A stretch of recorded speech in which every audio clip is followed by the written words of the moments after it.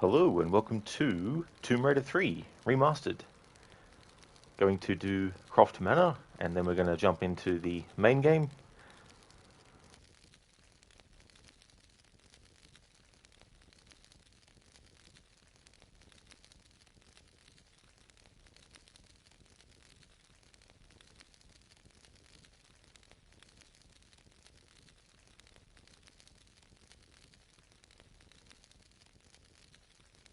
Hello there, dude. Welcome on in, Mr. Gote. How's things going for you today, dude?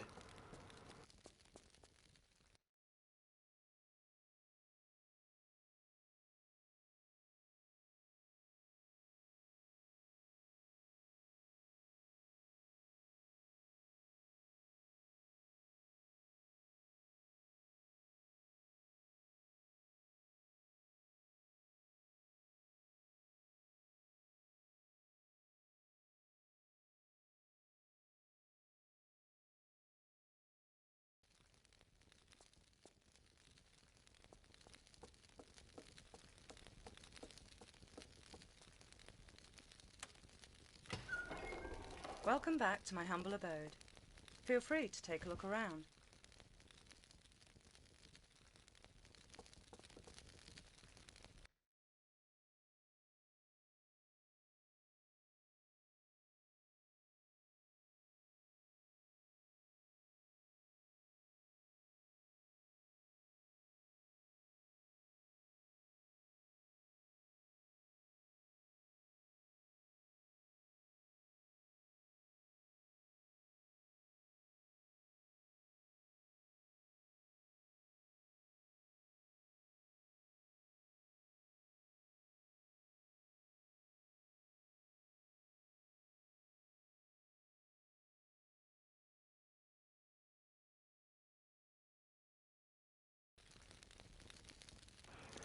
Good man, it's piping hot today where you am. You're playing Yakuza still and you're going to try and find some stuff to add onto your logo for later. Well, I'm glad to hear that you're going good, dude. And thank you so much for doing that. I had a look and it was excellent. That was awesome. That looked really, really good.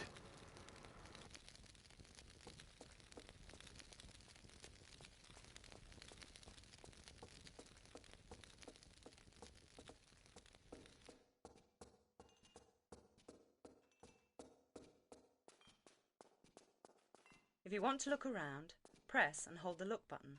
Then press in the direction you want to look.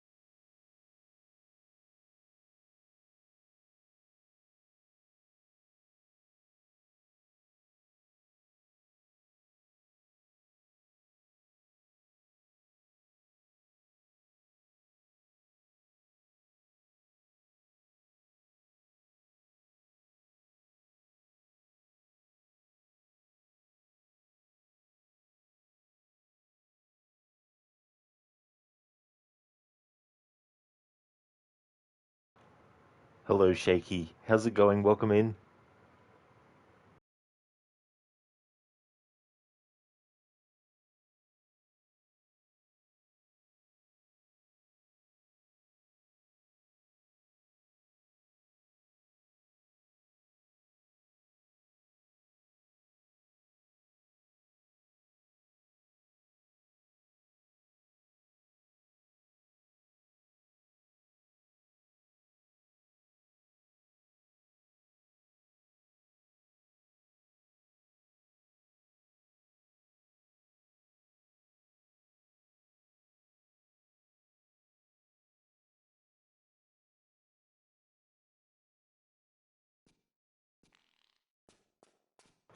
Winston, you have to change your underwear. Farting all the time. That was a juicy one.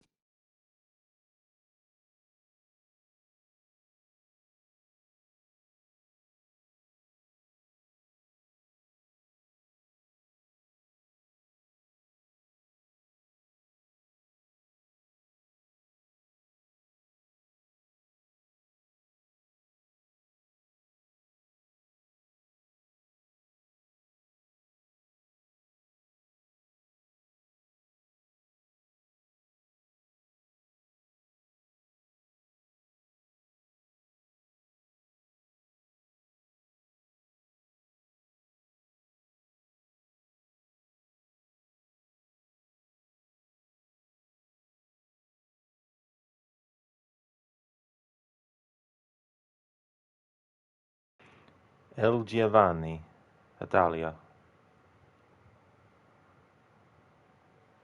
It's just amazing because I'm sure that there's some stuff where in the original version they didn't actually have in mind exactly what they wanted some fixture on the wall to actually be. So they just made it look like an object, but you couldn't tell what might have been written on it and stuff like that. Um, there's also some things where in the original version it wasn't on the wall at all, but in the remaster they've added it. And that kind of thing I like. And I also like how you can actually see what's written on the fridge. So originally when they did that fridge, I don't know if that text up above was just supposed to be anything to look like text for the time. You know what I mean? Like just a generic text and just a generic thing on there to be a symbol. But in the remaster, can actually put names and text. There's obviously some stuff that in the original version was meant to have text, and they've preserved that in the remaster. But they've also added things that weren't necessarily apparent in the original version as specifically what they wanted to put. Hey Stan, welcome on in. How's things going? Hey Shaky, the remaster is impressive. It really is. I'm glad that they did what they did and how they did it as well.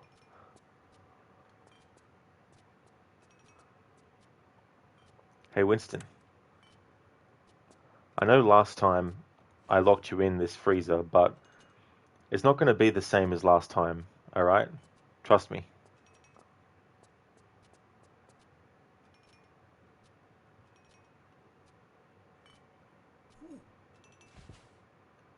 Right? It's completely fine. You can stay in here. I promise I'm not going to close the door on you. I promise I'm not going to close the door on you. Sucker.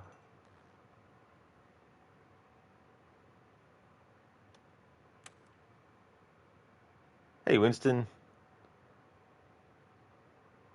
Chill out. Dickwad.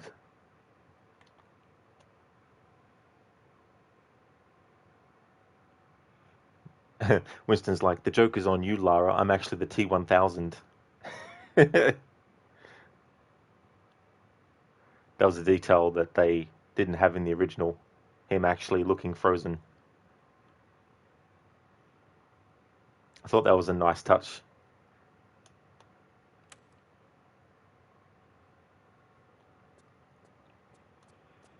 Hey there, Mendez. How's things been going, dude? How's it going? It's been a while. Hope you're enjoying your Tomb Raider Remastered runs. Oh, the fridge. He still comes back, though. That's true. He definitely does. And it's funny in this one because in the obstacle course they added the shooting range. And it's funny what he gets up in. It's been going really good, Mendez. I've been having a good one. And the remasters have been great. I've really, really enjoyed them. They've been really, really well done. Shaky, emote worthy. Definitely. Absolutely. I like how they did that as a nice touch. Yeah, Mendez. Yeah, they decided to make him actually freeze. I thought that was so funny. Hey, Nick. Things are going really good, thank you. How about yourself?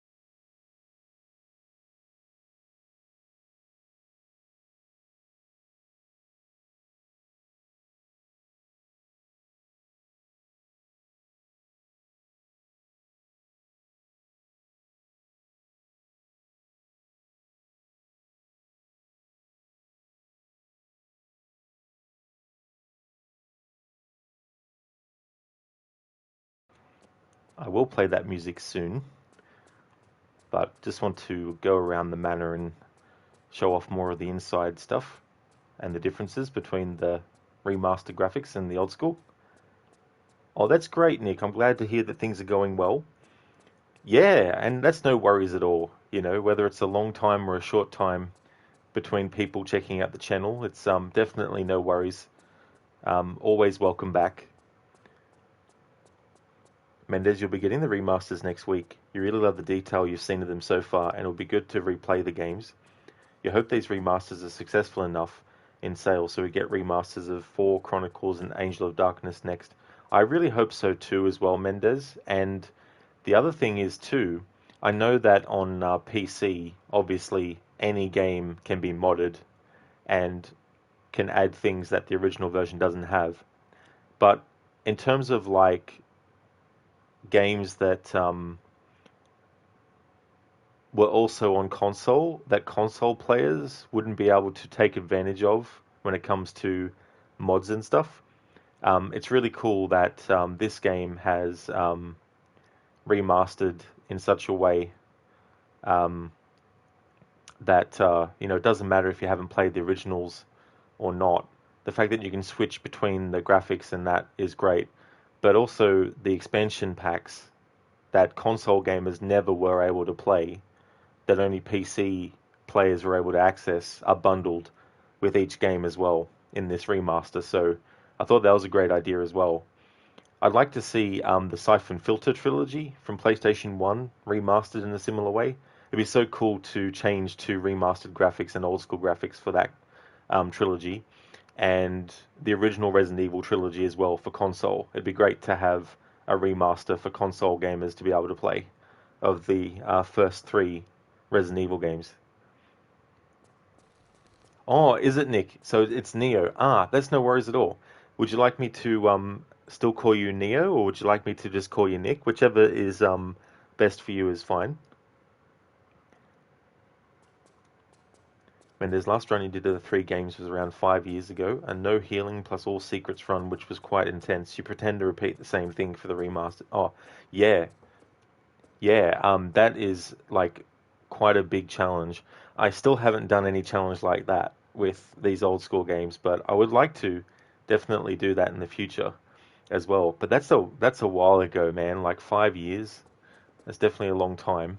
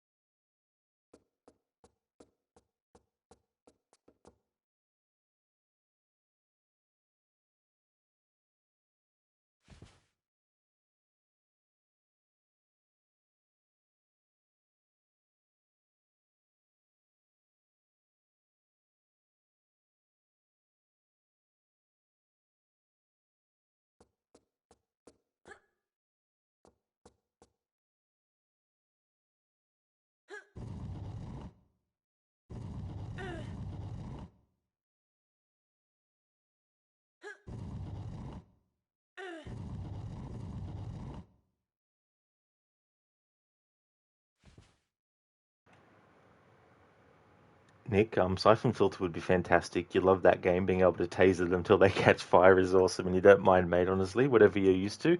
Well, no trouble at all, Nick. Yeah, I might keep to your new username.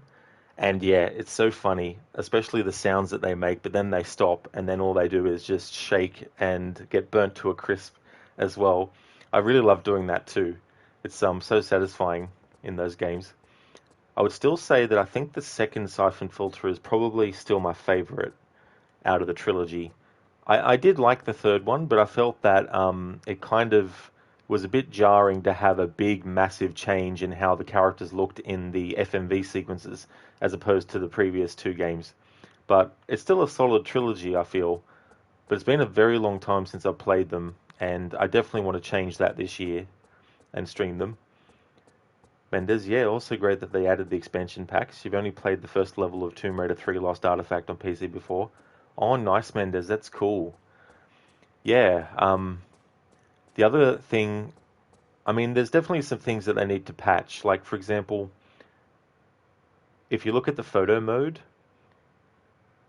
the button that resets whatever settings you've chosen is the same button that actually hides the UI. So any changes you make to the character model get reset when you want to get rid of the UI as well. So they need to patch that and get that sorted for photo mode. I mean, it might not be like a high priority thing, but it would be nice for people to be able to actually take photo mode shots. And I think it's only on the PlayStation version. I don't think the PC version would have that problem. So he would love to see a taser as I fulfill a run. Oh yeah, yeah. Those games were really cool, and the music was great too. Um, and I think it's cool that Days Gone, which I haven't played yet, but I think it's cool that the same devs who did Siphon Filter actually did Days Gone as well. And I know that there's some Easter eggs for Siphon Filter in it, but I've only seen one, so I'd be very curious to play that game as well eventually and pick up on all the references to Siphon Filter that they might have.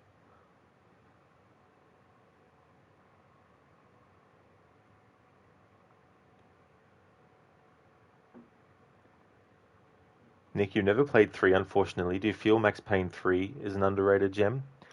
Well, I haven't actually played through all of Max Payne 1, and I haven't played Max Payne 2 or 3 at all, so I don't really know too much about the sequels to really judge. But I do remember really, really liking the first Max Payne. But the only reason I didn't finish it is because I had the PS2 version, and I think I got sick of being stuck on a certain level, and I just decided to trade it in to get something else.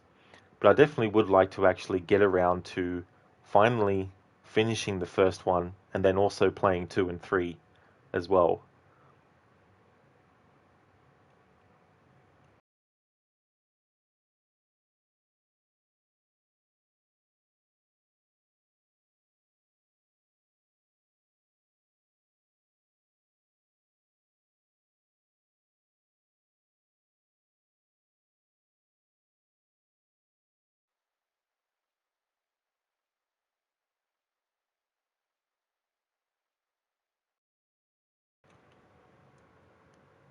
Shaky, you've only seen the first 2 games. You grew up playing them with your dad. Oh, awesome, Shaky. That's cool that you've got those memories.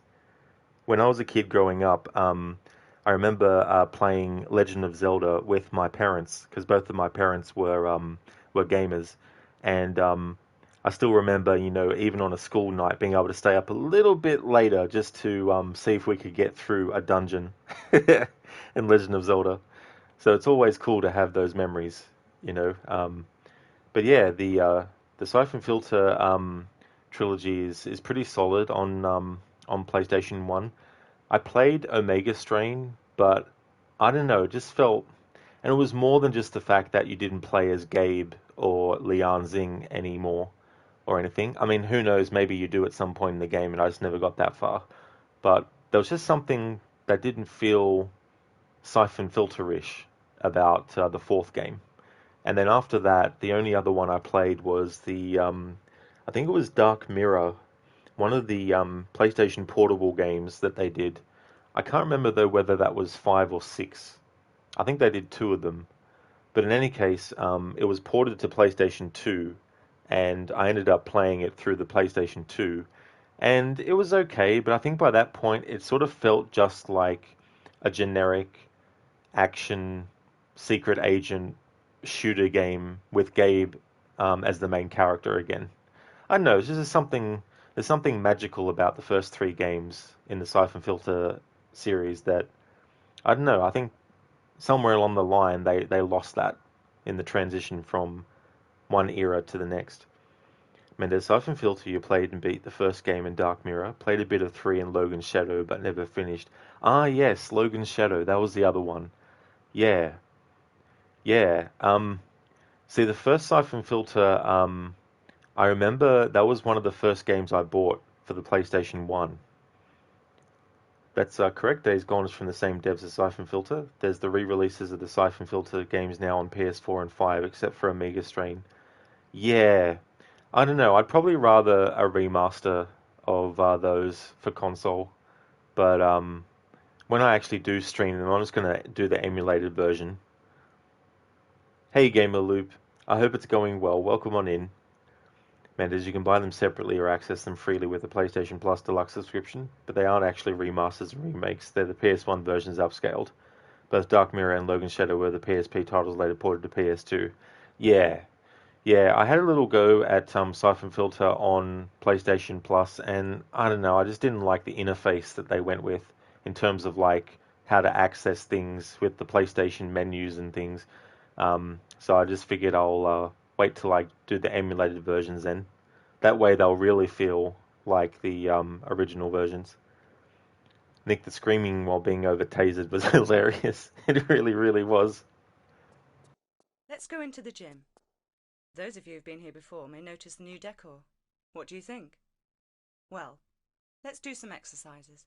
I think we should do them in order. I don't actually run everywhere. When I want to be careful, I walk. Hold down the walk button and walk to the white line. With the walk button down, I won't fall off, even if you try to make me. Go on, try it.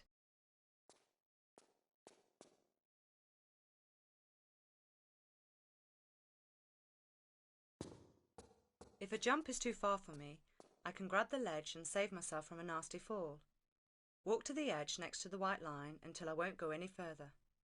Then press jump, immediately followed by forward, and while I'm in the air, press and hold the action button. The last time I played Tomb Raider 3, the original, was last year because Tomb Raider 3 celebrated its 25th anniversary. And this year, it's Tomb Raider The Last Revelation's turn to celebrate its 25th. It's just crazy to believe that it's been that long. And even longer with Tomb Raider 1 and 2 now, since they came out.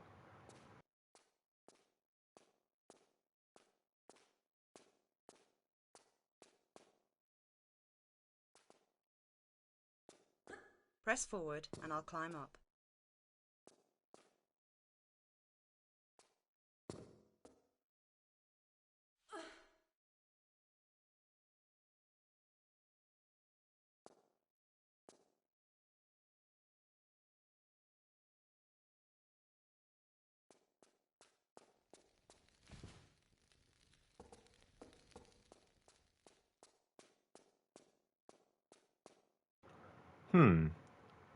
This is bugged.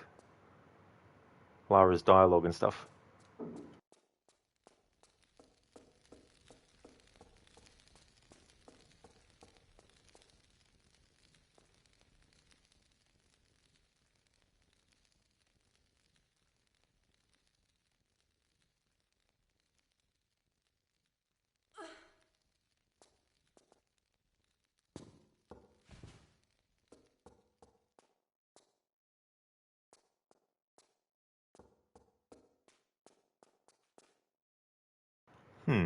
Hang on.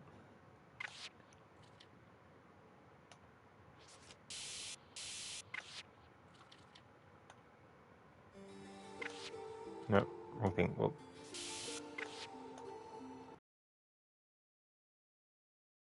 Welcome back to my humble abode. Feel free to take a look around.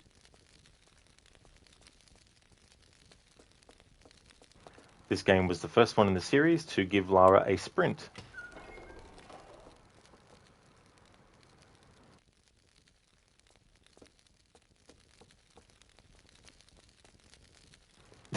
Good one, Rod.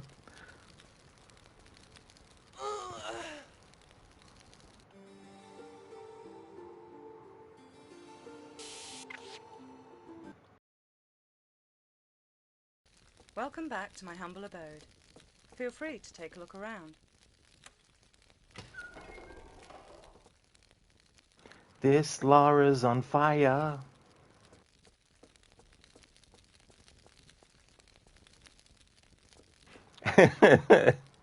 Feel free to have a cook around. If you want to look around, press and hold the look button. Then press in the direction you want to look.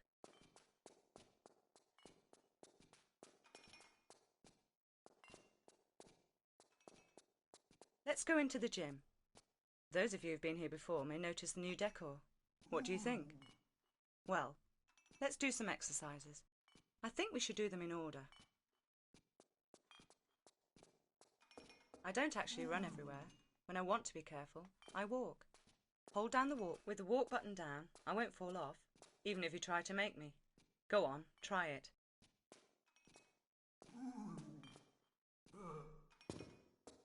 If a jump is too far for me, I can grab the ledge and save myself from a nasty fall. Walk to the edge next to the white line until I won't go any further. Then press jump, immediately followed by forward, and while I press forward and I'll climb up.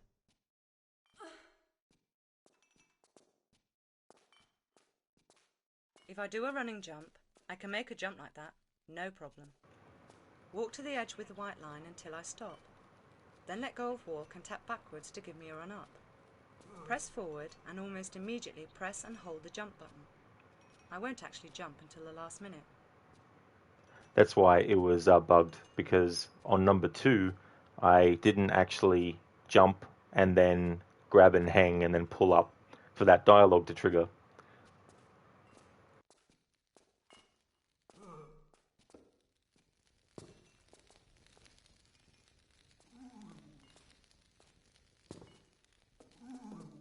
Okay, this is a huge jump. So do a running jump exactly as before, except while I'm in the air, press and hold the action button to make me grab the ledge.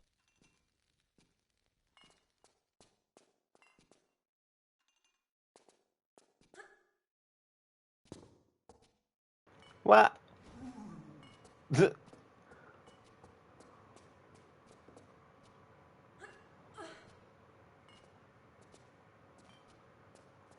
Lara, what are you doing?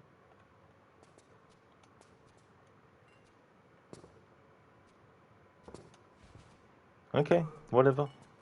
Can't make the jump, I suppose.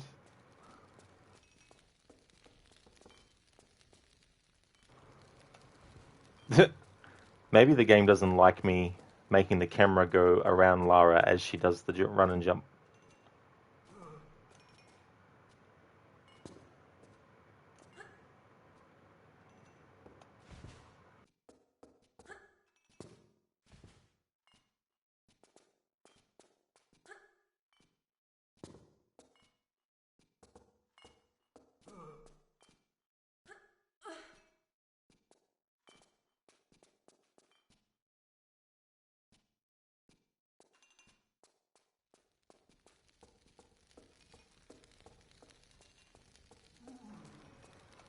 Alright, so now the friggin' fifth dialogue's not triggering.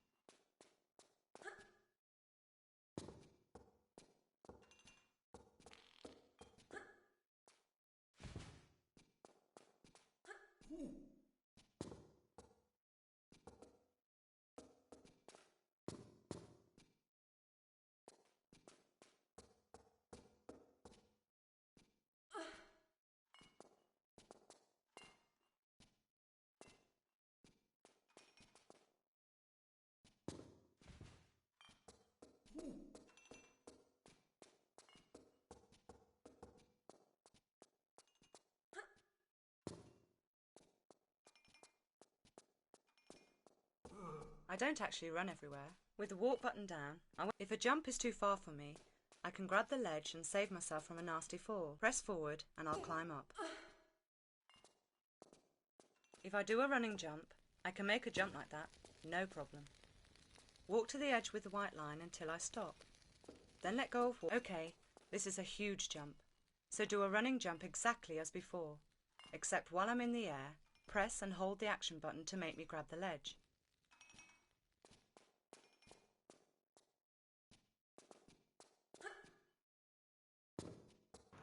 Come on, game. Why is that jump not possible to make? Like, seriously.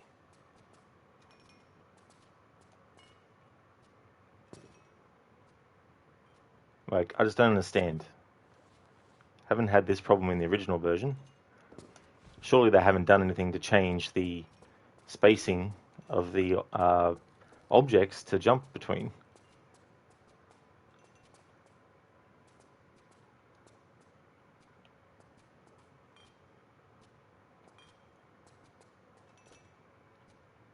It's just absolute. I hate shit like this, you know, because it also makes me feel dumb, as if I don't know what I'm doing when it's not my fault.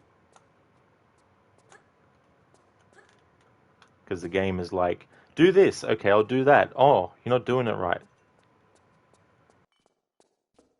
I don't actually run everywhere. With the walk button down, I won't fall off, even if you try to make. If a jump is too far for me, I can grab the ledge and press forward and I'll climb up. If I do a running jump, I can make a jump like that, no problem.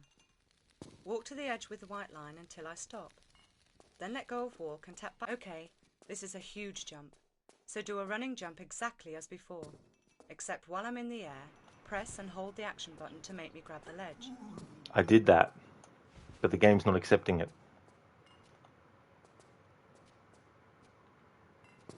And you can't sprint and jump. If you sprint and press the jump button, Lara will do a commando roll. Well, a roll, whatever you want to call it. So it's not that I have to hold down the sprint before jumping. Nick, you're having visions of I that don't Nigella actually like cooking lady. With Oh the yeah, walk up Nigella down, Lawson. if a jump is too far for me, I can grab the ledge and say press forward, and if I do a running jump, I can make a jump like that, no problem. Walk to the edge with the white line What's until annoying I me stop. too is that Then let go of walk and tap backwards to give me a run up. the Okay, dialogue for this the is a other huge jump. So do a ones won't running jump actually trigger exactly as until I before. do what the Except while game I'm in the says to air, do. press and hold the action button to make me grab the ledge. Just fucking annoying. Alright, I guess I'm not allowed to showcase the, the Croft Manor with all the dialogue and shit. Fuck it.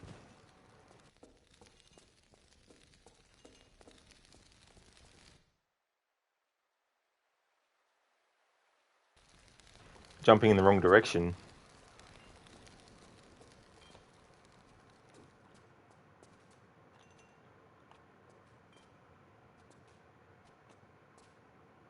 Oh, it wanted me to jump to this.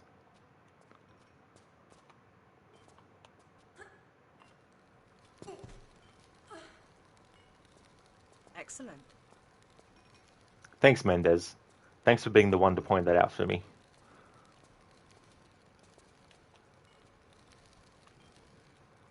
I don't know why I thought I had to do the other thing. I guess my brain was like, I'm directly facing that way when the dialogue's happening, so that must be the way that I have to jump, because it's a long jump. Try to vault up here. Press forward and hold action. I can't climb up because the gap is too small. But press right and I'll shimmy sideways until there is room. Then press forward and I'll climb right up. Well done. If there's a long drop and I don't want to hurt myself jumping off, I can let myself down carefully. Tap backwards and I'll jump off backwards. Immediately press and hold the action button and I'll grab the ledge on the way down. Then let go.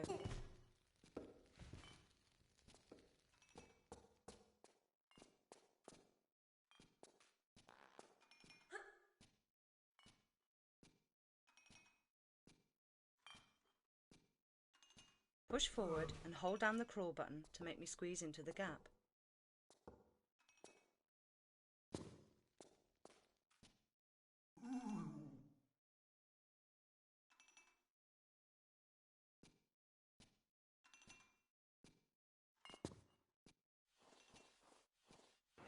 And this was the first game to let you duck and also crouch.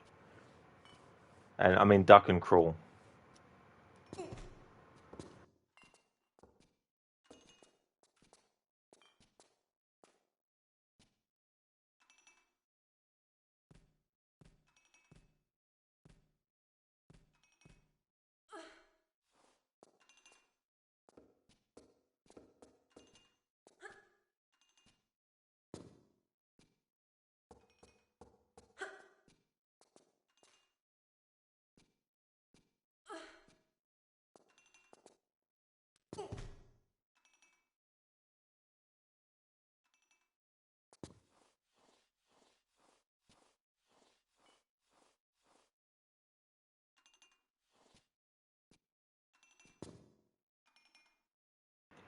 That's something that originally you could only do in Tomb Raider Chronicles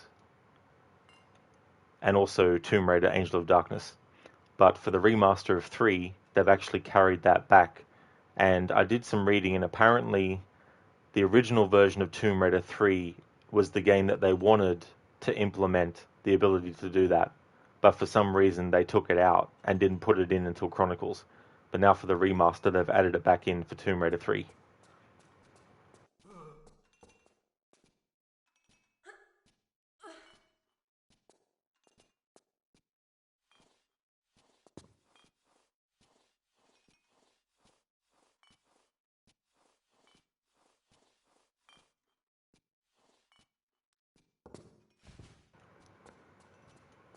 Ah, fucking hell! This is really pissing me off now, how the Don't fucking actually like audio's glitching With the now. walk button down, if a jump is too far for me, I can press forward and if I do a running jump, I can make a jump like that, no problem. Walk to the edge. Okay, this is a huge jump. So do a running jump exactly as before, except while I'm in the air, Excellent. Try to vault up here. Press forward and hold action. I can't climb up because the gap is too small. But press right and I'll shimmy sideways until there is room. Then press forward and I'll climb right up. Well done. If there's a long drop and I don't want to hurt myself jumping off, I can let myself down carefully. Tap backwards and I'll jump off backwards. Immediately press and hold the action button and I'll grab the ledge on the way down. Then let go.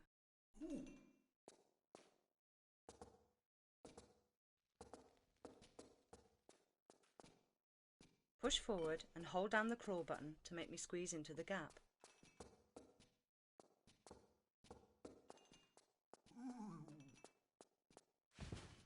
Again, why is the audio fucking glitching?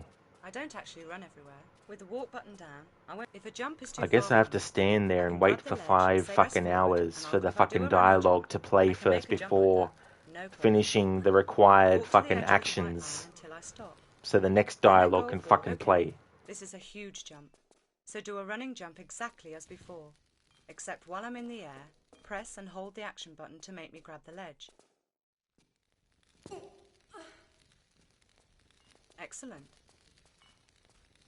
Try to vault up here. Press forward and hold action. I can't climb up because the gap is too small. But press right and I'll shimmy sideways until there is room. Then press forward and I'll climb right up. Well done. If there's a long drop and I don't want to hurt myself jumping off, I can let myself down carefully. Tap backwards and I'll jump off backwards. Immediately press and hold the action button and I'll grab the ledge on the way down. Then let go.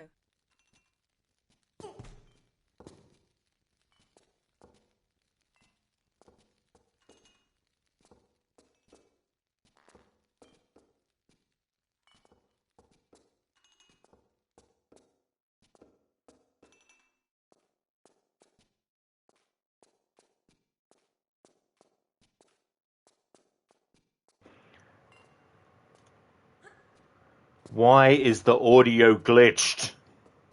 Push forward and hold down the crawl button to make me squeeze into the gap.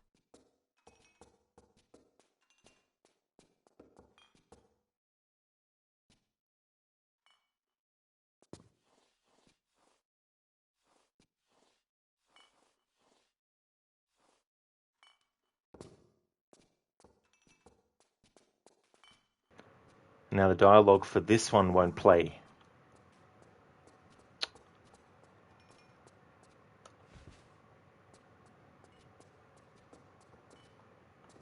I don't actually run everywhere. With the walk button down, Manners, I I won't think you need fall to off, vault up the even ledge if and you then try to crawl make into the me. gap normally. Go on, try it. Yeah, I did that, but I did that after the audio had been finished. And the next one's not triggering, even though it should.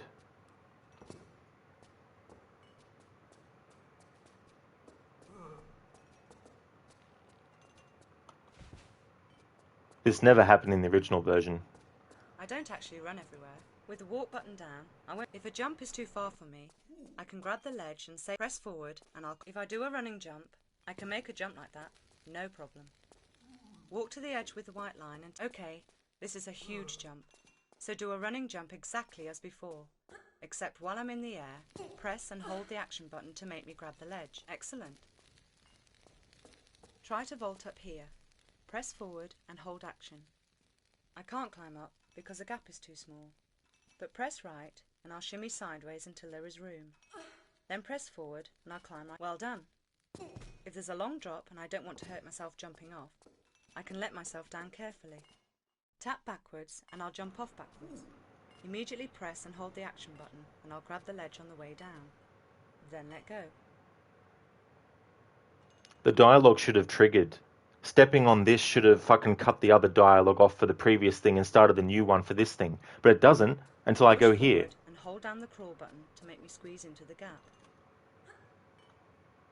So I guess because I didn't do it exactly pinpoint accurately where it fucking said, it didn't count it.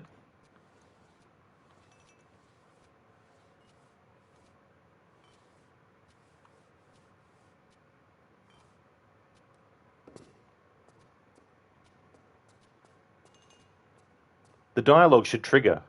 here. I fucking did what they wanted me to do.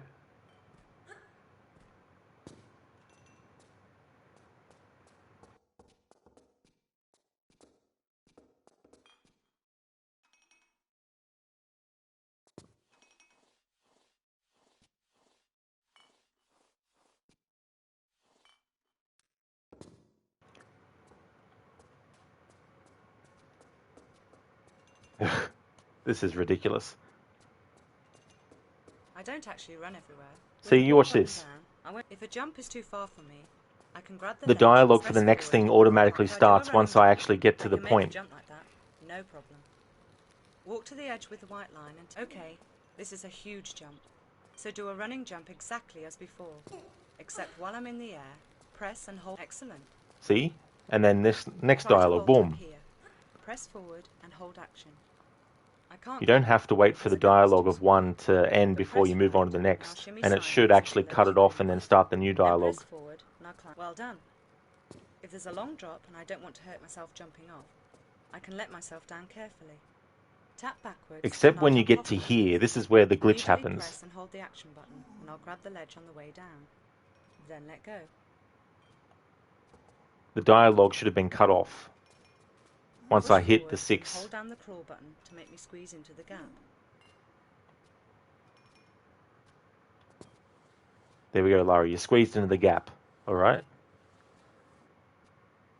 How about we do this? How about I try it at every fucking increment?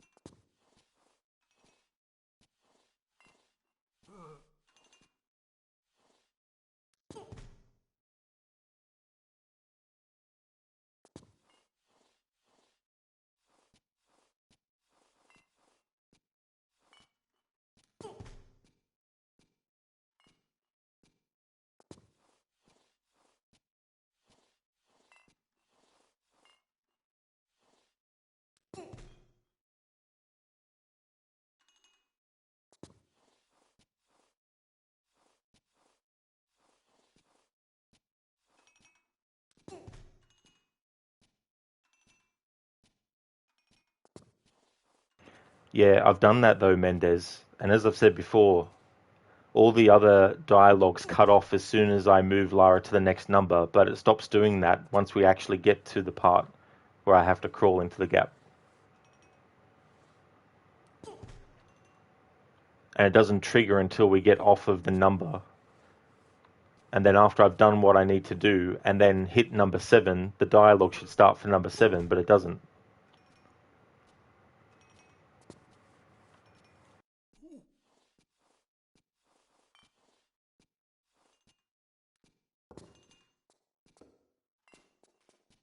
See, the dialogue should start now. No ifs or buts. Because it's supposed to tell what you need to do here on number 7. But it's not fucking activating.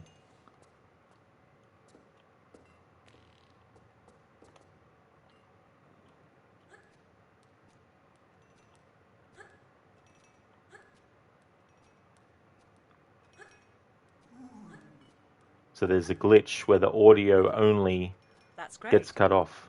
See? The dialogue where she mentions what I just didn't play. But the dialogue at the end of doing it did. Right, let's sprint. Push forward and hold down the sprint button. When I reach the white line, press the jump button and I'll perform a diving roll.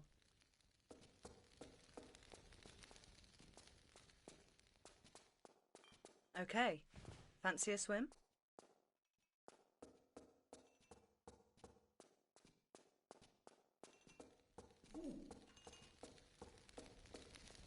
The jump button and the directions move me around underwater.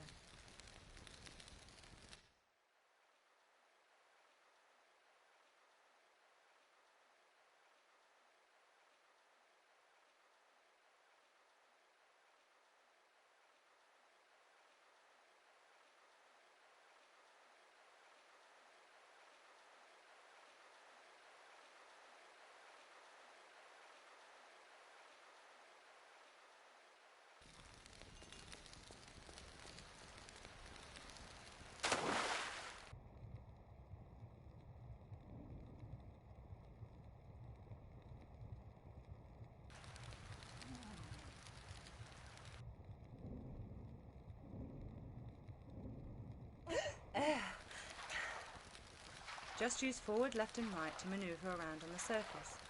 Press jump to dive down for another swim, or go to the edge and press action to climb out.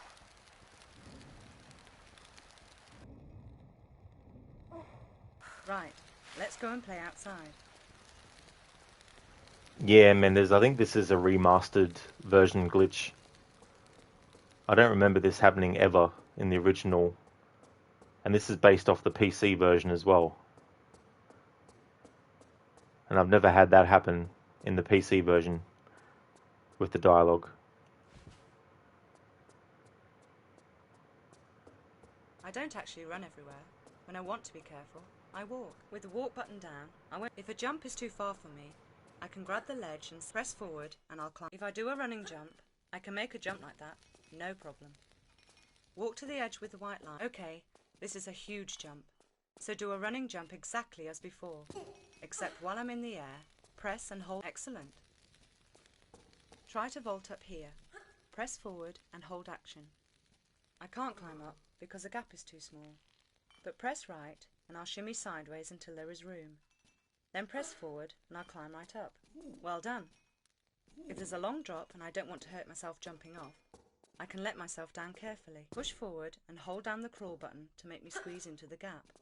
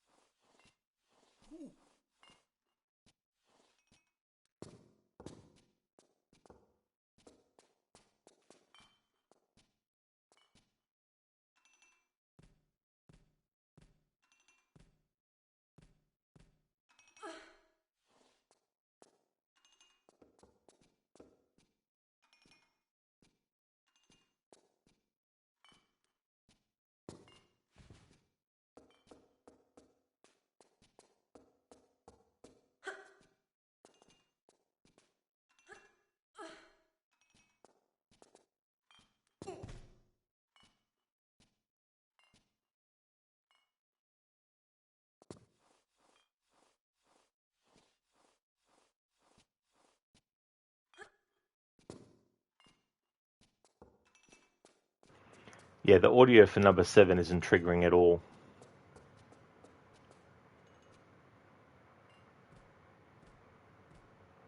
Yeah, Mendez, it's just very frustrating. Every time I try to do something special or to do a focus on something, it always goes fucking wrong. Makes me wonder why I even fucking bother. I should just load up the game and just play through it and then end it, then go to the next game. Instead of trying to do things in a certain way.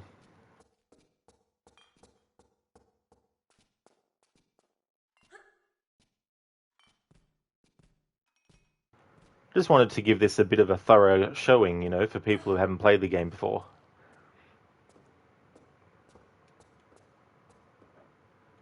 Because I don't need the audio to tell me what to do. Like, I know how to shimmy and do all the shit, but I just wanted to showcase it for the stream, for the playthrough.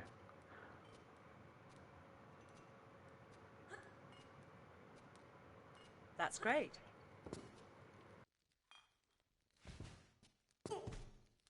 Right, let's sprint. Push forward and hold down the sprint button. So yeah, When I the reach the white line, audio press the jump for... button and I'll perform a diving roll. See, the Okay. audio for 6 Fancy a doesn't swim? happen when we hit 6. In all the other instances, the audio starts once we hit the number associated with that audio.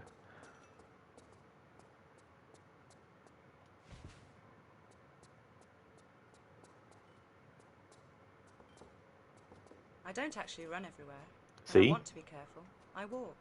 With the walk Then button when we down, hit I don't 2, fall off. If a jump is too far for me, the I can audio grab for the 2 ledge and plays. save myself from a nasty fall.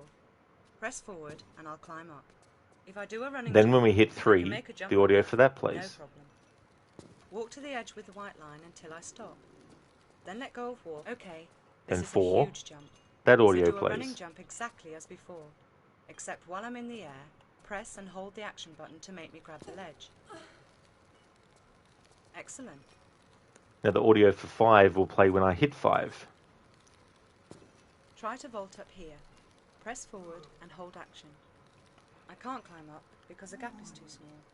but press right and I'll shimmy sideways until there is room. Then press forward and I'll climb right up. Well done. If there's a long drop and I don't want to hurt myself jumping off, once I hit 6, I can the audio should carefully. play. Tap backwards Right? and I'll jump off backwards. Wrong. Immediately press It doesn't and hold play the till we action get button off and of I'll grab 6. the ledge on the way down. Then let go. In all other instances, as soon as I hit the number, the audio plays, and then when I hit the next number, the previous audio stops and the audio for the current number plays. But when we get to number 6 and I step on 6, the audio for 5 doesn't get cut off and the audio for 6 start. The audio for 6 doesn't start till Push forward and hold we're down off the number button 6. to make me squeeze into the gap.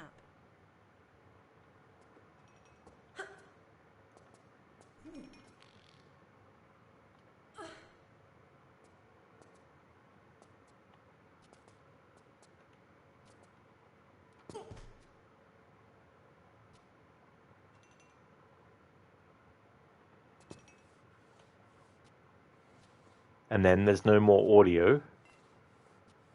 So that when we get to number 7, the audio should have played once we hit 7, but it doesn't. And then, when we actually do what that audio would tell us to do, which is to climb up here and then do the handlebar thing across here, the audio for number 7 will not activate until we get to the end, and it's not the start of the audio, it's the end of the audio.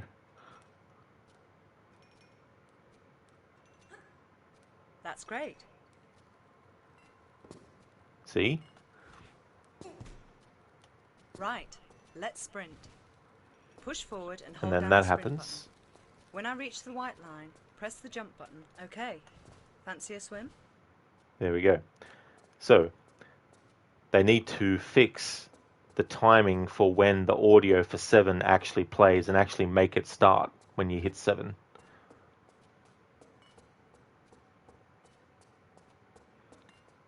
Hey there, Stan. You love this animation, lol. Nice. Yeah, I just got extremely frustrated with that part because the audio for each step is supposed to trigger when you hit the number for it. But on number 6, when you hit number 6, the audio doesn't play till you get off of 6.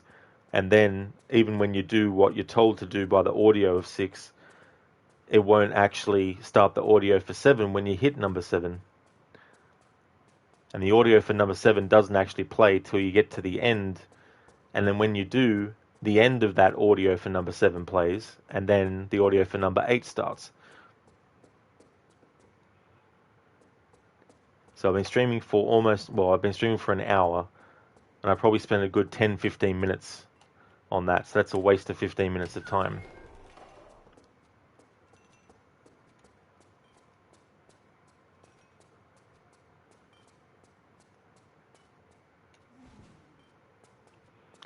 Then Asterix Remastered game had this option to instantly switch to old graphics as you're playing without reloading the game. Yeah, the special editions of Secret of Monkey Island and Monkey Island 2 LeChuck's Revenge, they also had the ability to switch between the old and the new graphics. In the case of that game, the original versions didn't have any audio, like any dialogue, I mean. Whereas the new graphics had voice work added, and when you switch from the new to the old, the audio also stops, I think. Maybe I might be wrong on that little detail.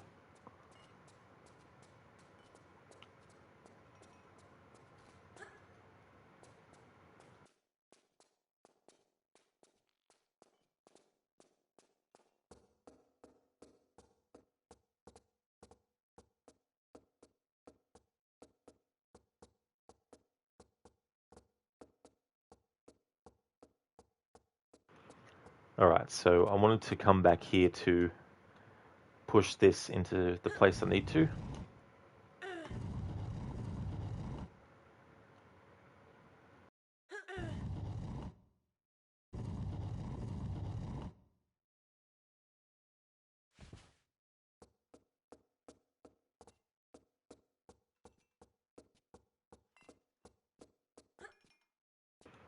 I'll lock Winston in the freezer again.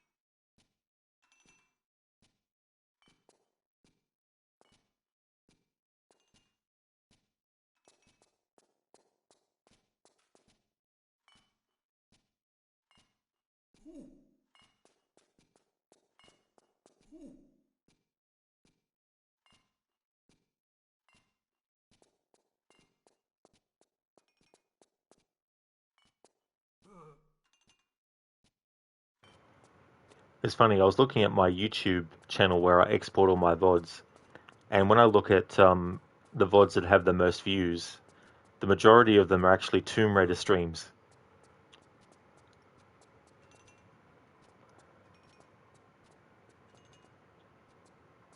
Which is interesting to me because of all the franchises that I've streamed, including Assassin's Creed doesn't get nearly as many views as the Tomb Raider videos do. So it would seem that the algorithm is sending more Tomb Raider videos to people from my channel than it is sending Assassin's Creed. For example, just to pick another franchise. There's other franchises that I stream, of course, as well, and have on my YouTube. But it's just fascinating how certain things end up going.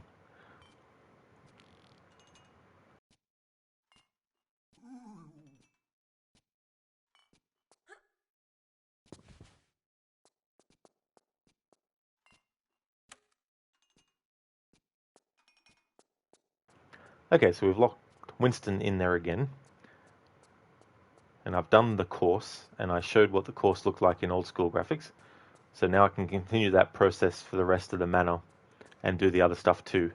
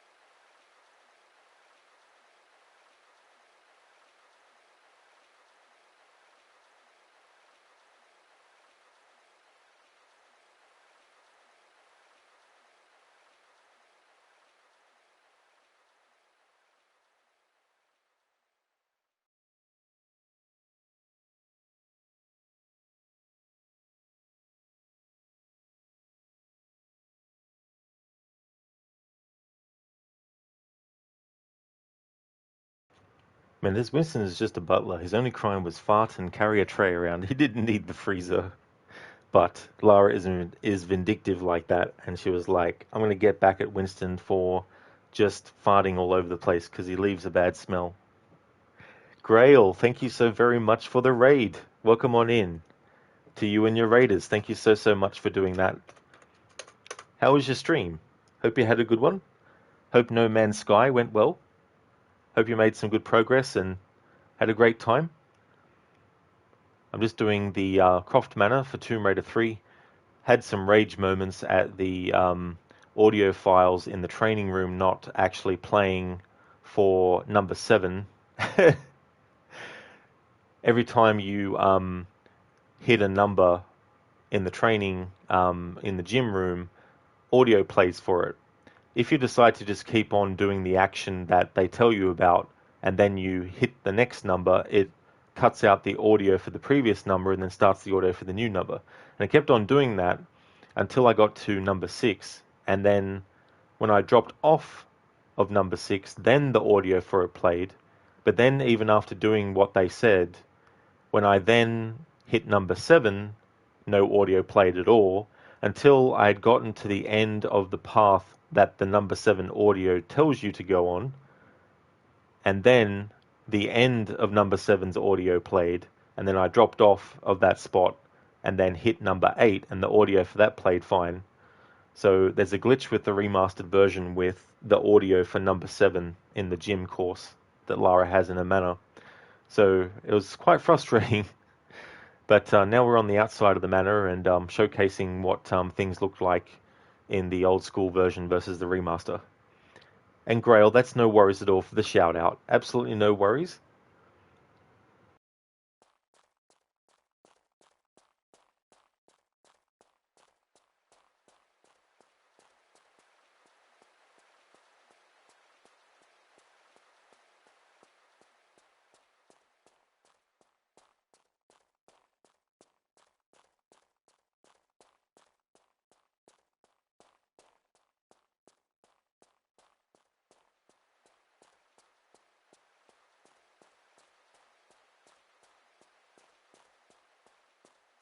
So Lara does leave footprints in the original version, but they're not as clear and prominent.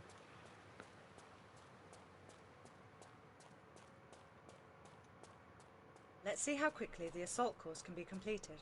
Are you ready? I've been doing really good, Grail. I had a good stream of Assassin's Creed Mirage yesterday, doing the permadeath mode that they recently added to the game. Still haven't died in it, so I ended up deciding to continue the playthrough. So next Wednesday, I'll be jumping back into it. But yeah, going really good. And thanks, Grail. Yeah, things have been going great.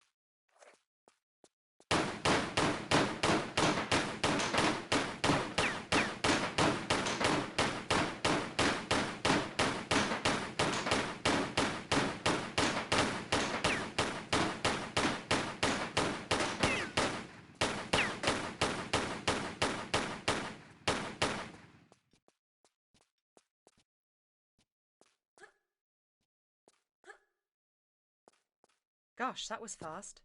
But I'm sure you can do better.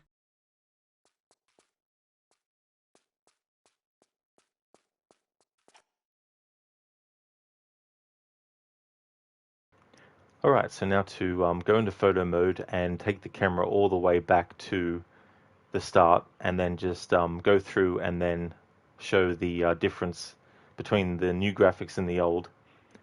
Hey, Mr. Gote, time to shoot the butler again. Yes, shoot him again. He ain't dead yet. It's so funny. He teleports. So Winston can actually teleport out of the freezer when you lock him in.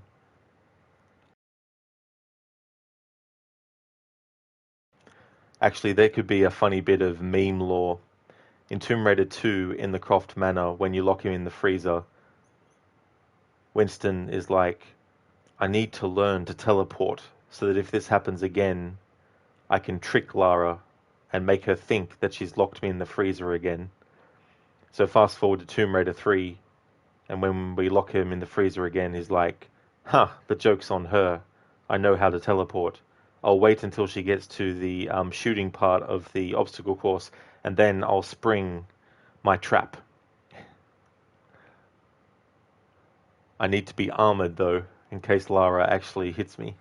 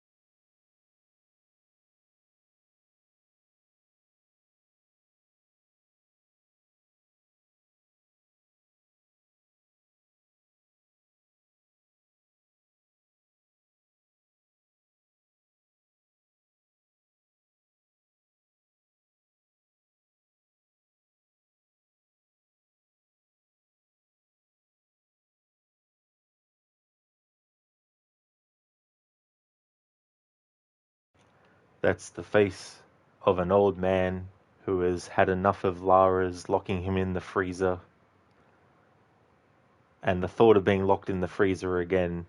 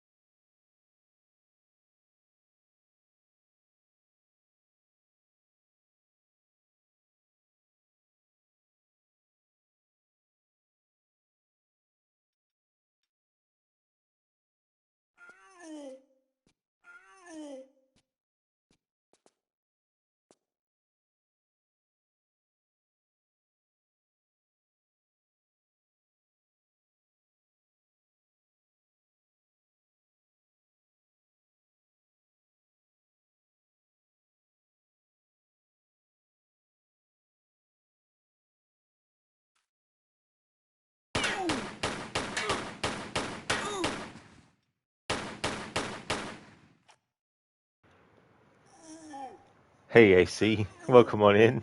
How's it going? Nice use of your emote there. Man, there's Winston got shot down. He will live though. That's it. He's got the gear that he needs to survive. I like how he uses the tray as a shield. Yeah, it's really cool that they made him do that.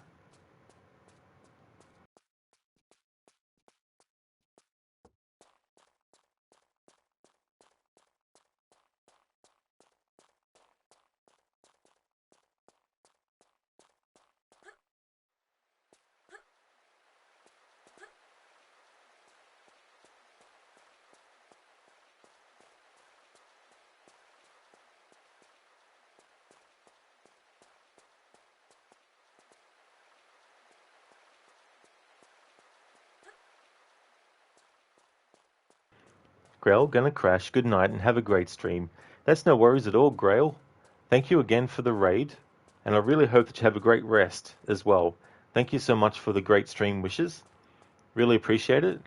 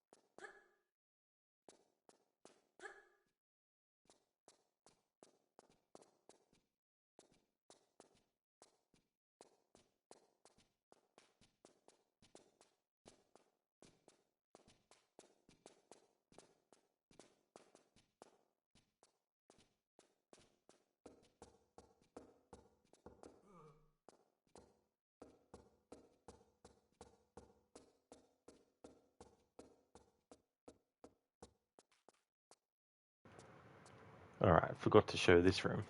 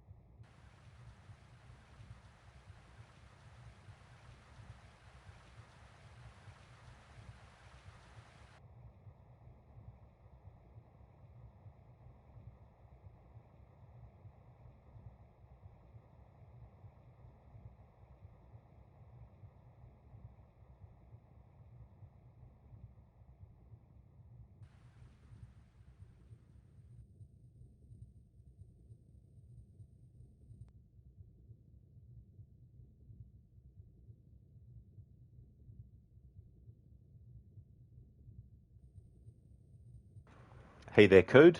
Welcome on in. A tiny difference? Don't know about that. I think it's a big difference between the two versions.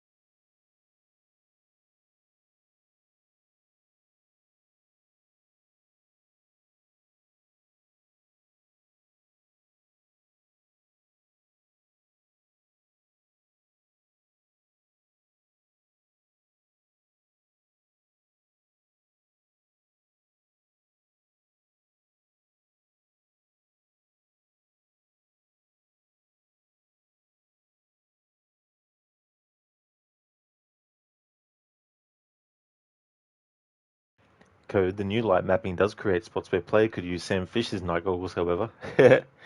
Yeah, I mean, that's true as well. because in some spots they're trying to go for more realistic kind of lighting, whereas in the old school graphics they were going more for a certain stylized lighting.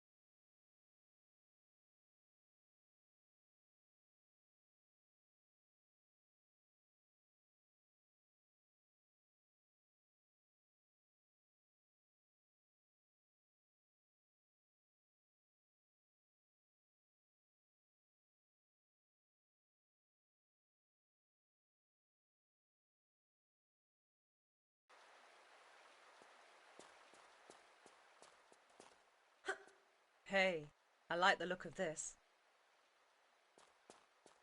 To jump on, walk up to the vehicle and press the action button.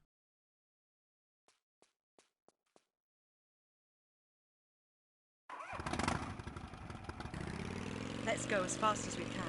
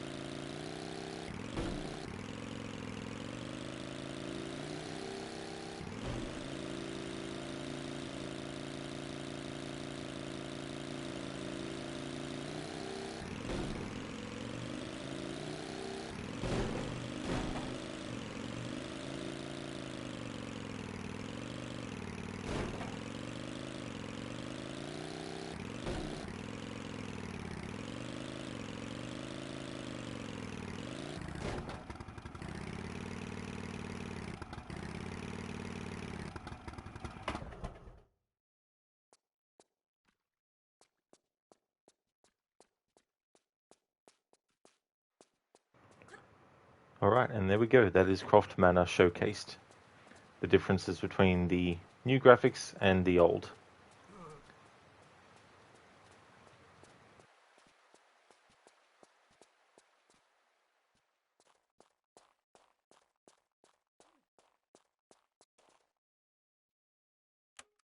Now it's time for our third adventure.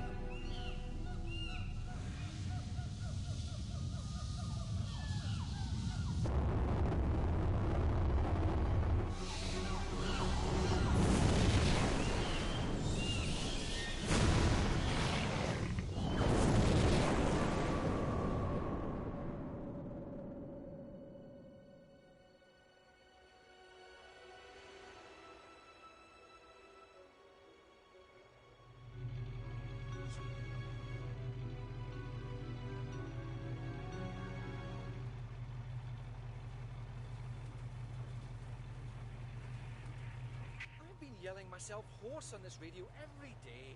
It's just the weather dumps on us frequently here, and maybe my transmission doesn't get through. I don't know. I can't understand one word of what you say, Willard. It's all going swell, sir. Get the bit up! Get it out!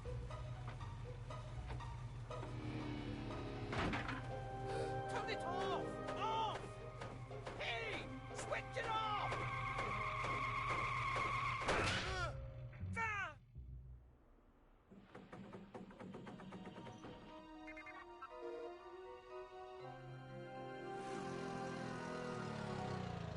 Think you better come and check out Site 2.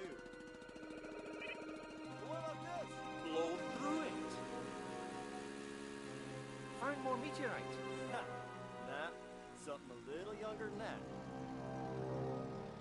Oh no! Billy! I don't want you to set that explosive, do you hear me? I do not want you to set that explosive! Wretched pyros.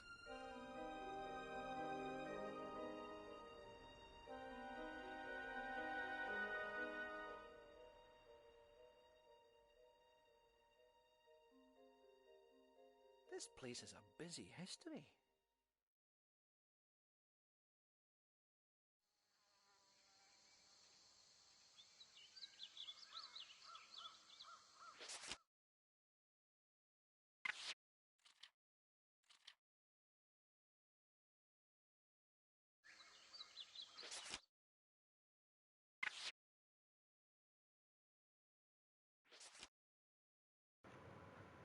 Code, you don't mind the atmosphere lighting being used, but when it's about climbing, puzzle solving, and not getting hit or dropped to death every 3 minutes, you're not interested in playing inventory Tetris with a torch. Yeah, well, on the PC version, using the torch is basically you just press a button and Lara will actually use it, whereas in the console version, you have to actually go into the inventory to use it. RNG God, thank you so very much for the follow.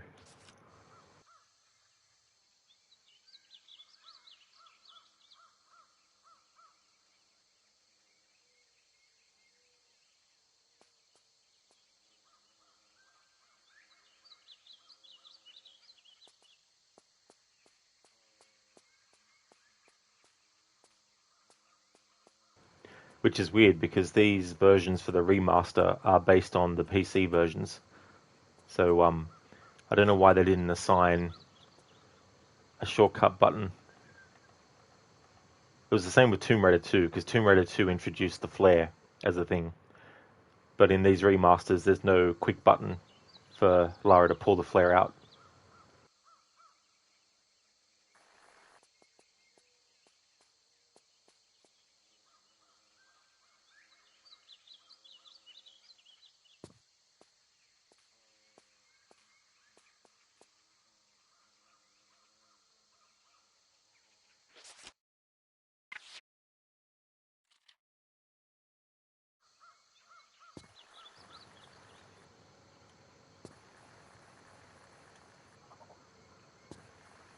I should say too, I'm not worried about getting all the secrets in this game either.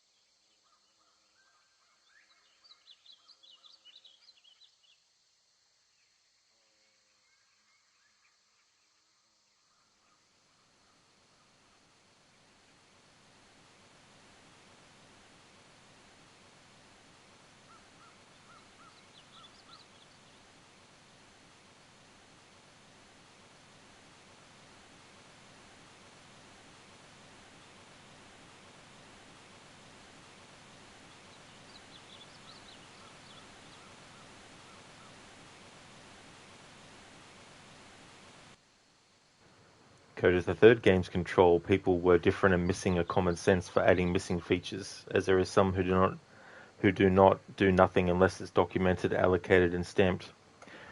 Yeah. Yeah, I don't know the ins and outs of all the decision making that was done for the remasters, but there's things that need to be patched as well. So hopefully that'll get done soon. Okay, so little Tomb Raider history.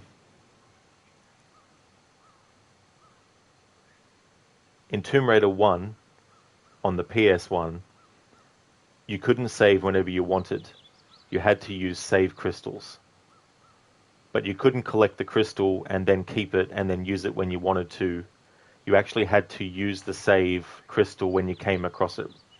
So it made the game more difficult because you had to be sure that you were going to be saving it at a point where you had done enough to warrant if you had to reload that save to redo all the other stuff again. So if you spent 10 minutes doing stuff and you decided to go past a save crystal and then did 20 more minutes of stuff and then you saved, that could do well, because coming up in the level that you were on could have been something difficult. Whereas if you had saved earlier and didn't save when you came across the next crystal, you would have lost 30 minutes worth of gameplay if you died after the second crystal location. Whereas obviously, if you're saving whenever you want, you don't have to worry about that kind of stuff.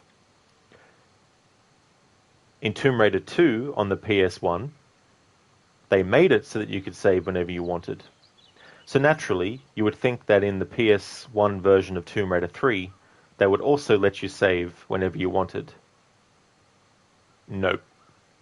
In Tomb Raider 3 on PS1, they went back to the save crystal, except in Tomb Raider 3 on the PS1, you could actually collect the save crystal and keep it in your inventory and then use the crystal when you actually wanted to save. The PC version of Tomb Raider 1 and 2, you didn't have to worry about save crystals because you could save whenever you wanted. In Tomb Raider 3, you can save whenever you wanted. So what is this crystal here? This crystal in Tomb Raider 3 on the on the PC version is a health crystal. So it gives you back, I think, comparatively what you would get if you used a small medipack. So given that these are a thing in Tomb Raider 3, you'll probably see me pass these by even when I do have health taken off me. And the reason why I like to leave them sometimes is because sometimes I'd rather get all the other stuff done in one direction before coming back the way that I came and then getting the save crystal, because I might not have taken any more damage and so I'll be able to get the health moving forward. But if I have full health, obviously I don't want to run into this and use it if you have full health, because then it just wastes it. It's not one of those situations where if you have full health and move into it, it will actually not do anything.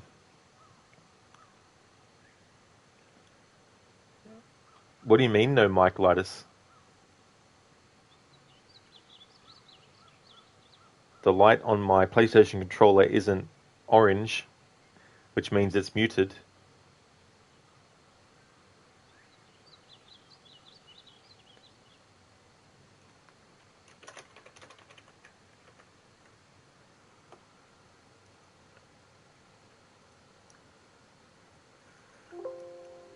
Testing the microphone, testing the microphone.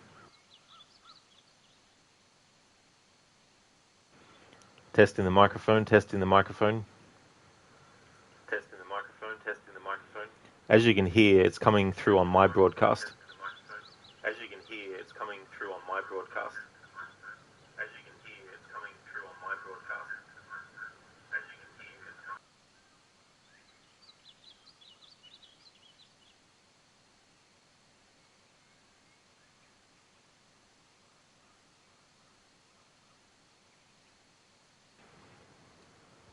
So yeah, I definitely have the mic turned on.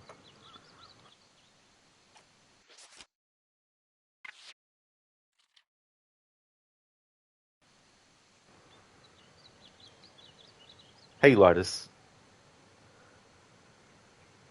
Hey, RNG God. Thanks for your patience for waiting for that 10 minutes.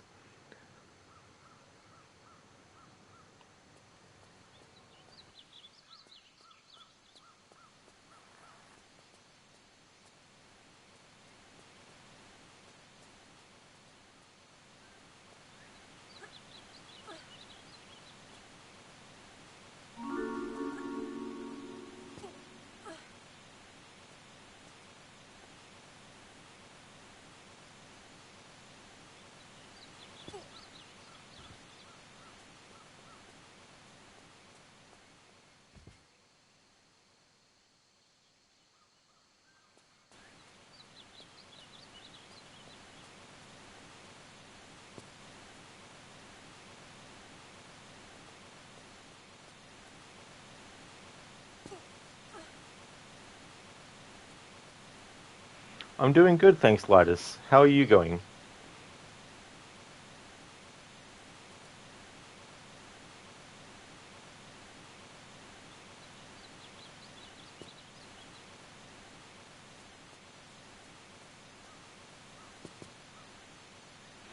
A secret in plain sight. That is so true. Yeah, it's funny, not all the secrets in these games are obscured or blocked by things. You going okay, Lidus? Excellent, that's good. Glad to hear that, dude.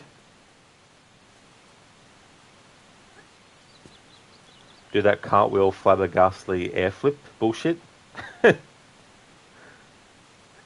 Oh, this.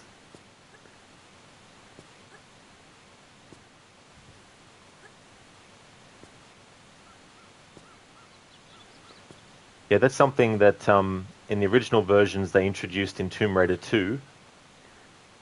In the remastered version of Tomb Raider 1, though, they've actually included it.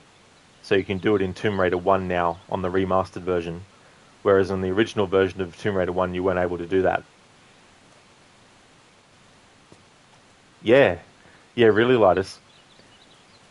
Yeah, originally in Tomb Raider 1, Lara couldn't do the roll in midair. But they added it for Tomb Raider 1 in this remaster. Yeah. There's also, I don't know if you remember in... Actually, I can show you. I'll just make a save and then go back to the title screen and go back into Croft Manor. There's a move that they put into Tomb Raider 5, Tomb Raider Chronicles, and for the remaster of 3, they've actually added it in. And apparently it was something that Tomb Raider 3 was originally supposed to actually have in the game, but for some reason they took it out of the finished thing. But in the remaster they've put it back in to Tomb Raider 3. Those of you who've been here before may know I don't actually run everywhere. When I want to be careful, I walk. Hold down the walk button and walk to the white line. So in the original version of Tomb Raider 3, if you wanted to get out of a crawl space that you crawled into, you have to do this. But in Tomb Raider Chronicles, you could do this instead if you wanted to. The roll and flip out of the crawl space. So apparently that was originally supposed to be put into this game, but at the end of the day, for some reason, they didn't keep it in. And then, curiously, they left it out of the next game after this, Last Revelation, and then didn't actually put it in until the 5th game. So I think it's cool that they actually put it back into Tomb Raider 3. I just wish that they did that for Tomb Raider 1 and 2. And also, it'd be cool if they had the sprint in Tomb Raider 1 and 2. Because it wasn't until Tomb Raider 3 came out that they added the ability to do the sprint.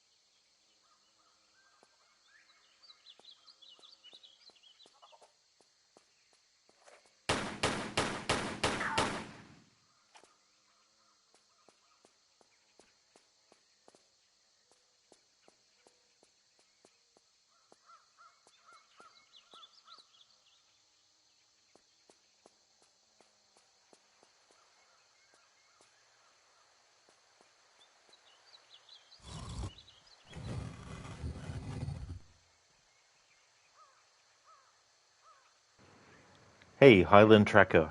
How's things going?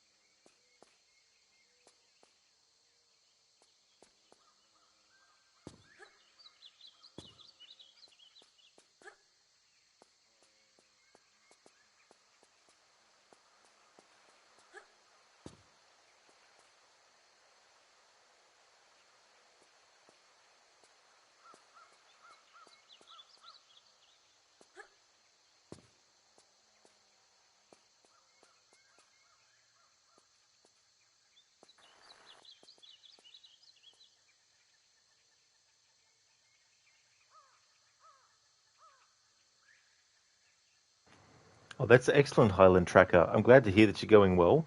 As for me, I'm doing good. Things are going good. Tomb Raider 3 is your favorite, the environment and the level design. I don't blame you. The third game is really, really cool, and I like the idea of having locations that you can choose the order of instead of it just being laid out for you in a certain order. I thought that was quite cool as well.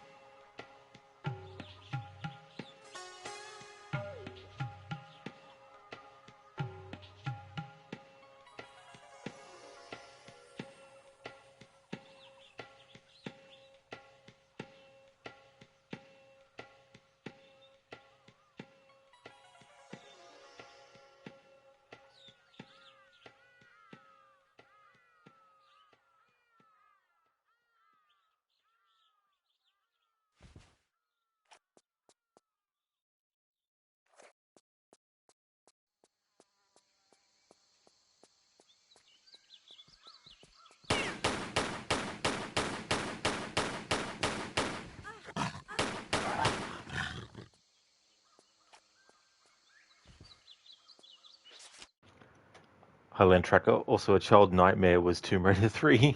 Yeah, I mean, there's so many tricky moments and jumps and all that kind of stuff. Plus, not knowing when you first play it that choosing the Nevada level last or even second out of the three means that you lose all your weapons that you had amassed before that point. Is also one of those situations where when you know and you don't want to do that, you do Nevada first, so you get that out of the way. So that's what I'll be doing when we get to the choice of what locations to do in which order. I tend to do Nevada first, so that way anything that gets lost, it means that I've got more game left to actually pick it all back up again. Casper, have you encountered parts with quicksand yet? I actually have, Casper, but I haven't actually gone into the quicksand because I've avoided it so far. But there are parts where you do need to go into the quicksand.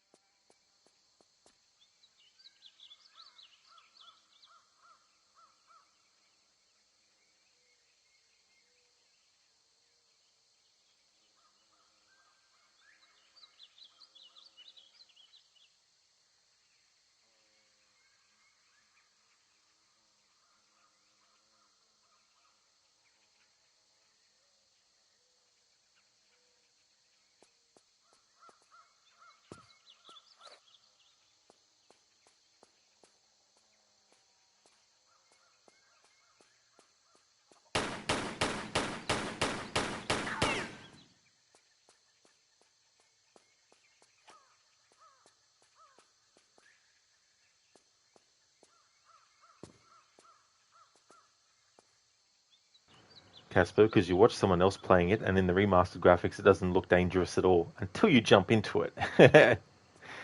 Meaning they didn't do a good job on that part. I'll have to have a look at it myself, because I can't remember if the original graphics make it look like you can actually step on it as well. Because I'm pretty sure that there's parts that actually blend. Or maybe I'm thinking of the points in which when you go into it, it doesn't make you drown, versus the points at which it does make you drown if you keep going.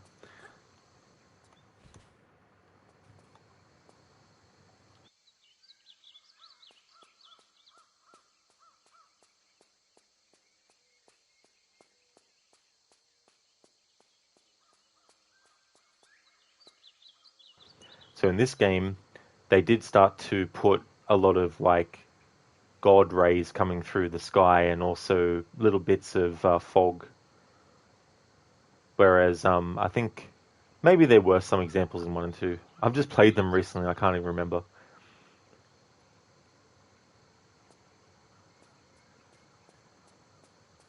Maybe it is.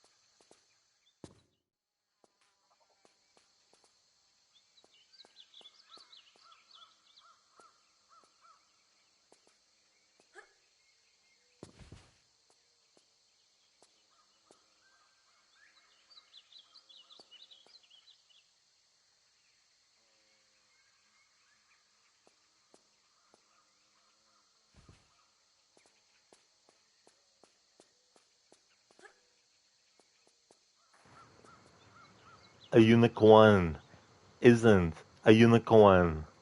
It's a donkey with a plunger stuck to its face. Thanks for redeeming the Arnie impression, Casper. So what's that from?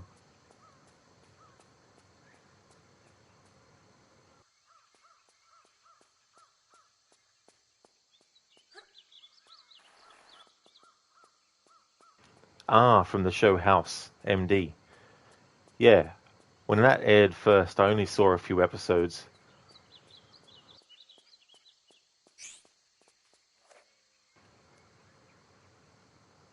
Hang on. That should have given Lara health. Had they patched it in the remastered version not to do that? Maybe they have. Because I had the same amount of health before I grabbed that, and now that I have grabbed it, I've still got the same health. Interesting.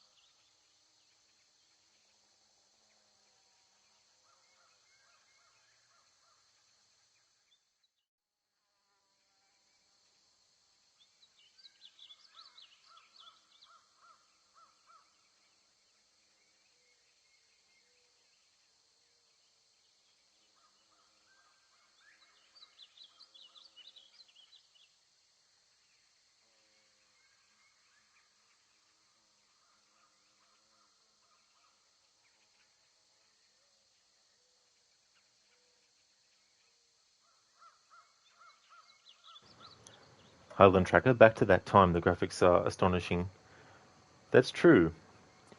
Back when these games were first released,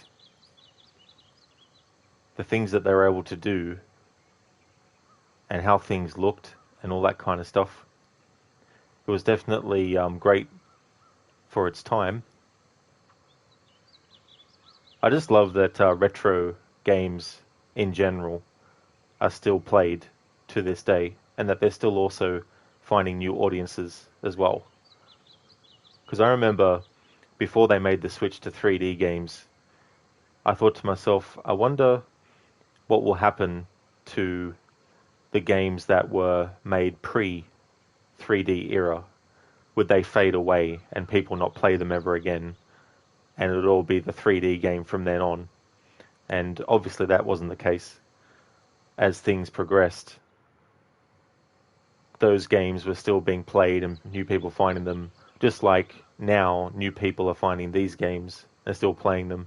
And then the generation after this, people are still playing those games. You know what I mean? So I like how it's never died, the older games. They're not for everyone, obviously, but if you look at Twitch alone, there's definitely a lot of people that stream a lot of, retro games from the first video game consoles up until, I guess it depends on what people would consider retro in terms of like, for some, Xbox original and PS3. No, not PS3.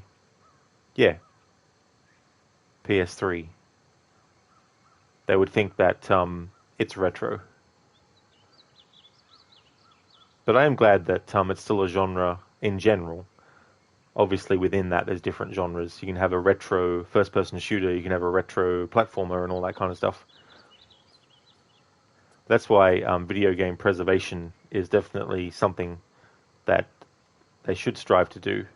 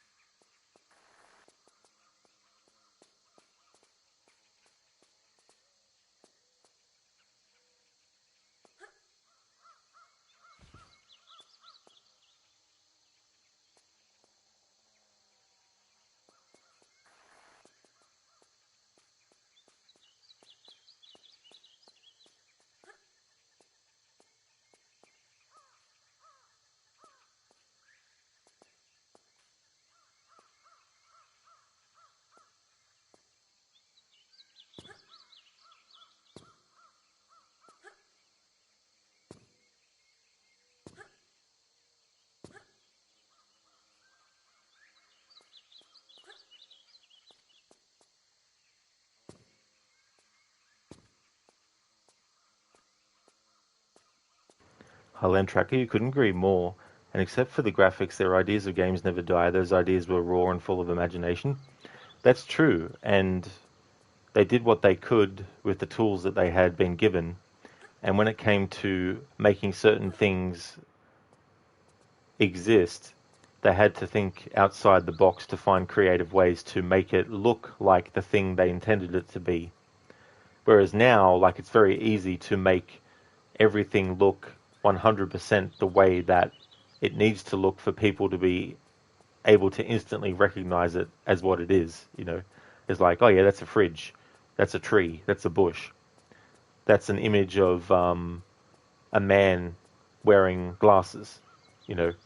Whereas sometimes, if the graphics weren't able to pull off certain things, they had to come up with creative ways to actually work around it. So you might see a picture of a man, but they might not have bothered to put glasses on them. But that was their original intention. And they're like, well, we can't do that, so we'll just not do it. And instead, we'll have the character comment on the picture, and then the character will say, oh yes, this is a picture of a man with glasses. Just to use an example. Not an example that actually exists. But I like the idea of thinking outside the box, looking at the limitations and thinking, okay, these are our limitations, but how can we still make what we want to have happen, and how do we make it still effective while keeping in mind these restrictions? Oh, okay, now I see what they've... Okay, so... Alright, let me think on this. We'll just save it. Okay, so they've made it in the remastered version of Tomb Raider 3 that you collect these crystals. Whereas in the original PC version, you don't collect these crystals. You actually have to use them when you find them and they give you health back. Whereas in this, you collect them. And it doesn't give you health. Okay. So what are these supposed to do then? I guess they probably felt that it was too easy to let the player have those crystals to give themselves health. So in this version, they've made it that they're just collectibles.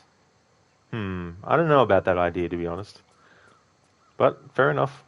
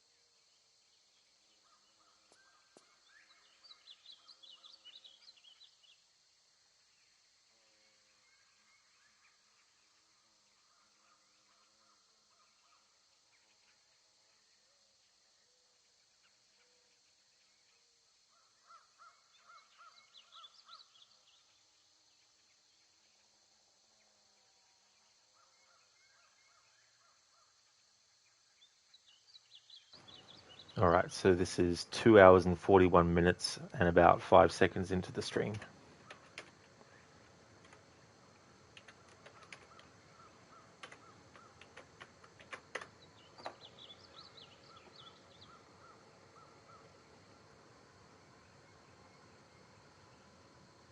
So I might move back a bit. 241.30.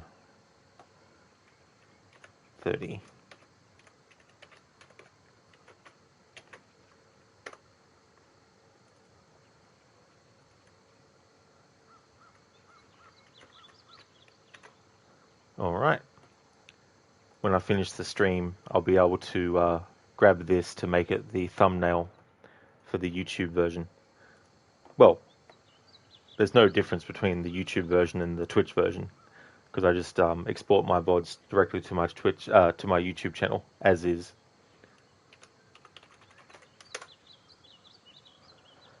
But because these remasters are new, there's not a whole lot of images on the internet that are actually from this remaster.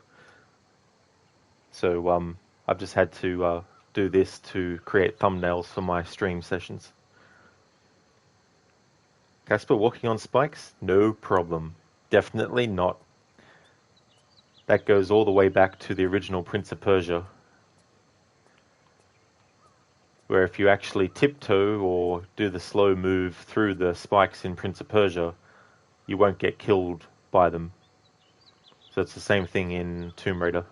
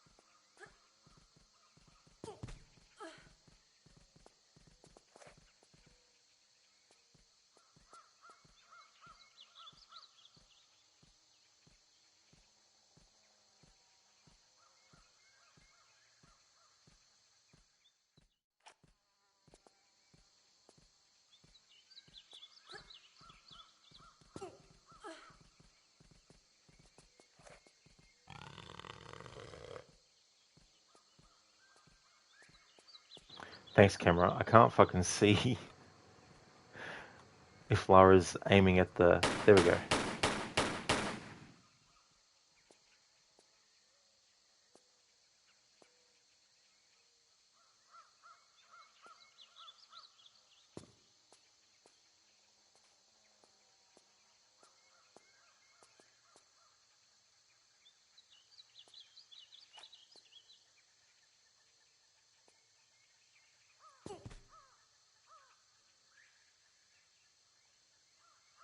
Just thought I'd test to see if they put into Tomb Raider 3 the ability for Lara to shimmy around corners, but they haven't.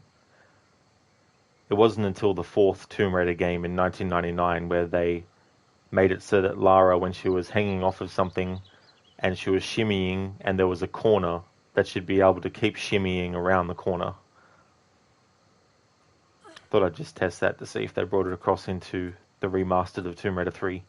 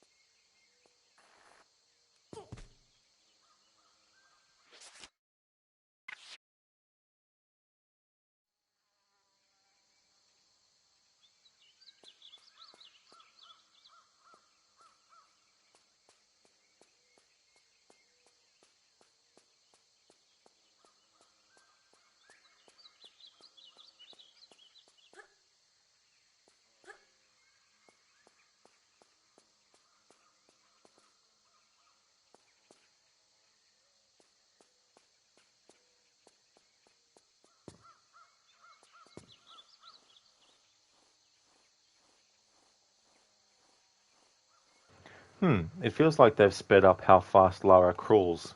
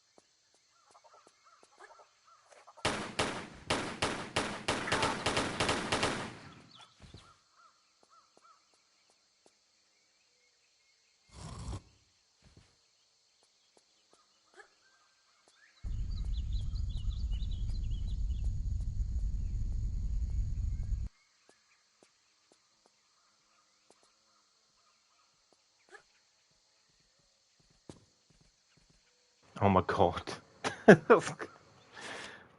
I'll take that on the chin.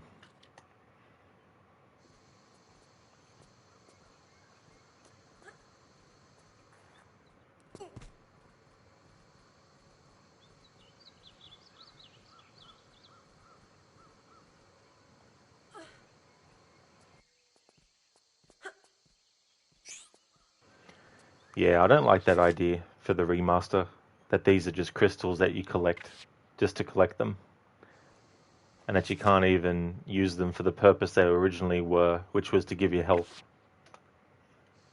Not sure I agree with that change. Even if it was something that they originally intended in the original version but didn't implement it that way.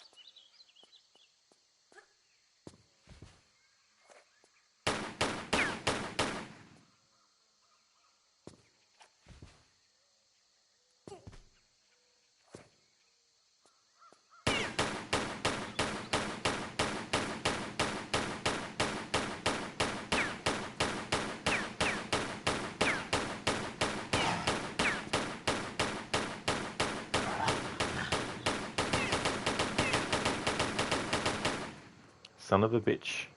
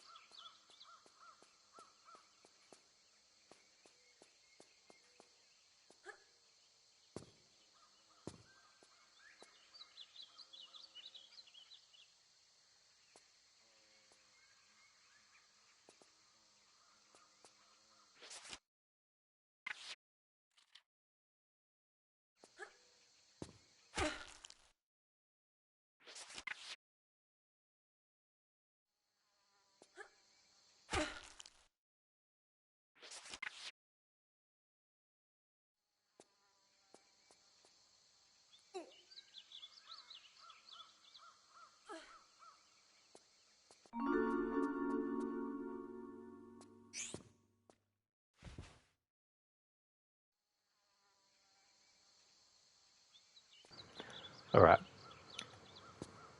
Because they don't give you health now in this version, I'm not going to worry about getting them.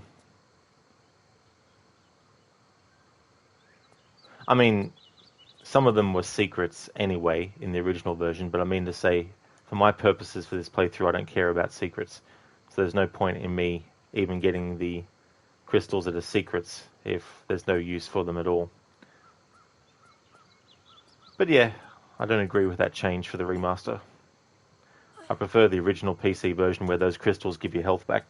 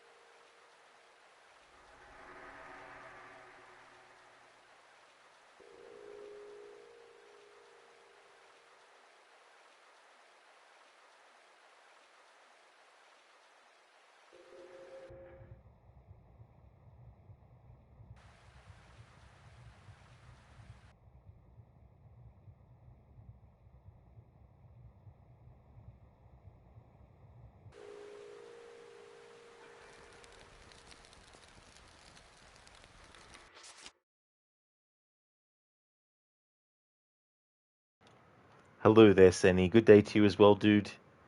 Welcome on in. Tomb Raider's going pretty good. In Croft Manor, which is something that you can access in this game as well, they added extra part to the training course from Tomb Raider 2, where it's also a shooting range on top, and they also added a quad bike racetrack that you could go through. So I did all that stuff in the manor and showcased the differences between the two graphics and all that kind of stuff. But there's a gym area, and the way they lay it out is each part of the gym area is numbered, and it gives you dialogue from Lara telling you about how to control her and, you know, jumping and all that kind of stuff. I encountered a glitch which was really annoying and throwing me off, where you get to the first number and then the audio associated with that part plays.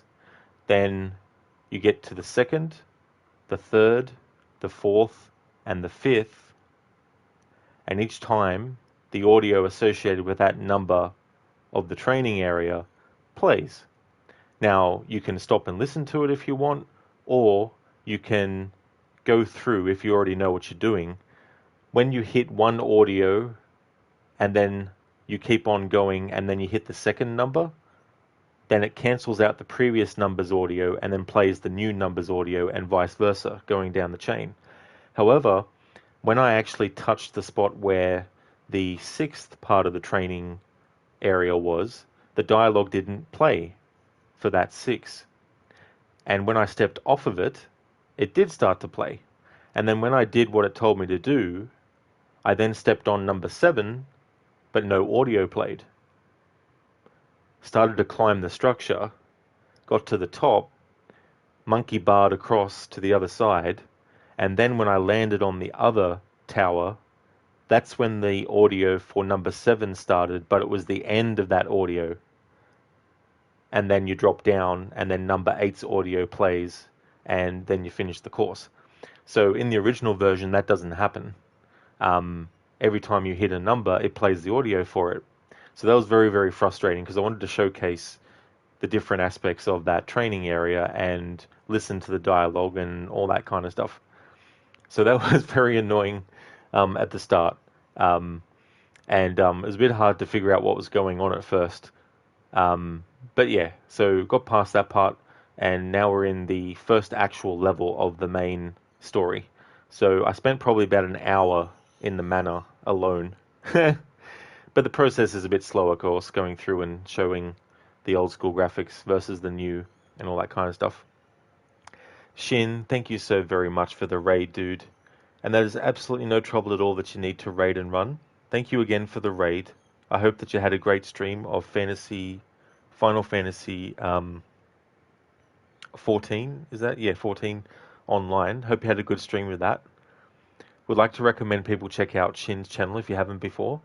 He's playing through Final Fantasy 14 online. He's also a fan of the other games in the series, as well as JRPGs in general, as well as MMORPGs, and he's also a fan of franchises like Assassin's Creed and plays games like Cyberpunk as well. Thanks again for the raid, Shin. I hope that you have a great rest, and definitely catch you again another time. Thanks for giving the shout out to Crooked. Thank you, Crooked, for giving the shout out to Shin. Arthuri, hello to you. Welcome on in. How's going your day today? Here you're doing a day food with you and the girlfriend at work. Oh, nice, Arthuri. That's cool. I hope that you're both having a good one. Despite your girlfriend being at work, I hope the work shift is going well. As for my day, it's going pretty good. Crooked? Oh, damn, that sounds frustrating to deal with, lol. It really is. It's like, come on. Especially when you're trying to do something. It's kind of like, I'd like to showcase this thing, but it's not working in the way that it should, which is making me look like an idiot trying to get it to work and all that kind of stuff. But in any case, we got past it in the end. But that audio for the 7th part of that training area, I just had to let go of it and let it not play the full audio. But I hope they patch that. But yeah, it's going really good overall, and I've already showcased it once, but I want to showcase it again for those who might not have been here. But there's a move that originally wasn't put into the series until the 5th game. But they've brought it into the 3rd game, and I found out when I read about it that they originally wanted it in this game, but they never ended up keeping it in or whatnot or implementing it. So for the remaster version of 3, they decided to add it in again. So I'll just show what it is as the move. But I thought that was kind of cool.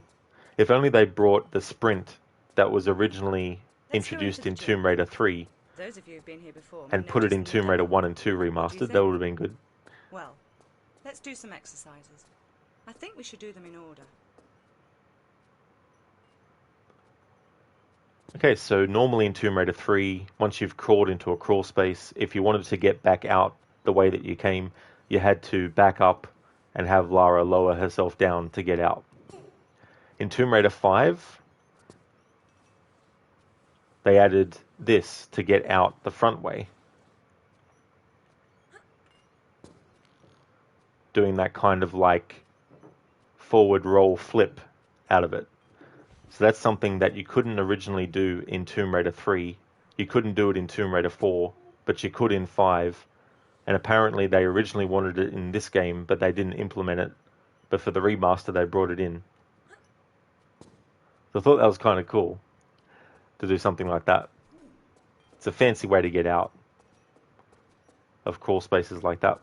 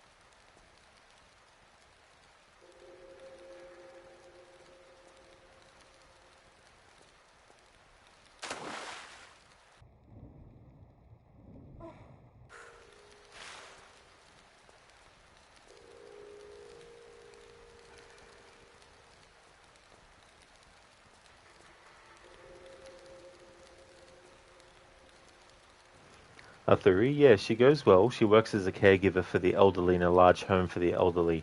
Oh, that is really good, Athuri, that she has a job like that and that is able to help. Because as much as, some people like to, make fun of really old people, those people who make fun of those old people might actually end up old people themselves one day, and then they might need help.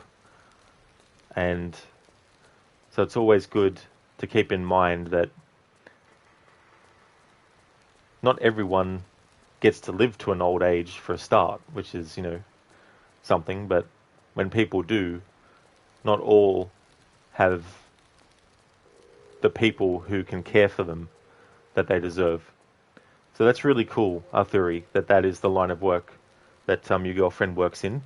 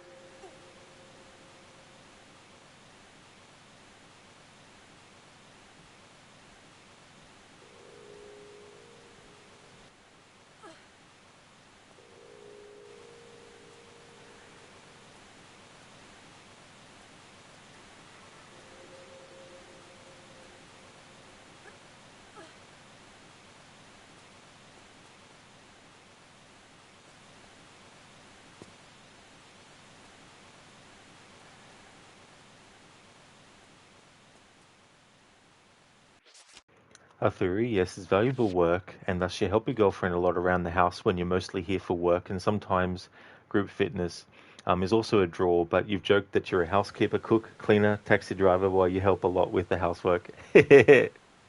Well, that's good too, as well, that you work together in that way, and that you help out to, you know, make it a less time-consuming thing because, when it can get done early, that way it can be done early and then, time is left for other things then. So that's really cool, our theory, as well.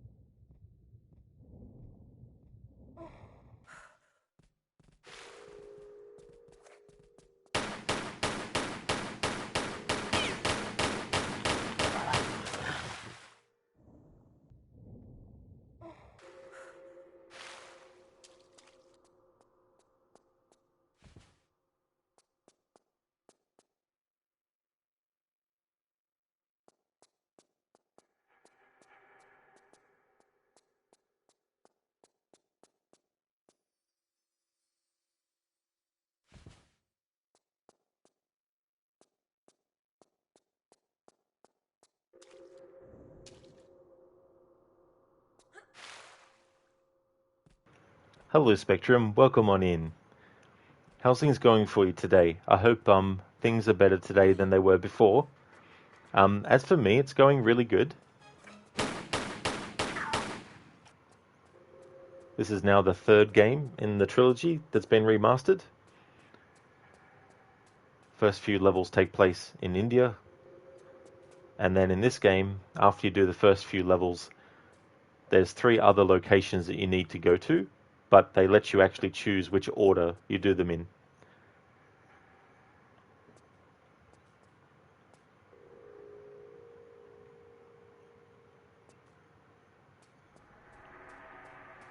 You're going a bit better? That's excellent, Spectrum. That's really good.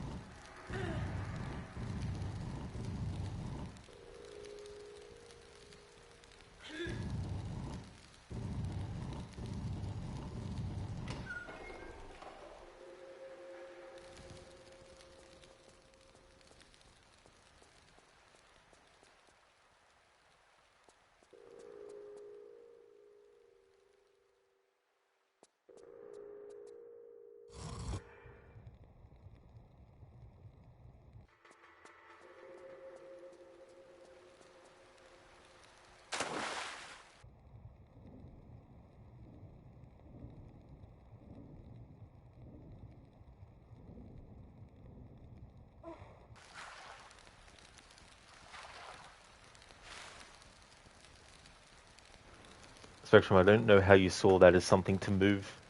I just kind of guessed.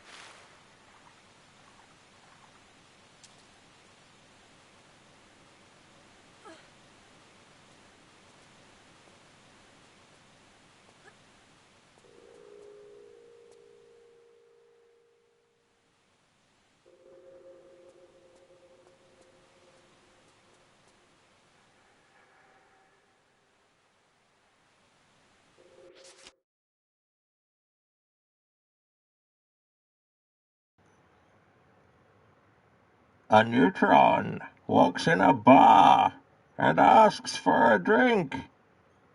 How much? The bartender replies, For you, no charge. Good one. Good one. Thanks for redeeming that with the Bane impression. Especially because, for you and the word charge are actually words that Bane says in the Dark Knight Rises movie. You're a big guy. For you. And then it's like, the other one is like, do you feel in charge? Kind of thing. Anyway, thanks for redeeming that, Casper. And that's me doing it without the Pringles can filter, by the way. A neutron walks in a bar and asks for a drink. How much? The bartender replies, for you, no charge. A neutron walks in a bar and asks for a drink. How much? The bartender replies, for you, no charge.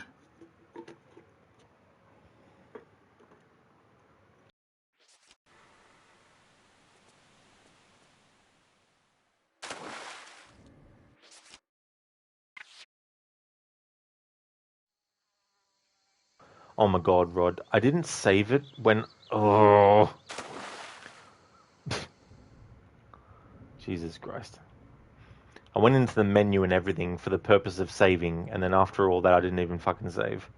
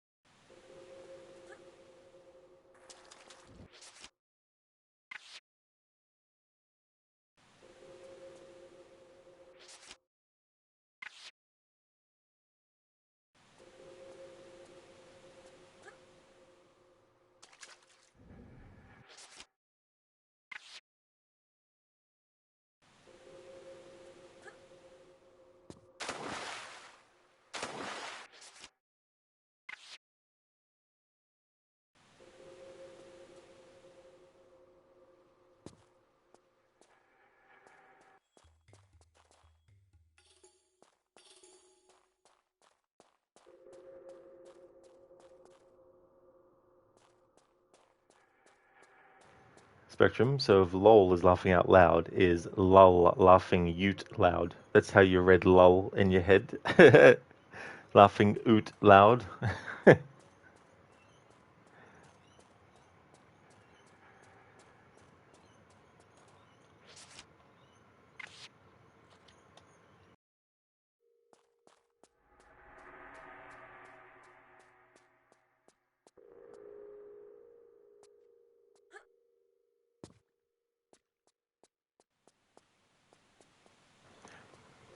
It's disappointing that in this version they made these crystals not give you health anymore, but they're just collectibles.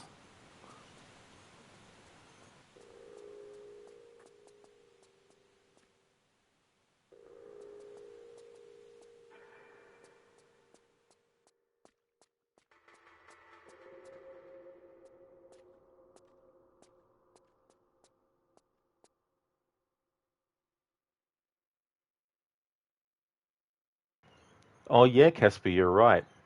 In the remaster, the actual quicksand part doesn't move, whereas in the original you can see it moving.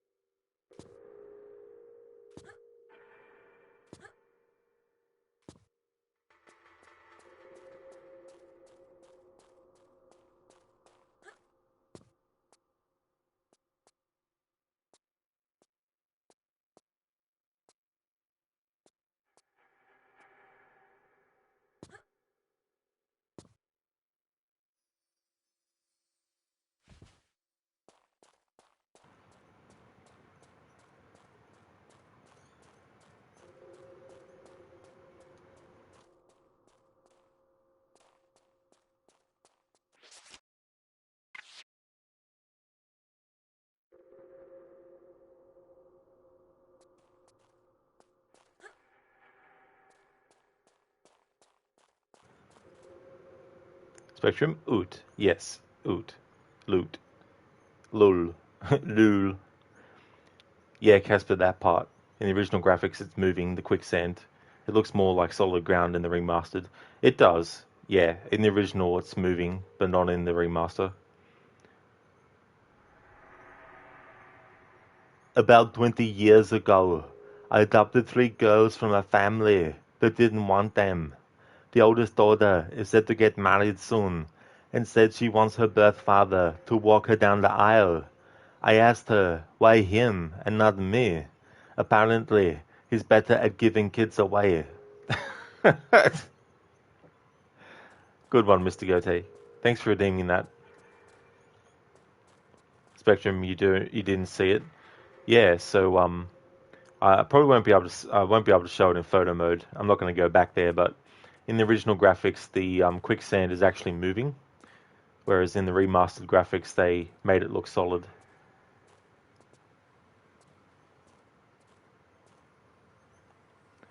Alright, I've messed myself up.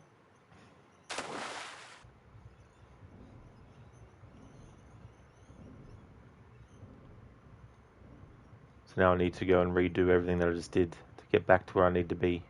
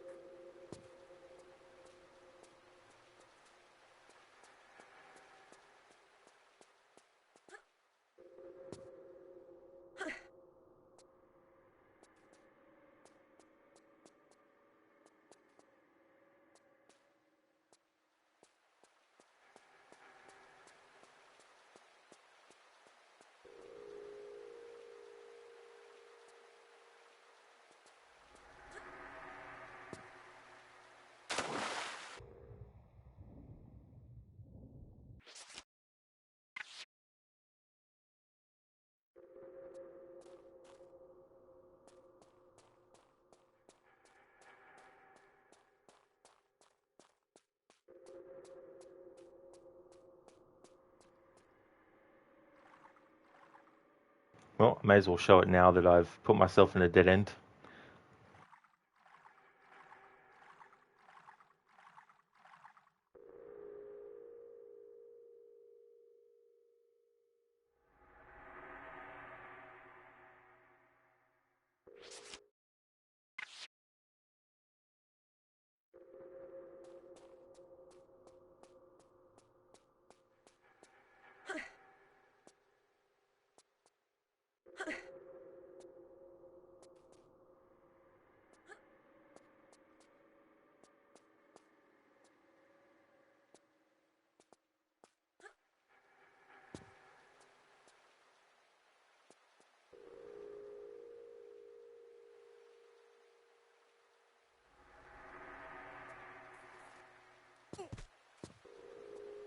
That's okay, Spectrum. I thought I may as well, now that I realised I've put myself into a bit of a dead end. Probably have to redo the whole level from the start, I think.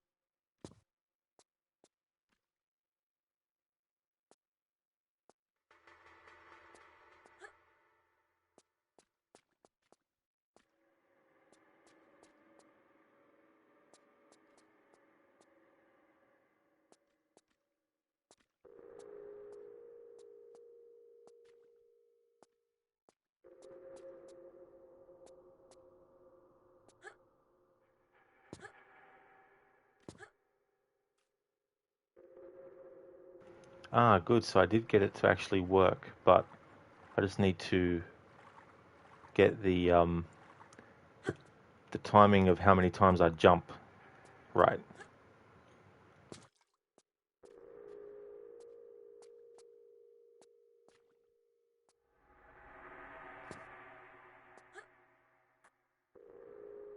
Ah, damn it.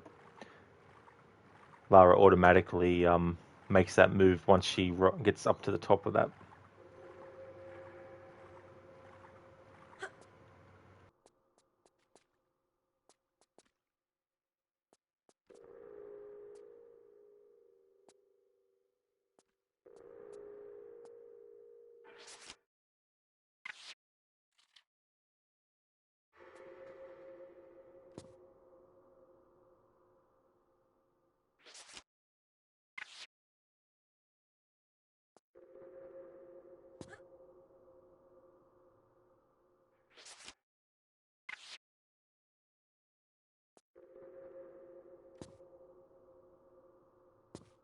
Excellent. All right. So I think if I didn't get that trick to work, I would have had to restart the whole level from the start.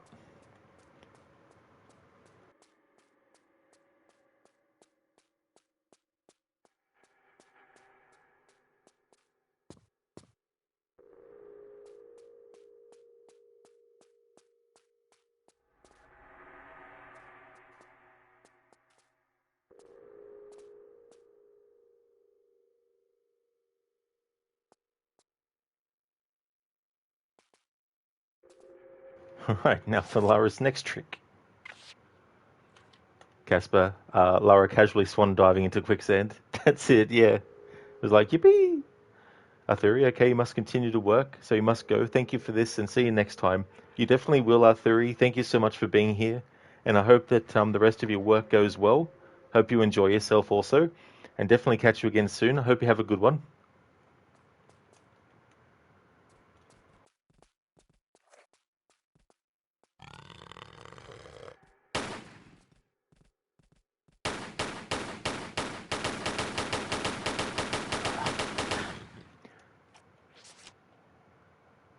Oh, good.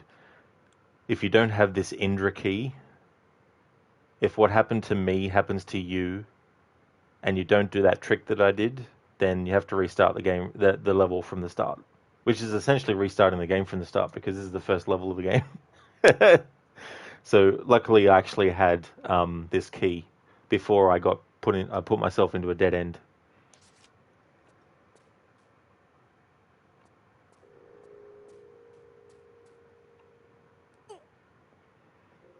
Highland Tracker, real quick run. That's true. Bypass some of it, I think. I don't know how much from memory, but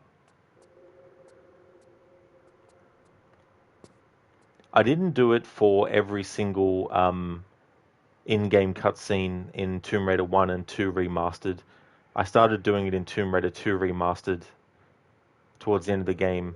So what I'm going to do is do the same thing for this, but for every single in-game cutscene.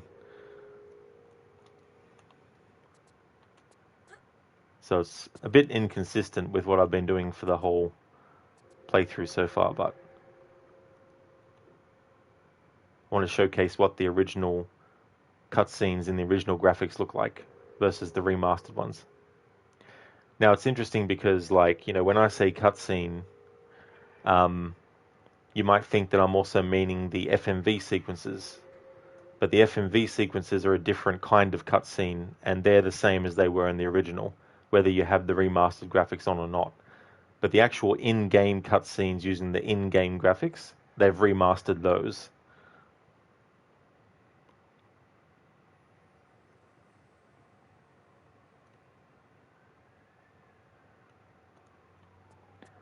Alright, so I'm going to switch to the old school graphics. I'm going to make a save. And then I'm going to use this and then show it all play out and then reload the save and then put it back to the remastered graphics.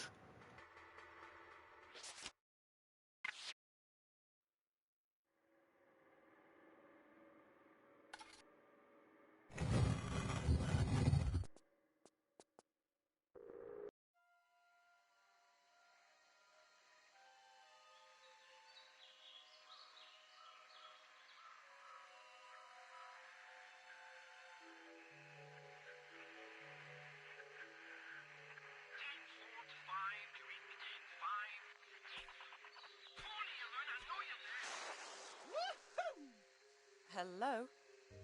Hello? What? What do you want from me now? Nothing that taxing. Are you all right? Well, if you'd all stop, I might be just fine. Just 100%. Just go! If you'd all stop, who are you talking about? All you, hundreds of you, talking and chattering and breaking my brain up. Well, I'm not quite sure where you're coming from, but I just want to know about the Infada artifact. In the temple up there. Voodoo magic and all, huh? I don't touch this stuff myself. It's not voodoo. Look, is there anyone else here with you? Yeah, Randy and Rory. Randy and Rory? Where? What are you all doing here? Well, they're staying put in that temple. I told them not to. I warned them first. Not doing much now, I doubt, under half a ton of mudslide. Me. I'm leaving. Next bus out. This jungle has rooted enough rot into me. I'd offer the same advice to you, but you don't seem like the type to take it. To care if I said you're gonna die in there. Yeah, die.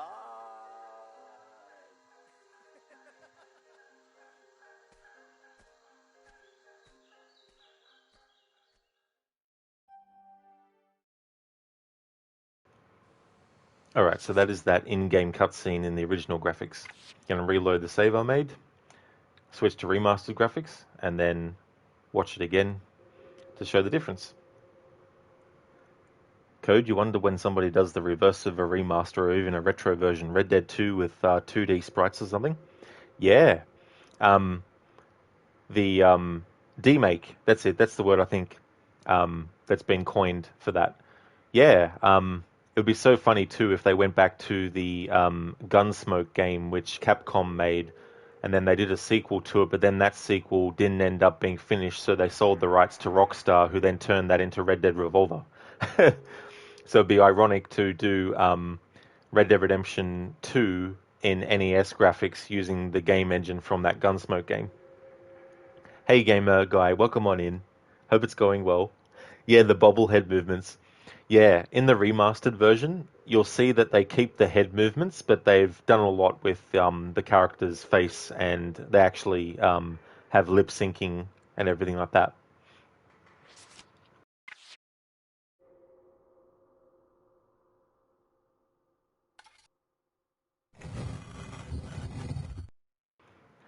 Thank you for the follow, Violet.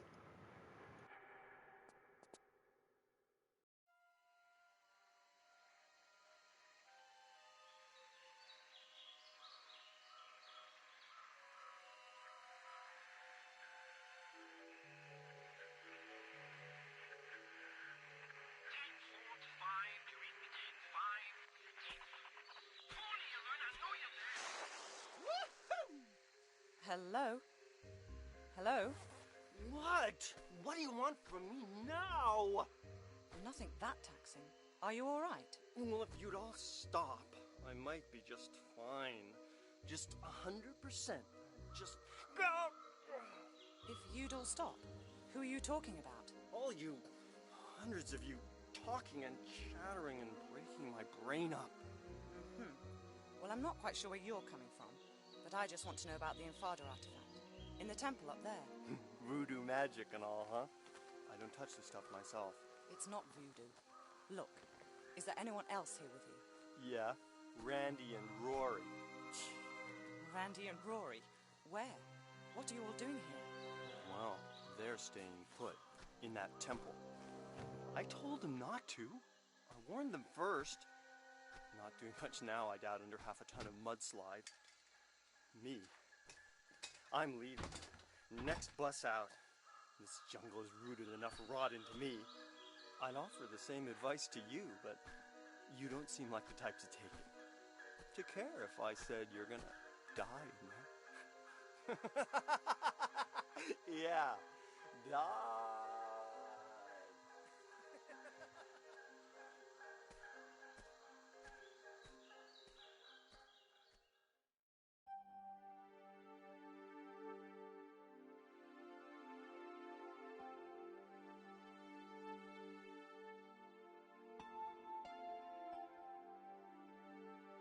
Yeah, Mr. Gote.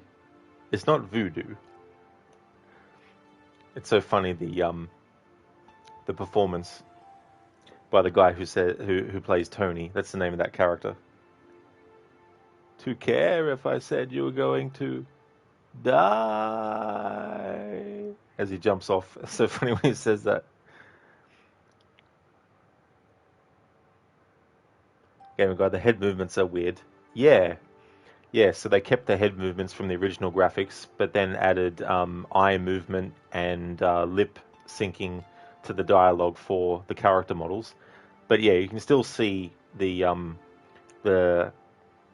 well, not the skeleton of the original within those remaster graphics, but you can definitely tell that it's kind of like they mustn't have had too much leeway with how far they could go with certain aspects of the textures for the character model without compromising other elements within the original framework of the scene or something. I don't know. I'm just guessing. I don't make games, so could be completely wrong about that.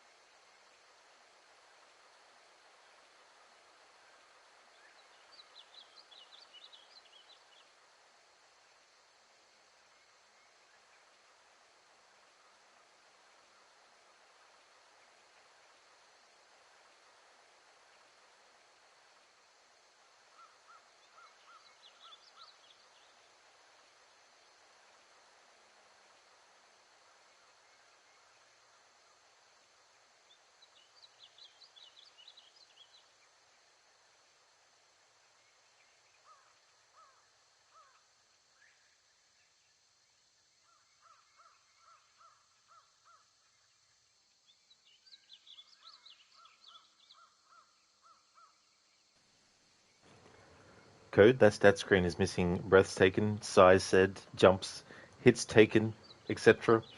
Um, I mean, it covers distance traveled, but I guess that would come under footsteps, but maybe not.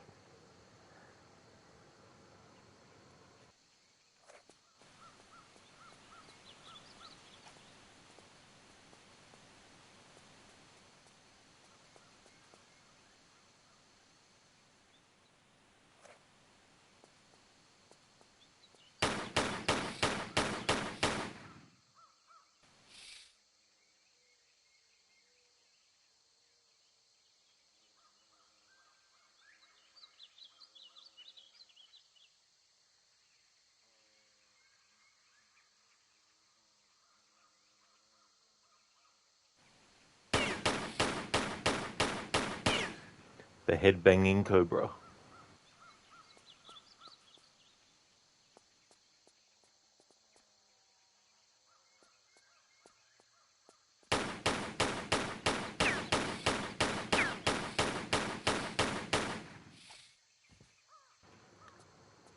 you can get poisoned, and the only way to prevent dying from the poison is to use a health kit. That'll refill your health, but also take away the poison effect.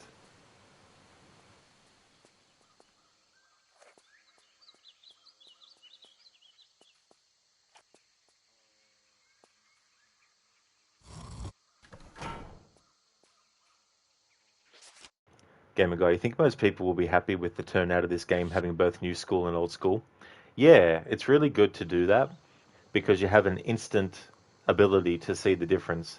Instead of having to load up the original version separate to the remastered, and then, you wouldn't be able to do such a quick comparison between the two.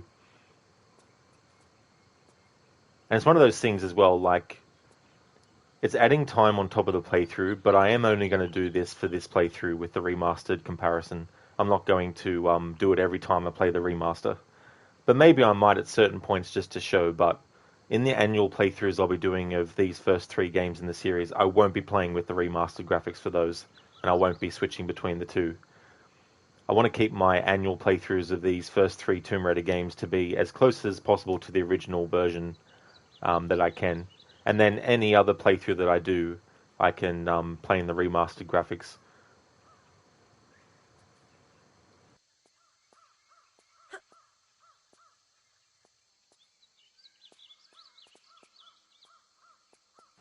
I was saying earlier that a trilogy of PS1 games I'd love to see get this kind of treatment is the Siphon Filter trilogy.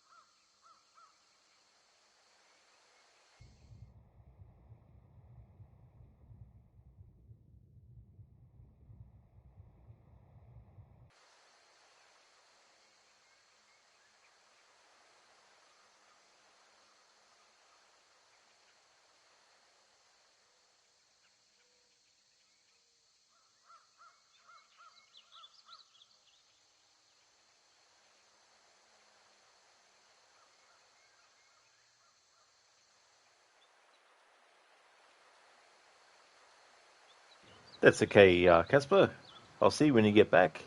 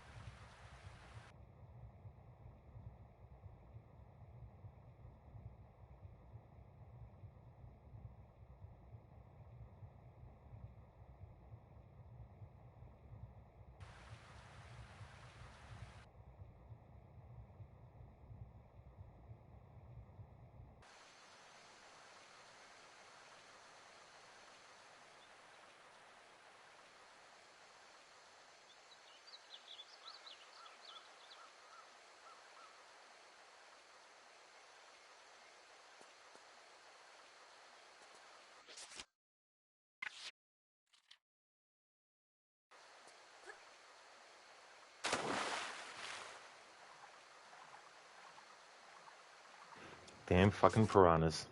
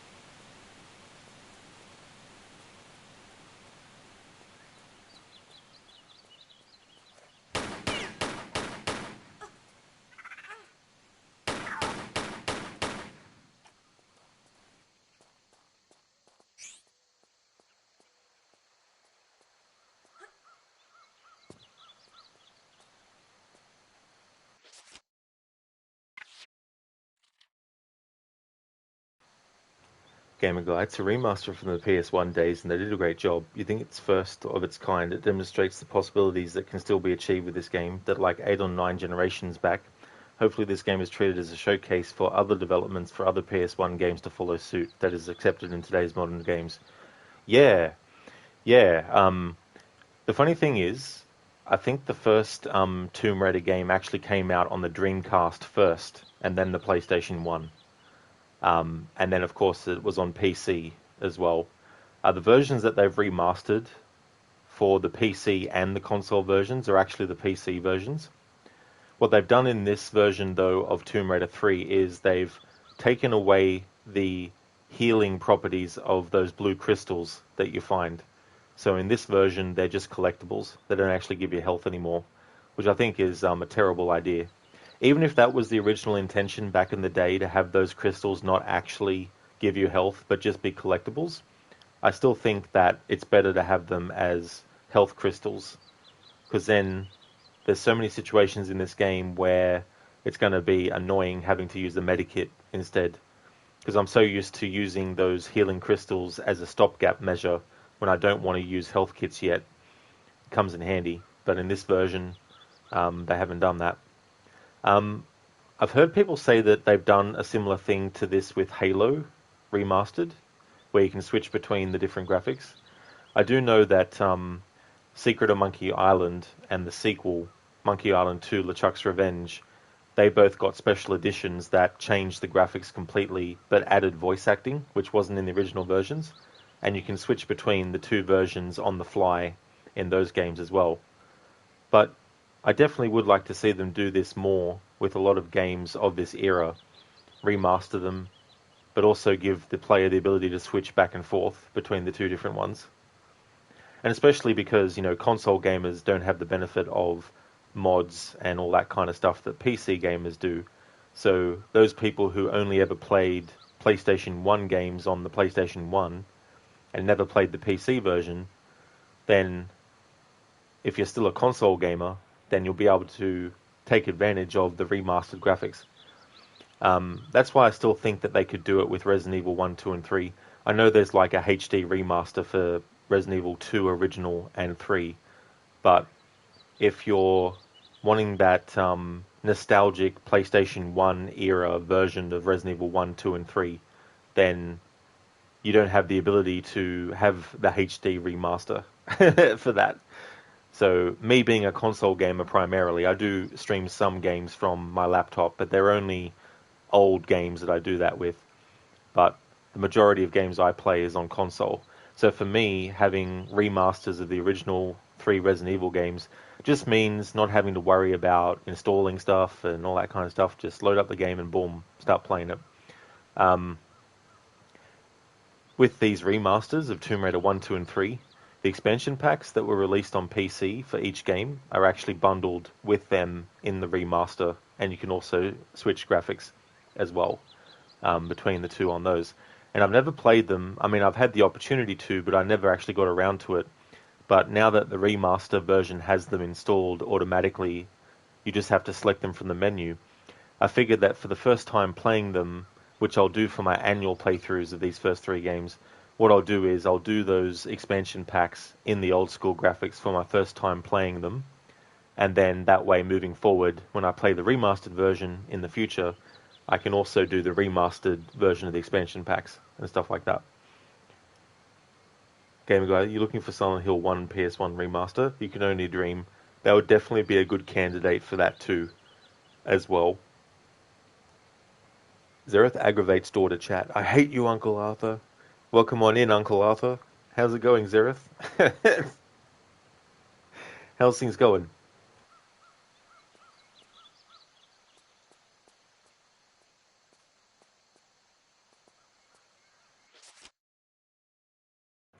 I probably saved, but I can't remember if I saved, so I'll just save so I don't have to find out the hard way that I might not have saved.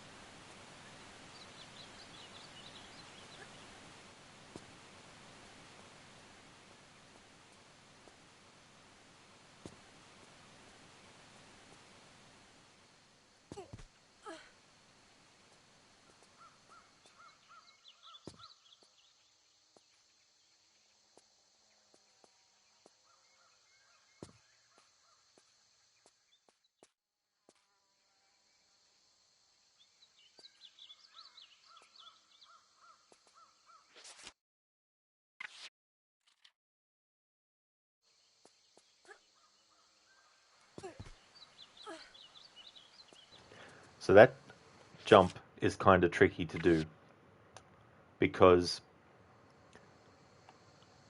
what I need to do is, not only do I need to make sure that when Lara is running at the edge, I'm starting to turn right, I also need to make sure that as soon as I jump, I need to start moving the controls to the left to make Lara veer to the left. See how I missed that there?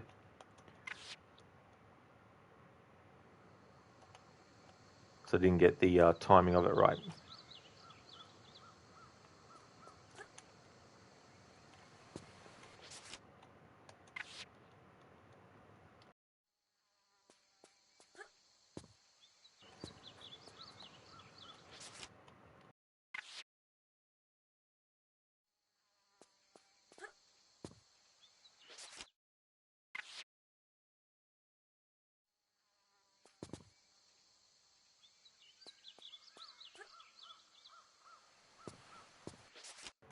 Of course, because I took the time to showcase or to try and emulate it, I'm now not able to make the jump.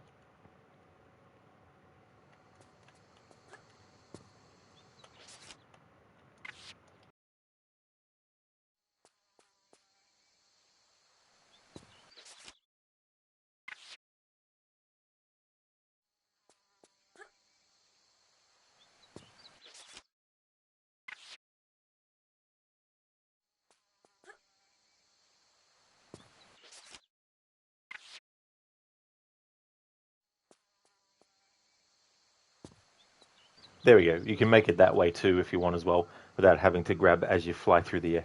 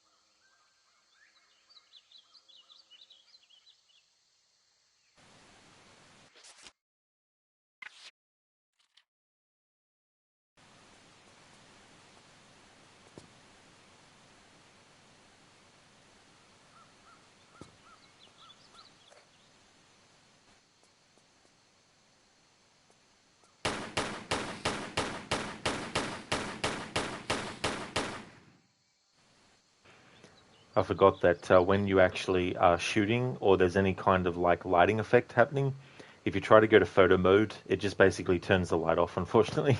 I'm like, damn it. Wanted to get a shot of Lara mid-shooting guns with the muzzle flash.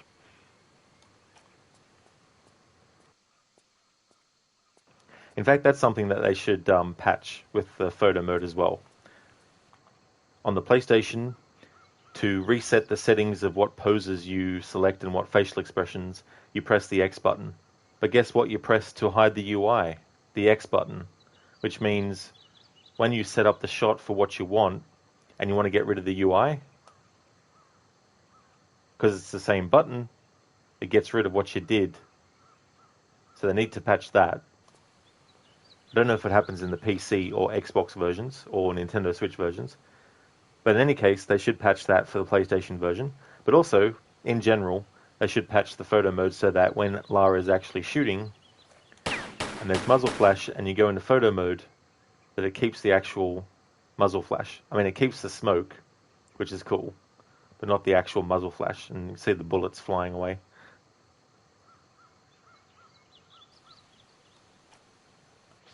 It doesn't ruin the experience or anything. I'm just spitballing ideas for things that they could actually patch with that.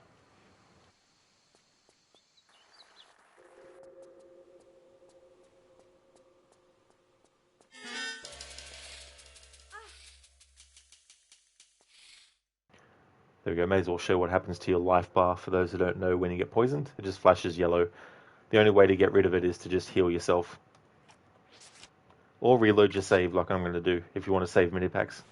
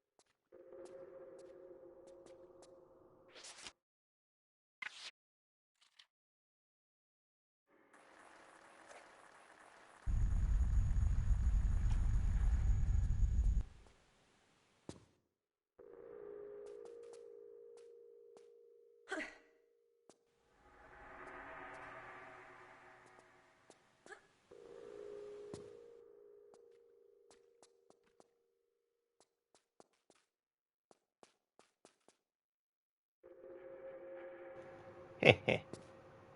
Shotgun. Watch as it takes me quite a few levels and hours worth of gameplay to even start using the shotgun. I like to conserve my ammo as much as possible. However, having said that, when it comes to choosing which order to do Nevada, London, or South Pacific Islands in, I'm going to choose Nevada first because in the story in Nevada, you actually get your guns taken off of you and you don't get them given back to you in one of the levels in Nevada. So I like to choose that first because then it gives me more time to collect more ammo and the weapons back again that get taken off you.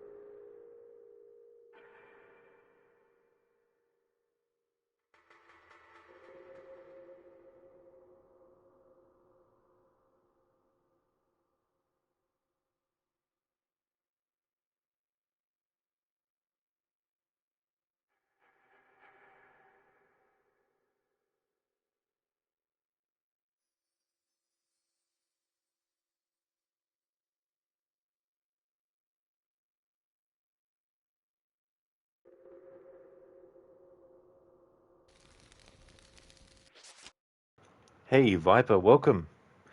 You're so happy you hit a personal record today of 25 viewers. Well, that's good, dude. That's excellent. GG's. Congratulations. I hope you had a good stream.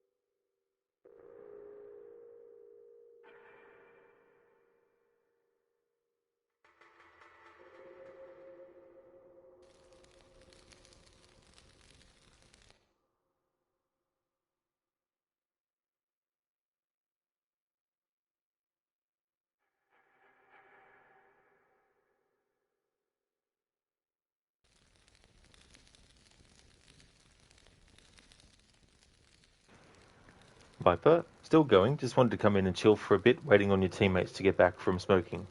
That's fair enough, Viper. That's good. I'm glad that you're having a good time with it. Hey, Rosie. Welcome on in. Why are you oogling the Shiva rod? Just to showcase the differences between the remaster graphics and the old school one.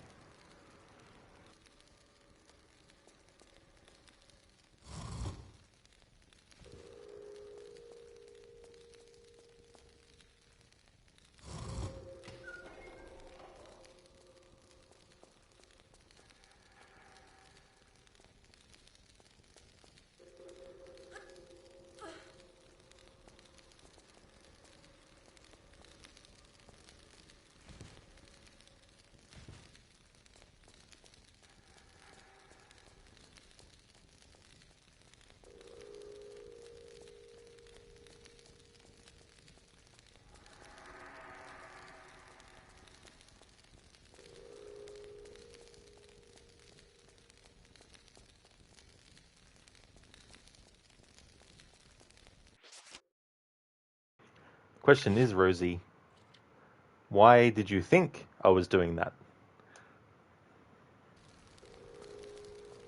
My thoughts are my own. Your thoughts are yours. The fact that you thought that says more about you than it says about me. And I'm not being fully serious, by the way, either.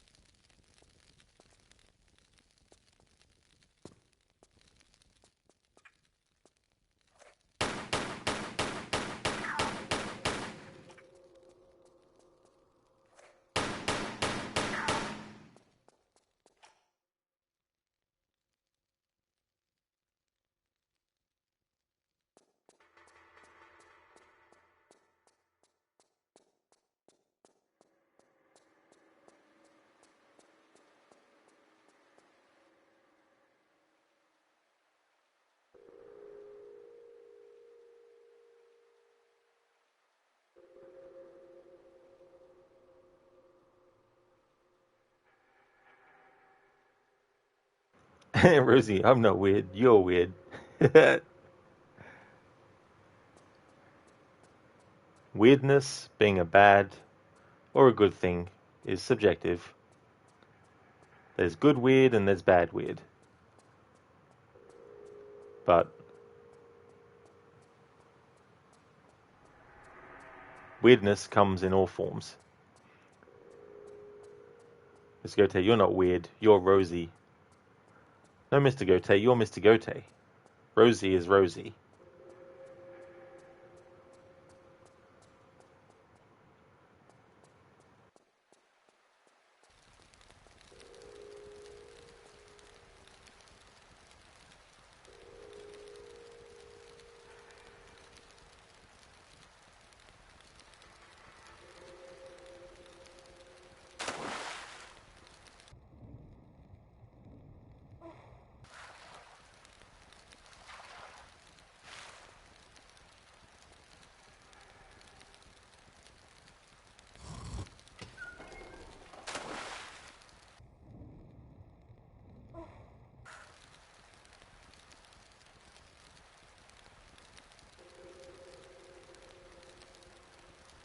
Mr. Gote, Rod Legion is actually Rod Zombie. I got turned into a zombie once. I got better.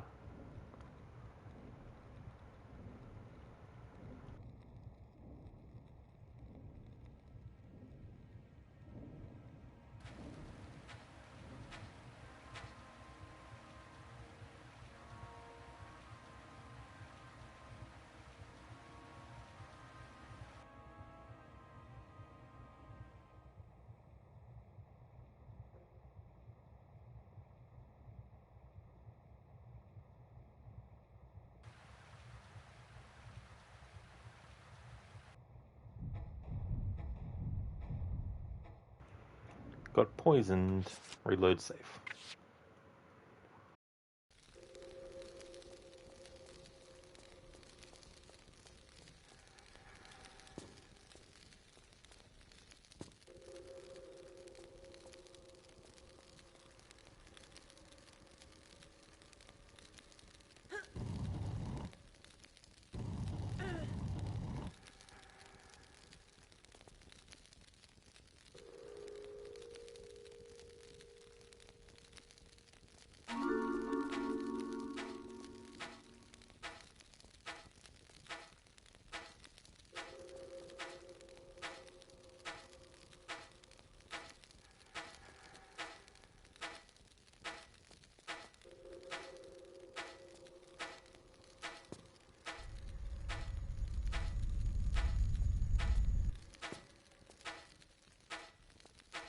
I do not know why that boulder didn't kill me, but I won't complain.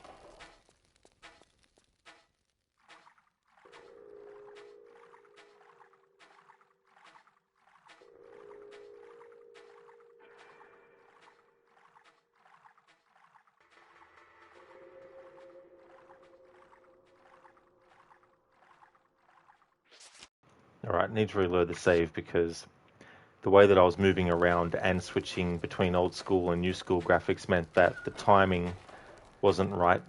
Plus, I didn't jump first to give myself a head start.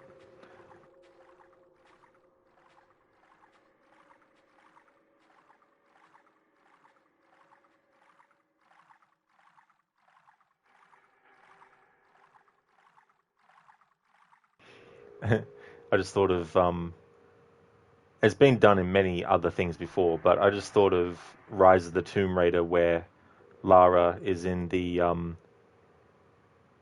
blood river, and she slowly reveals her head out of the blood.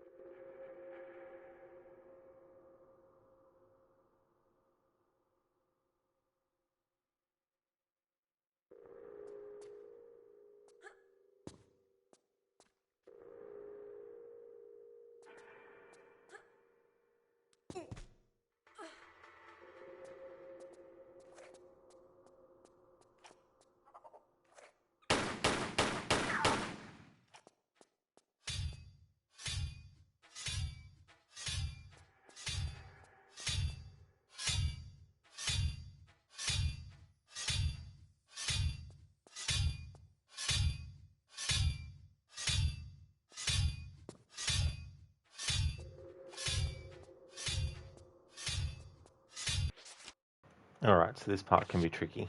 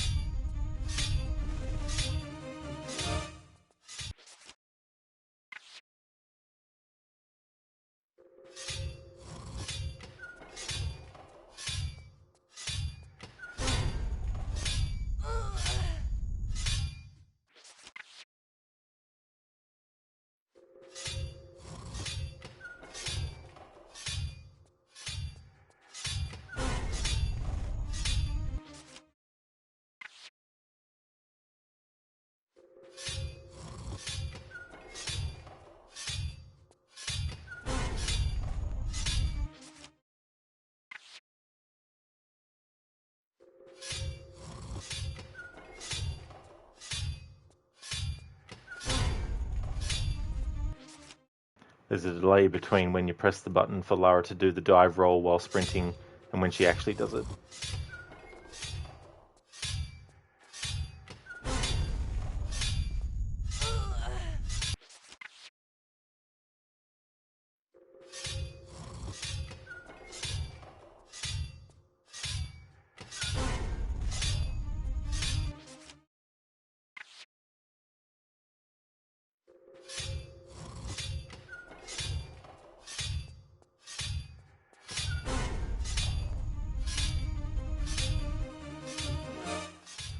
There we go. Got through without taking any damage.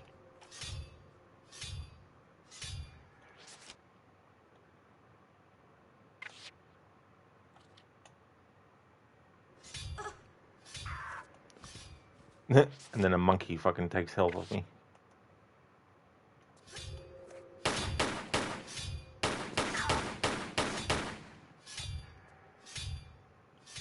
There we go.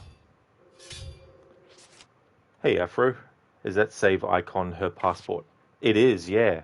Yeah, her passport opens up the load game, save game, and exit back to title.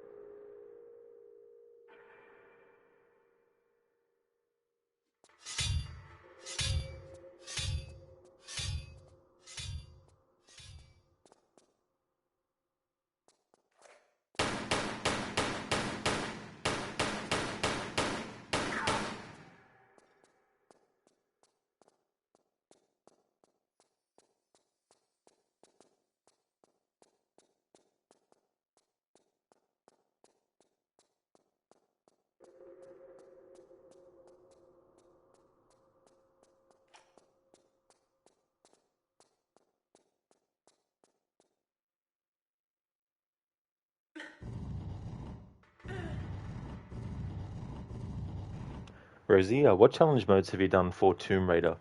As far as the classic games go, I haven't done any challenge playthroughs before.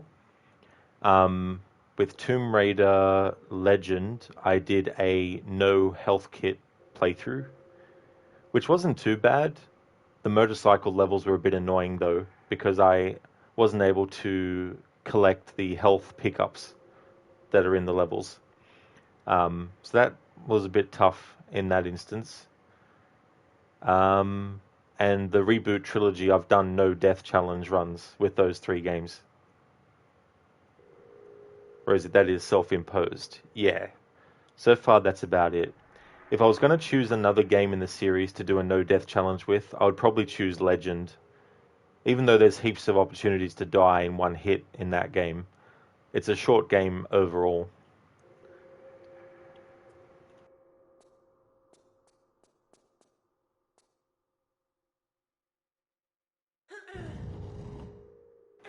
Rosie, I think you should do one where you can't reload unless you die.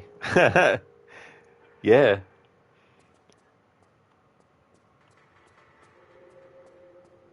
Be shit out of luck for, well, I mean, I'd have to make sure that Lara can't use her dual pistols. Because she doesn't have to reload these.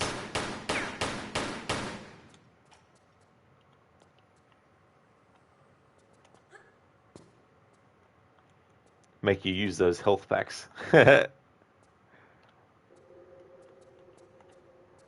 the funny thing is, this version of Tomb Raider 3, it took out the ability for the crystals you find to give you health. They don't give you health now. They're just a collectible. So that means that I won't be able to take advantage of them to get health back without using the health kit. They came in handy because if I wanted to save my health kits, I could just walk into the health crystal if I needed one.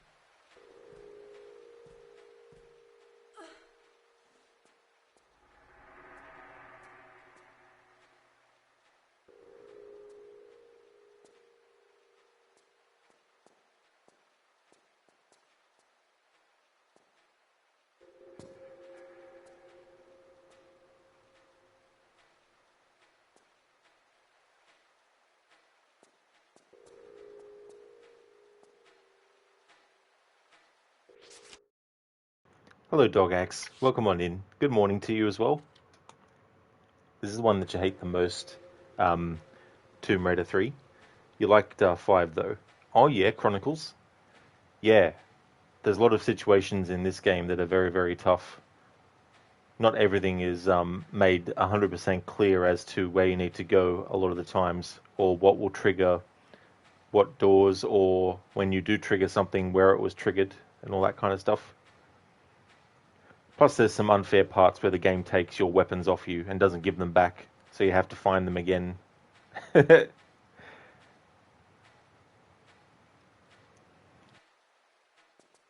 I mean, Tomb Raider 1 and 2 had parts where you get your weapons taken off you and you get them back again. But in those games, you still kept your ammo, I think, for the most part.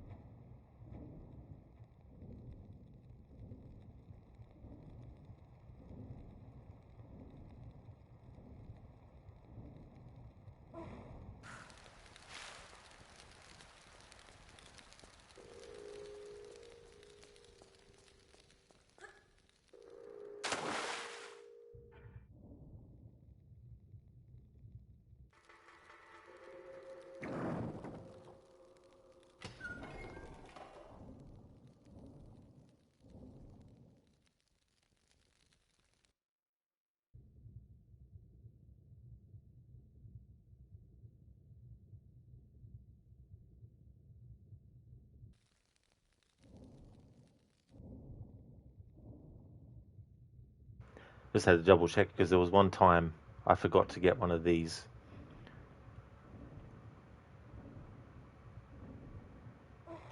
And had to spend ages backtracking trying to figure out where I went wrong.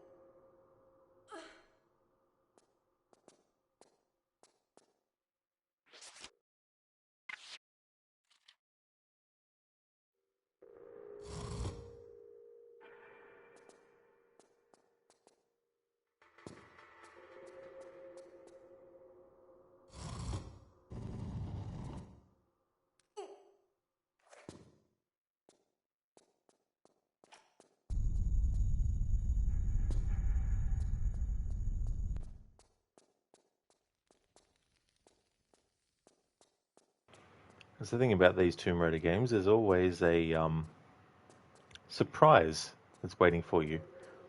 You think, oh yeah, unlock the big gate. La di da. Oh my fucking god, what is that? And then have to dodge, otherwise you die.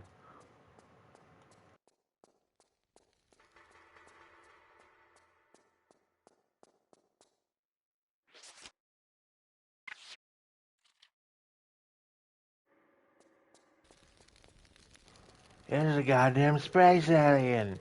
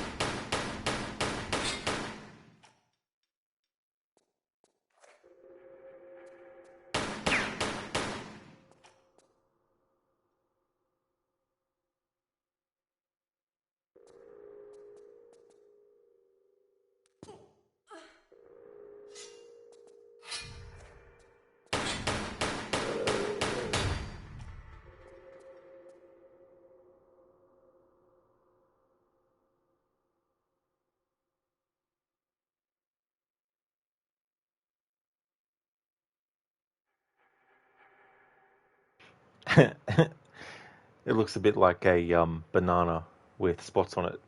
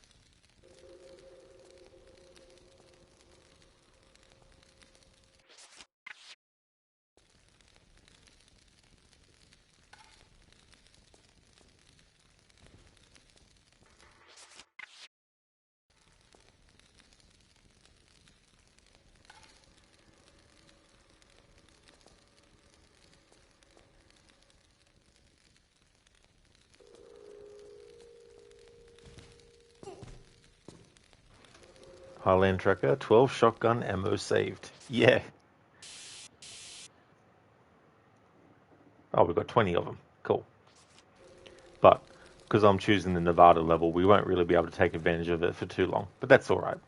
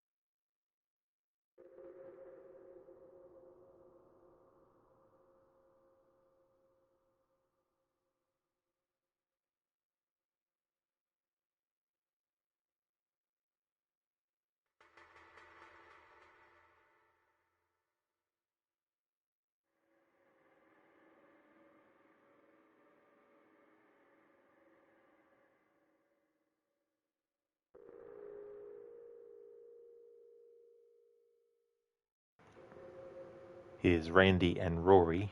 I don't know which one is which, but Randy and Rory were the ones that Tony, the loon, the one who said to Lara, "Die," as he jumped off.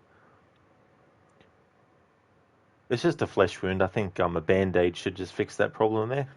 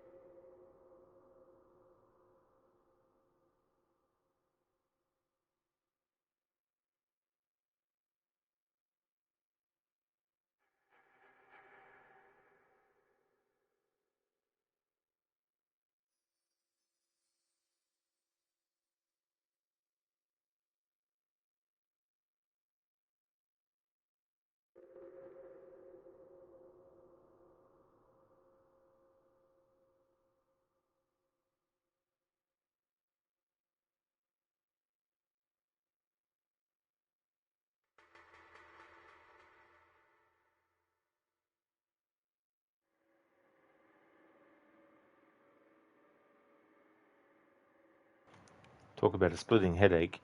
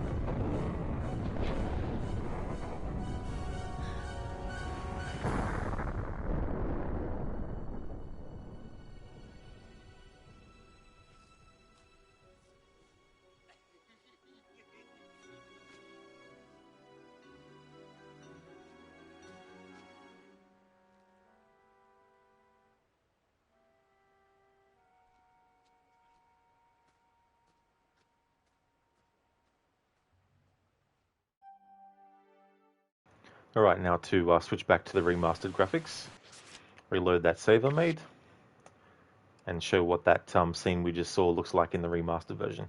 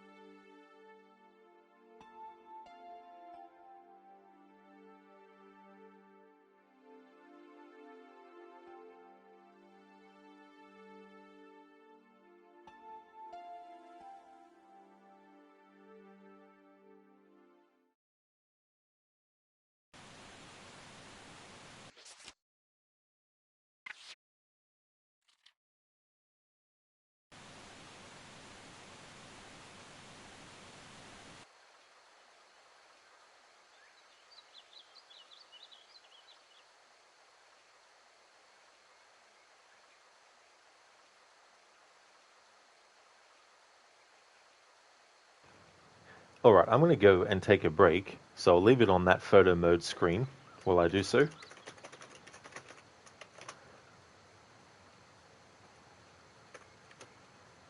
Just pin a message to the top of chat.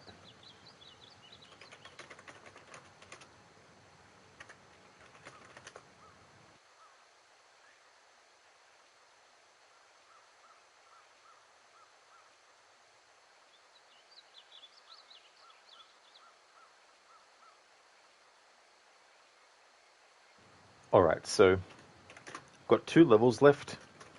It's almost 10 PM my time. I'd like to at least get the India levels done in this stream, so I'm going to take a 15-minute break instead of my usual 10, and then that way that should do me for the rest of the stream. I'll just pin that up to the top, set the timer on it to 15 minutes. I wish I could put like text on the screen and stuff in photo mode. In some games with photo mode you can do that. You can put the title of the game and mess around with the logo and all that kind of stuff. But I'll just leave it on this shot. The game hasn't frozen. I've just put the photo mode on. So I'll be back in 15 minutes and then continue on with the playthrough. Lizzie, you had to have major work on your car, and hopefully with some luck it's done later today so you can go see your friend this weekend. Oh no, Lizzie. Yeah, the timing for that kind of stuff can definitely be way, way off from what would be ideal as well. Hopefully it doesn't take longer than they said it would. That really sucks though, Lizzie, as well.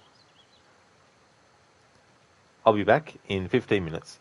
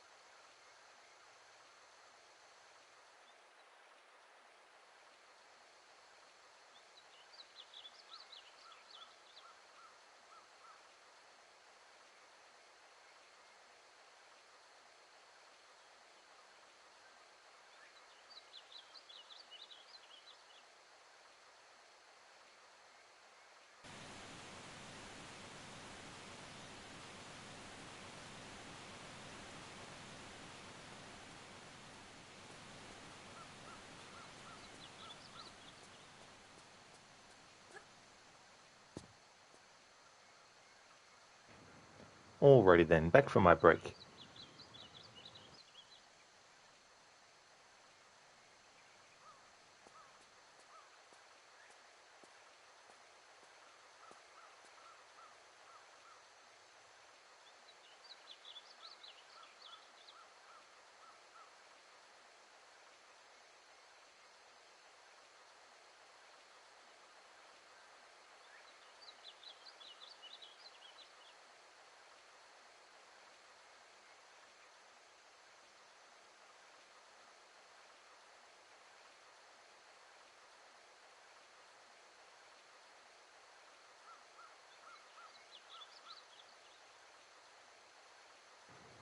I embark.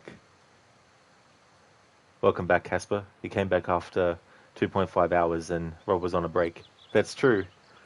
Yeah, I want to get the India levels done in this stream. So I took a break, but I took a 15-minute one. That should get me through to what I want to get done. Hey, Ryu. How's things, dude?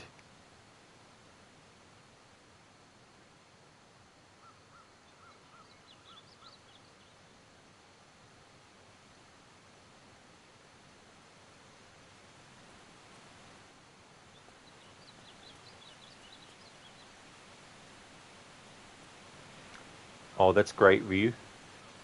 I'm glad that you're going well.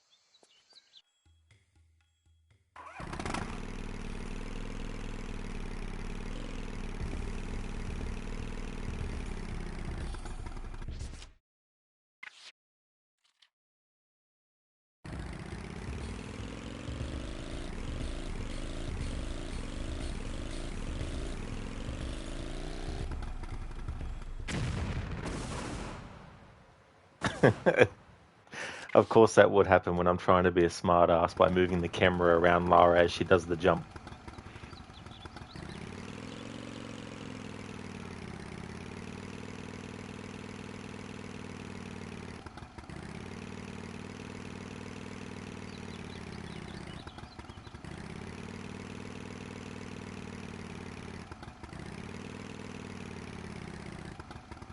Yeah, Ryu, a jackass stunt gone wrong.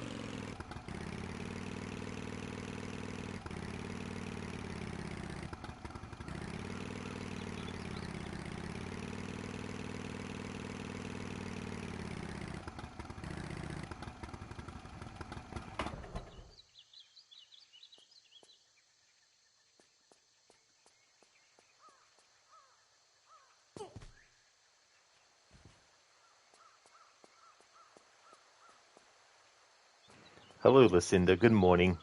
How's things going for you today? Tomb Raider's going well. I just came back not long ago from a break, and I did the Croft Manor at the start of the playthrough. This was the last game in the series, of the old games at least, that had the mansion of Lara's as like a tutorial training that you could go into if you wanted to. So I wanted to showcase that as well. And this is the third level of the main game. I wanted to finish India before ending the stream today.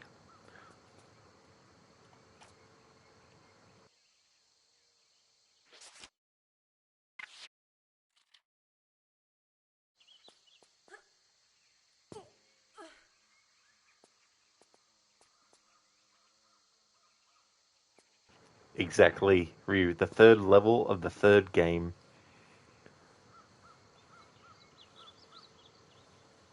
33. 3-3.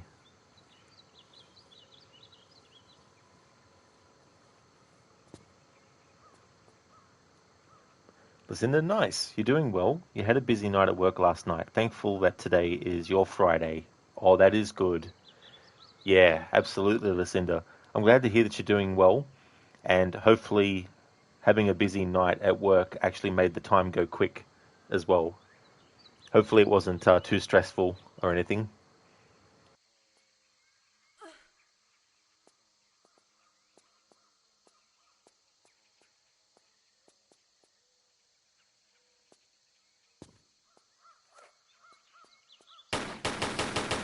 Fuck. Poisoned.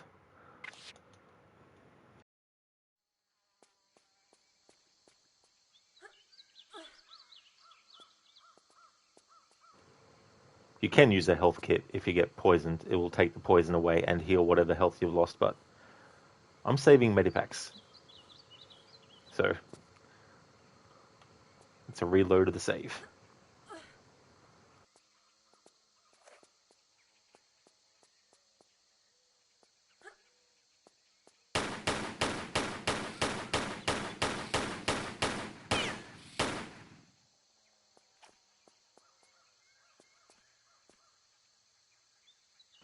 Listen, you're gearing up for Sussex.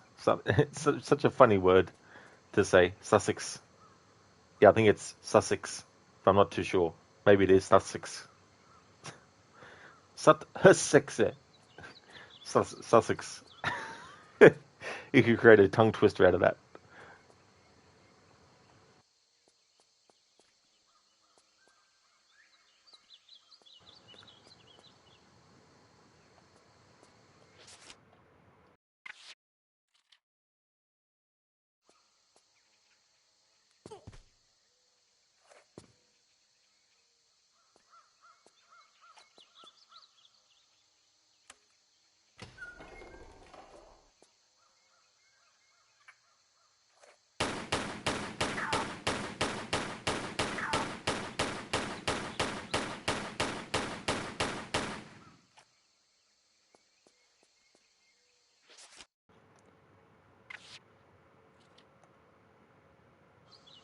In the original version of this game, Lucinda, that blue crystal that's in front of Lara now, in the original version, when you actually touch those, Lara gets some health back. But for this remaster, they decided to make it that it's just a collectible. So it doesn't heal you anymore. And I'm like, oh. So I used to like to use those when I didn't want to use a health kit, but I needed to use something to get health back. And if it was the timing was right, then I could just grab that and then get it. But they changed it for some reason. Having said that, though, maybe originally they wanted it to be just a collectible, but then they decided for this remaster to reinstate it as just a collectible. On the PlayStation 1 version of this game, those crystals are actually save crystals that you collect and save. Rue Sussex soft set sausage. Sucker and succotash. Oh yeah, Lucinda, I was like, oh damn it. Because I collected it and I thought, hang on, how come the health didn't go up? And I thought, oh, maybe that's a glitch or something. But nope, it's just a collectible. Got 7 of them, but I'm not actually worried about collecting them all. But out of habit, I've just been still collecting them. And I'm like, hang on, I don't need to collect them now because they don't do anything for me.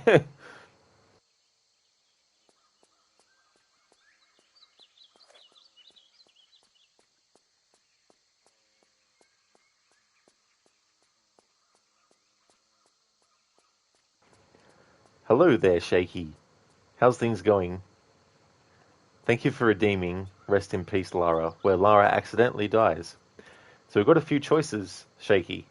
We've got Lara diving headfirst into the ground from a great height. We have crashing and being blown up by the Jeep. Well, it's not a Jeep, but it's a four-wheeler. We can just have Lara killed by piranhas or drown. Or die from snake poisoning. Listen, but they're shiny. Exactly. It's like, there's probably an achievement, maybe, and a trophy for them, but I mean, one day maybe I'll be like, yeah, I'll just collect it. Shaky, good morning.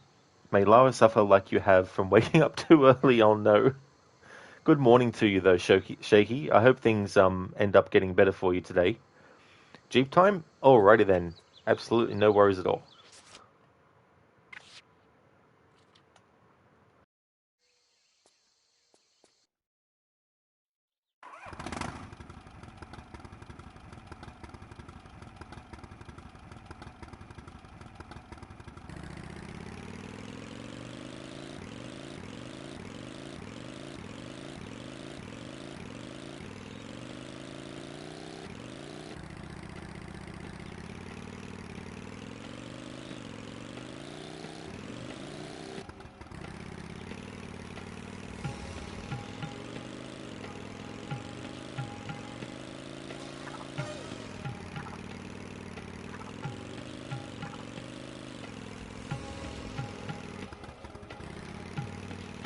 Alright, I have to go somewhere else then. That didn't work out well.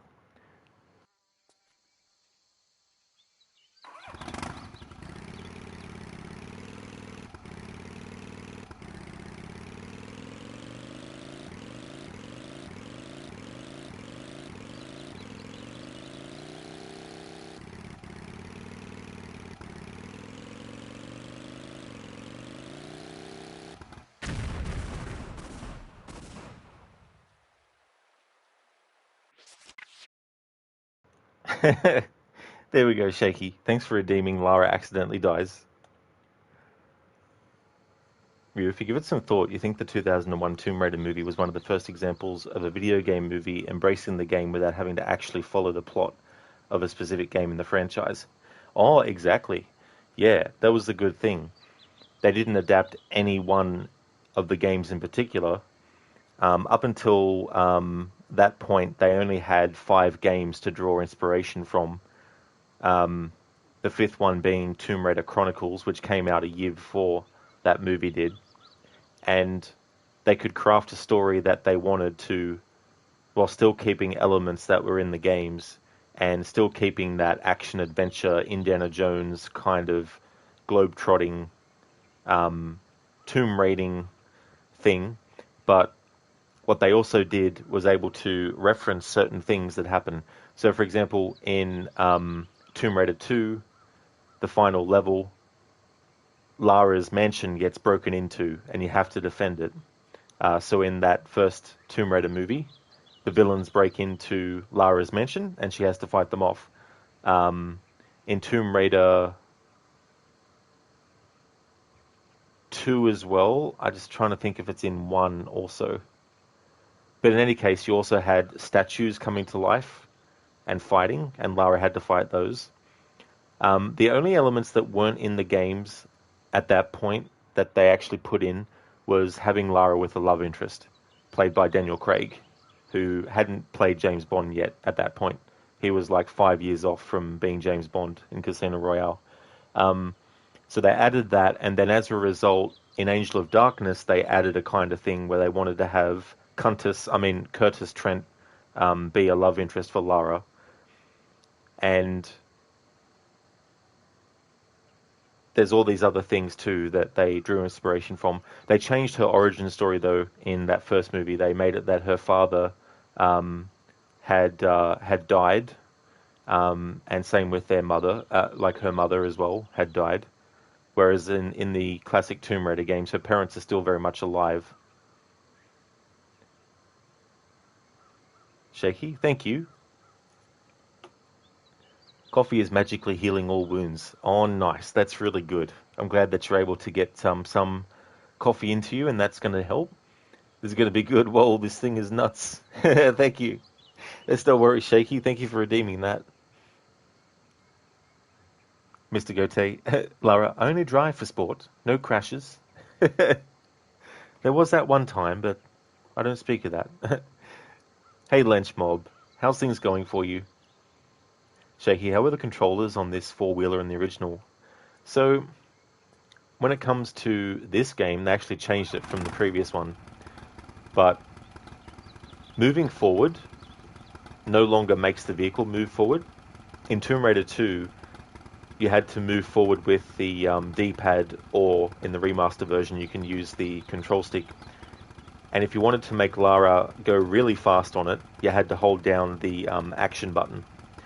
And then if you wanted to get off, you had to hold down you had to press the left or right D-pad at the same time as pressing the jump button to get off the vehicle. In this game, though, they made it that square, which I've got as action, is to go forward, and X, which is jump, has you go backwards. And if you want to go fast in this, they added a sprint to Tomb Raider 3, so Lara can sprint fast. And the button that you do the sprint with is the same one that you get a speed boost on the vehicle with. And if you want to do this, you hold down the speed button first, and then you hold down the accelerate.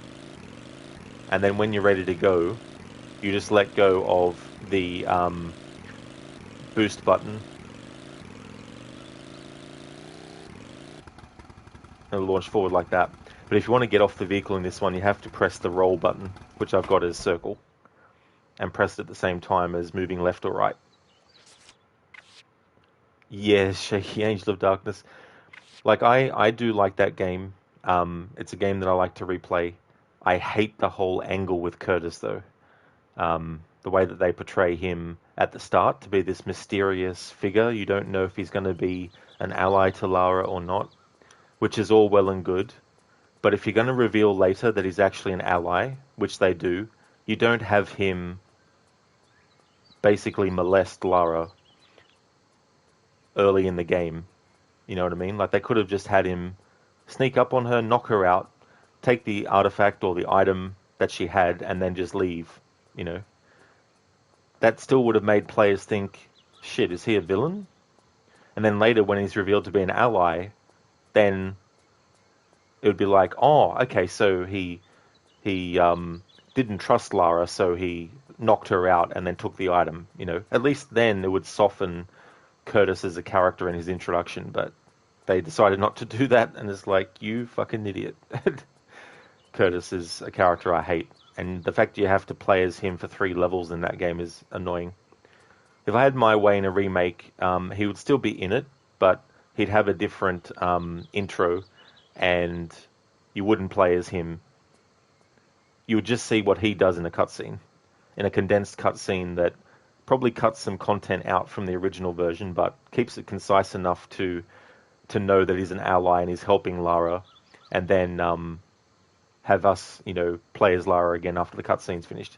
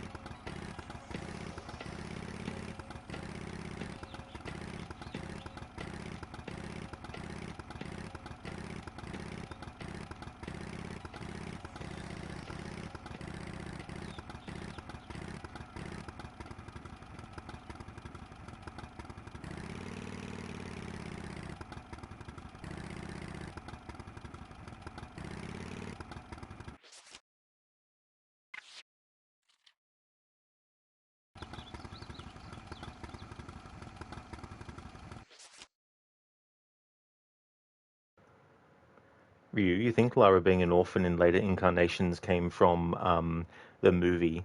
Yeah, yeah, because in Tomb Raider Legend, we see the plane crash that Lara was on with her mother, and it's not revealed until Underworld, of course, what actually happened to her mother.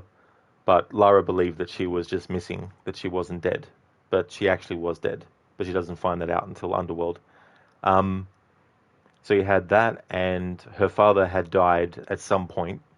Um, in Tomb Raider Anniversary, because that's a remake of Tomb Raider 1, but also a prequel to Legend, they also had to change the origin of Lara for that remake. So it wasn't the same as the original Tomb Raider where Lara's parents were still alive.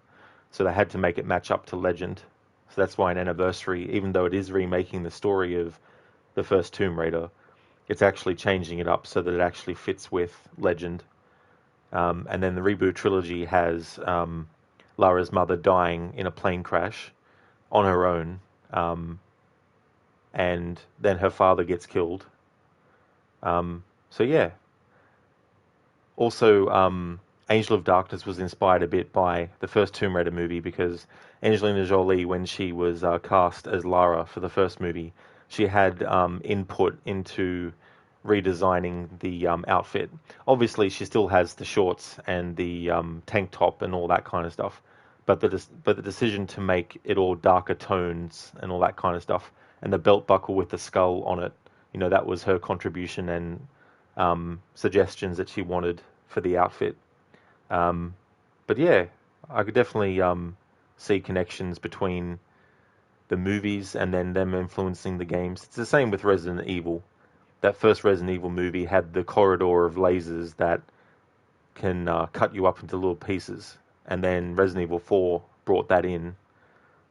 Not 100% the same because they're not lasers that are... There's not as many lasers in that corridor sequence as there were in the first movie. Shaky, the physics seem pretty crazy. Do you play the Dead Space games ever? Not yet, no. I played a little bit of the first one years ago, but I couldn't get into it. And since then, I haven't played that again or played the other ones or the remake. But I would like to try out the first one again, the original. And if I like the original, I'll play the sequels and then the remake.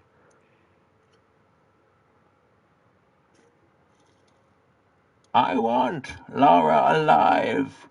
Her knowledge of these ancient treasures are much more valuable than her death. This might be what the League of Shadows need to reach an entirely new level of power. Power that would go to waste in her hands. Thanks, E-Toad, for redeeming that Bane impression. What a crossover event. Lara versus Bane. How's it going, E-Tone? Welcome on in. Lenchmob, you're doing pretty good. You just found out that they announced the classic Star Wars Battlefront games are coming to PS5, so got you excited for that. You can't wait to relive memories. Well, I'm glad to hear that you're doing well, Lenchmob, and that is great news too. It's always exciting when there's games that you really enjoyed, and then you find out that they're actually going to be coming to current gen consoles. That's really cool, Lenchmob. Ryu, are you revving up to that tune? I was, Ryu, yep. Shaky, you love the revving in tune with the music. Yeah, it was a bit hard because I tried to make reversing match the actual music, but sometimes it's hard because you can't make it go vrr, vrr, vrr, vrr. Sometimes it goes vrr, vrr, vrr, vrr.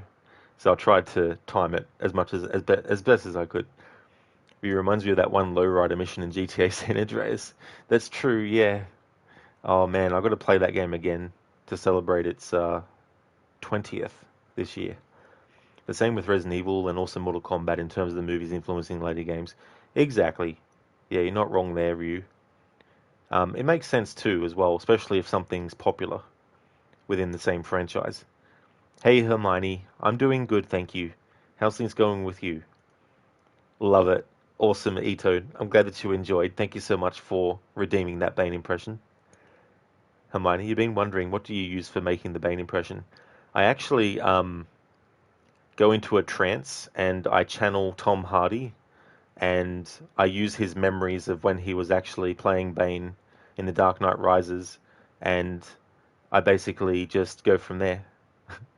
Just kidding. What I do is, first, it's kind of like a little bit like adding a bit of a Sean Connery thing. So it's sort of like, The Dark Knight Rises. You know, that sort of thing. So that's me doing it without putting anything around my mouth. You can use multiple things, but I use a Pringles can and put that around my mouth, and then do the same thing after that.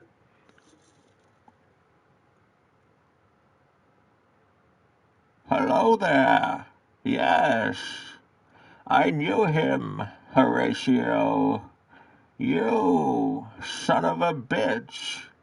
Why the fuck are you here, Batman? I already broke your back. You're back for more. And there we go. You can also cup your hands over your mouth, or you can take like a cup or a mug and then do it too. Ryu Batman versus Tomb Raider sounds like it'd be a comic book crossover. That's it. That would actually be an interesting comic book crossover, Ryu. I'll be back in a moment.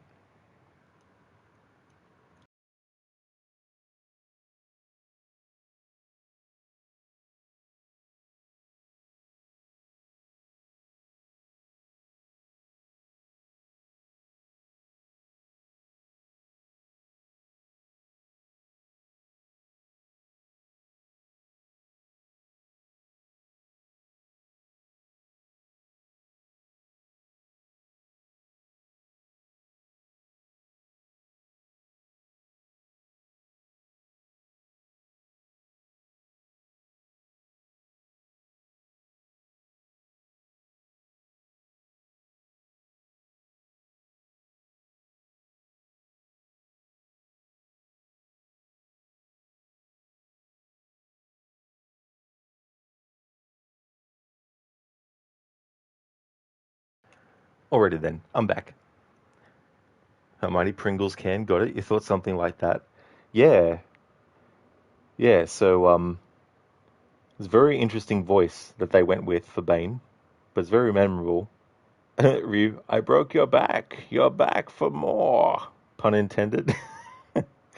You know, I was so in the zone of improvising Ryu that I didn't even realize that I made a pun until you pointed it out now.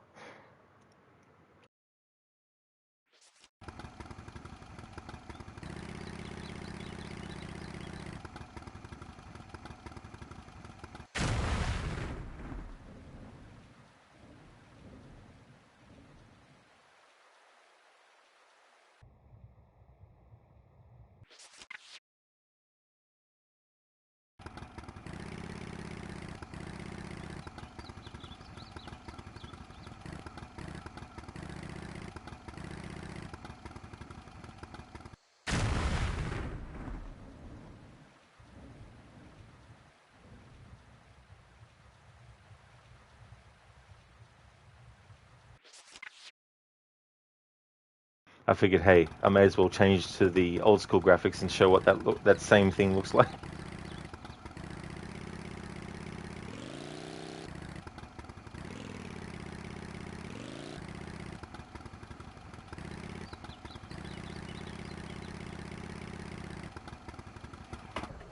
There we go. Hey, Kingslayer. I'm doing really, really good, thank you. Things are going well. How about yourself? Shakyfish.png. The tricks of the trade back then, in good old 1998, when the original version of this came out. If the explosion don't kill you, the piranhas will. The piranhas were just waiting there. Piranha 3. This time it's personal. Hermione, if the piranhas don't kill you, drowning will. Exactly, it's like the trifecta of attempted kills on Lara. Takes all three for them to succeed. It's so funny, like, I'm not worried about getting the secrets in this playthrough, but I end up getting the secrets anyway that I just come across without remembering that they're there.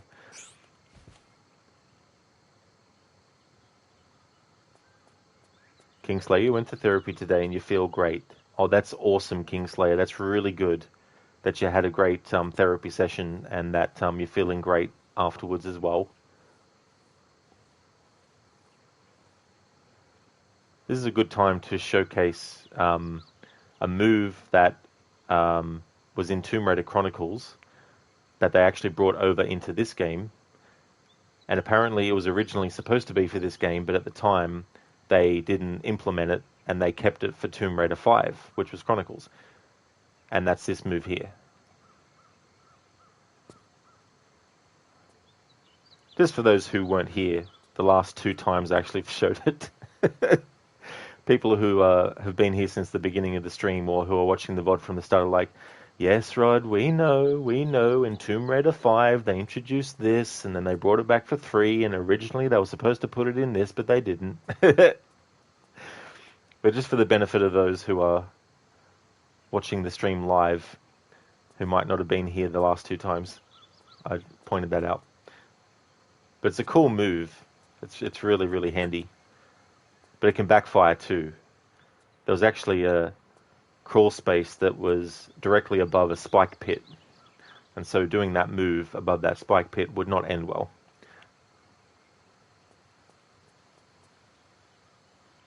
Hermione, that's because you're a proper explorer. Exactly. Search every nook and cranny.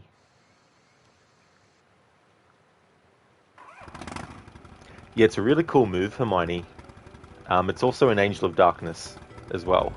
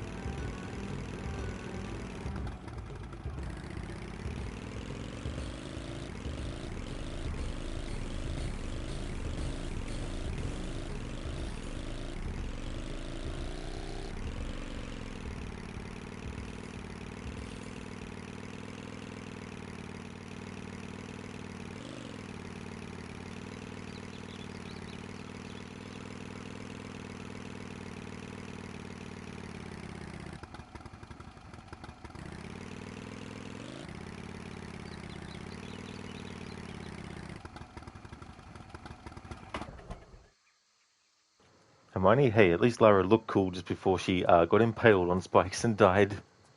It was a very flashy, or it would be, because I didn't actually do it, but it would be a very flashy way to die.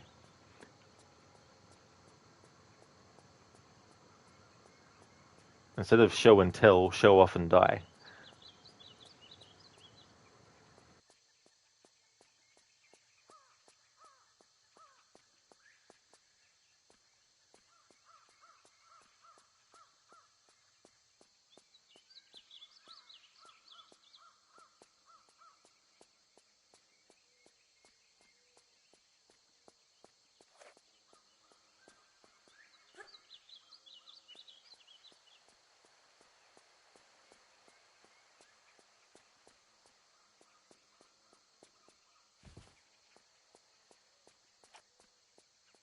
Shaky RTX reflections on. Exactly. It's cool to have like little puddles that weren't in the original at all. Just these, extra touches. It's the same puddle shape, immersion ruined. It's like using the sort of like standardized elements that you see in everything.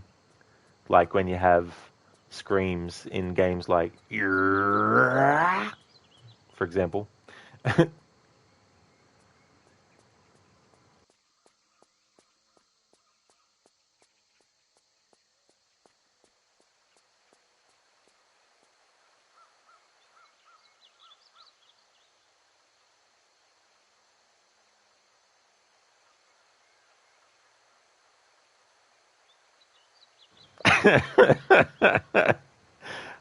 Lara's got a long goatee.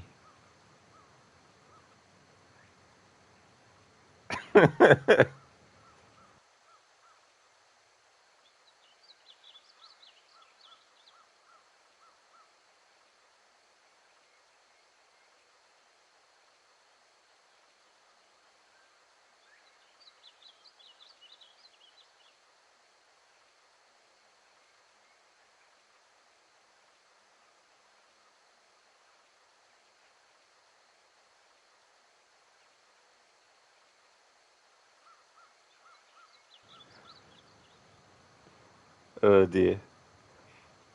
You love it, honestly? Yeah, yeah. I mean, it's really cool too, the reflective surfaces. Bearded Lara, indeed. Hermione wise old Lara. Shaky, you can't decide which is better, Lara on a stick in the original.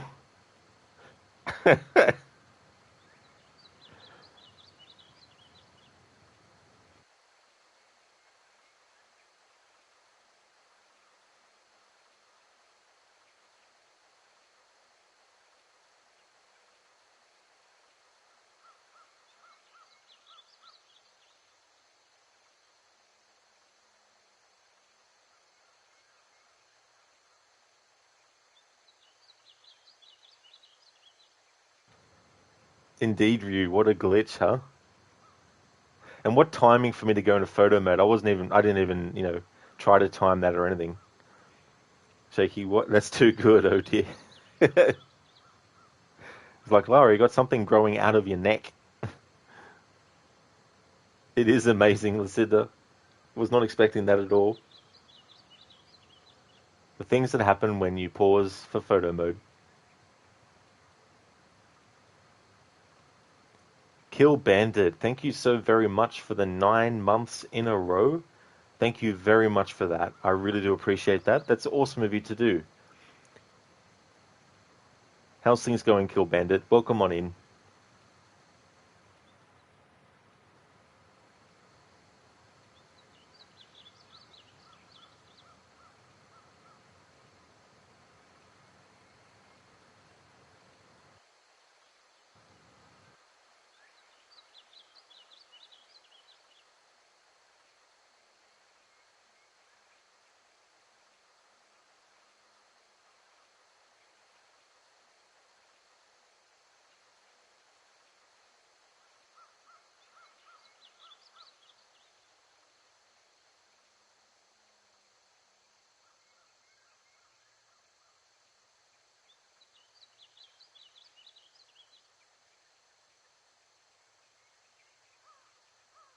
You going good, Kill Bandit? That's excellent to hear. That's awesome.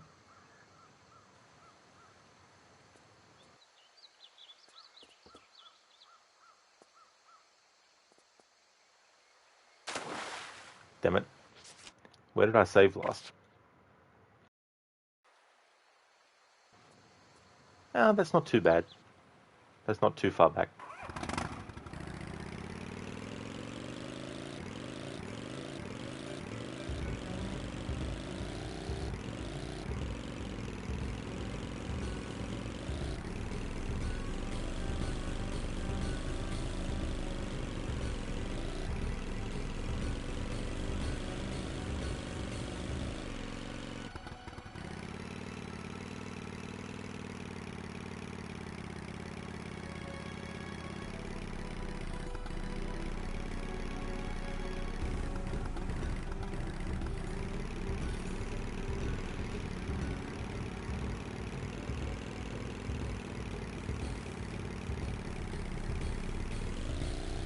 Fuck.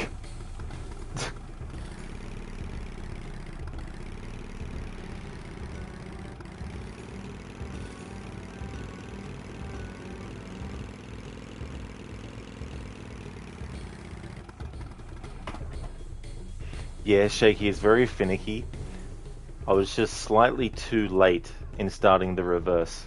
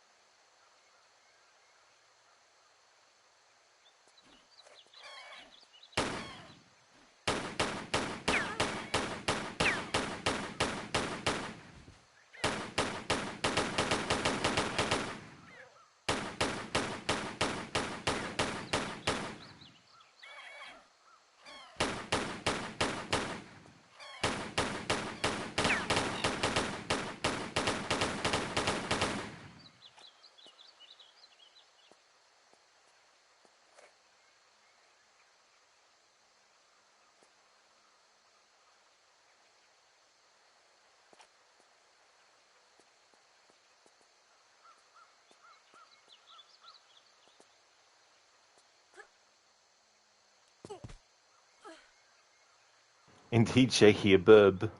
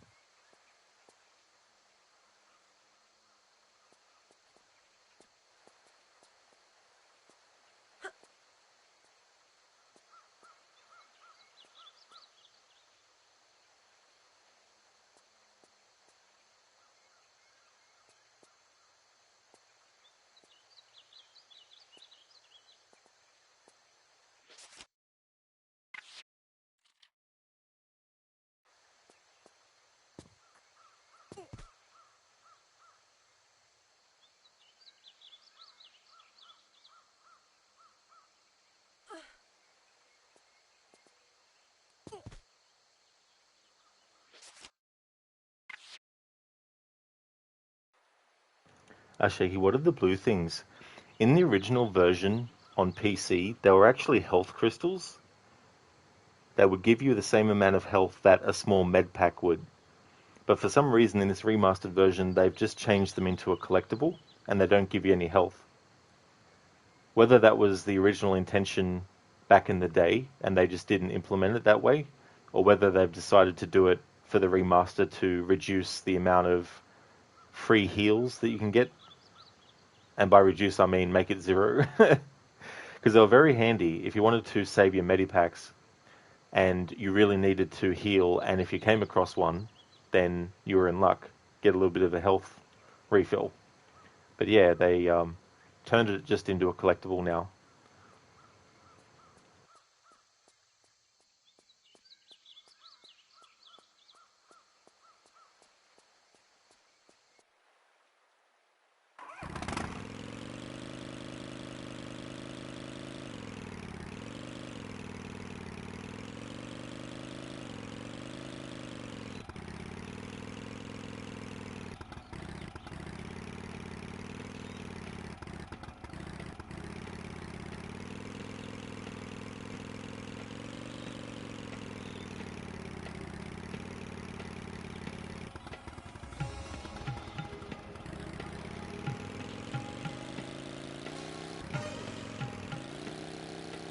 Damn it. I even reversed earlier than before.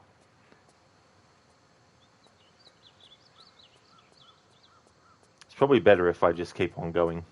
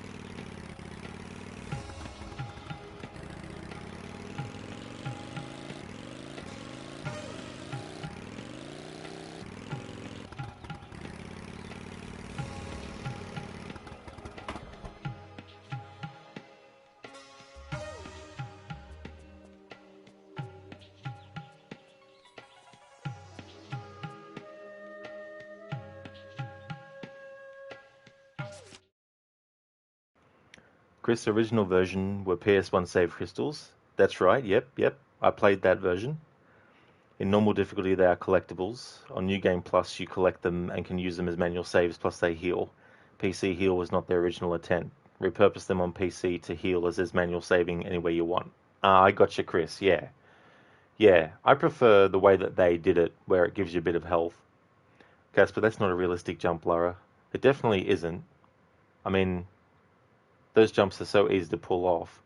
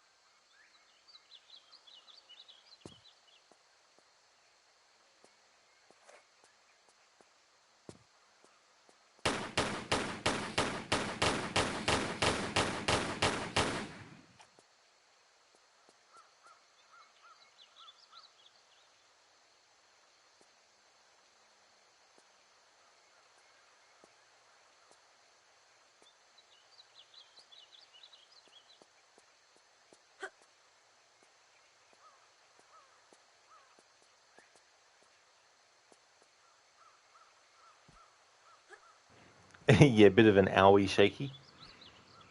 Casper, if Lara was an Olympic athlete, she could have won 30 to 40 medals. Exactly.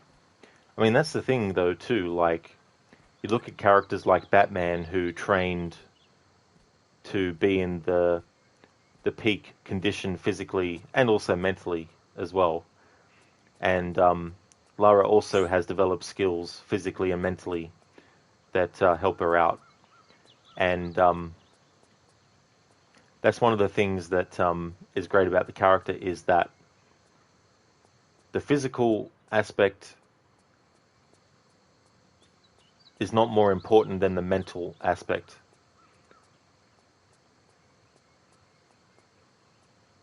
The thing about Lara is that if you say that's impossible, she says, maybe for you, but I'm going to try it anyway to see if I can actually do it. You know, if someone says, Lara, you can't do this, you just don't, you're not going to be able to succeed. She's like, watch me.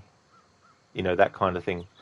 No matter what gets put in her way, she's like, I'm either going to shoot my way through it, I'm going to burst my way through it, I'm going to jump over it, I'm going to, you know, whatever it takes, and all that kind of stuff.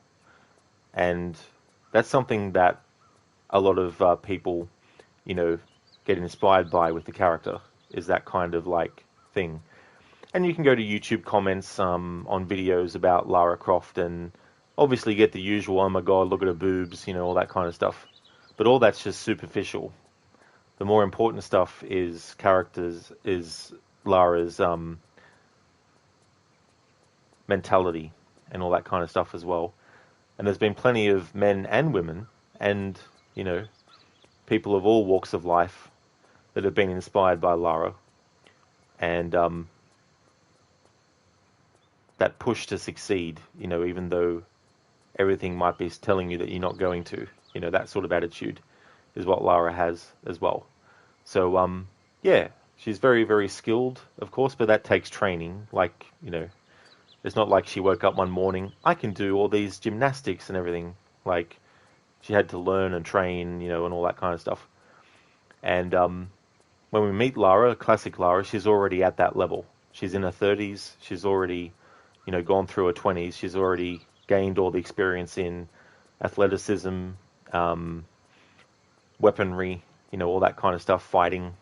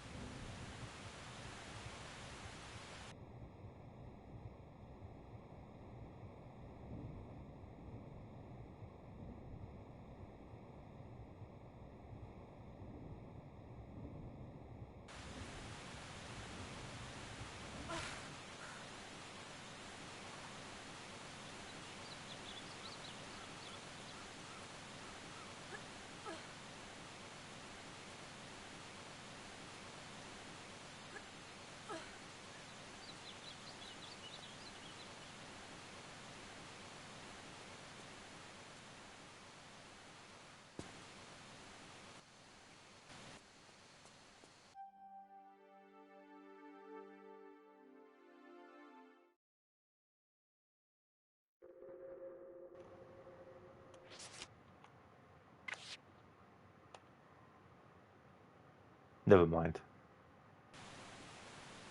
I thought... I forgot. There's no cutscene. I was going to show the retro version of the cutscene and then the remastered, but at the end of this level, it just goes straight into the next level. Come on, Lara. Let's pick that up. There we go.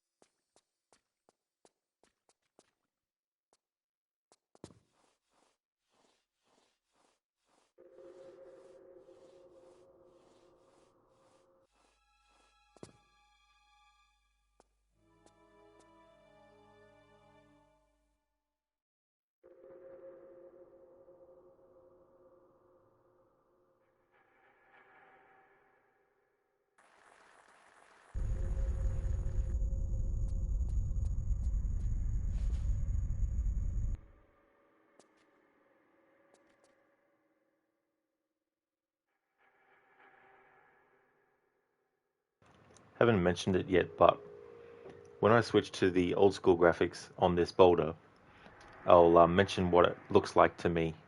So this is the remastered version of it. This is the original version of it. It reminds me of a big, giant Brussels sprout, and I hate Brussels sprouts. In Tomb Raider 1 and 2, I think the boulders look like meatballs, which I do like.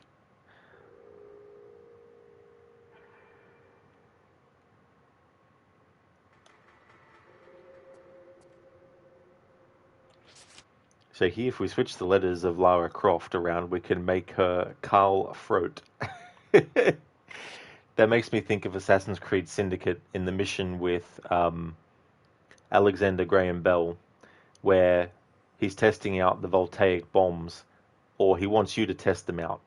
And one of the blighters that you're dealing with is like, "Oh, blimey, it's in my throat." You made me think of that with Carl Frote. But what a switch.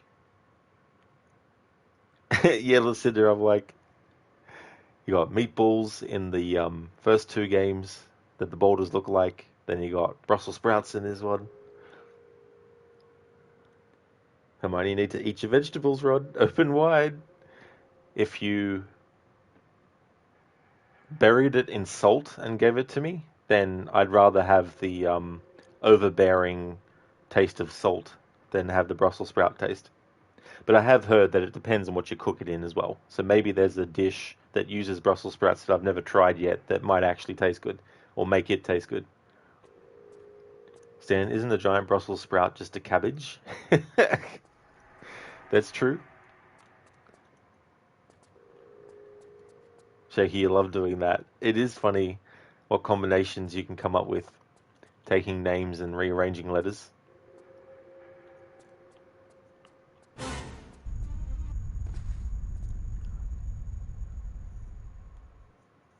Lara got Brussels sprouted. Hermione, what about wrapping Brussels sprouts in delicious bacon? Would you eat it then? Maybe. That could actually work.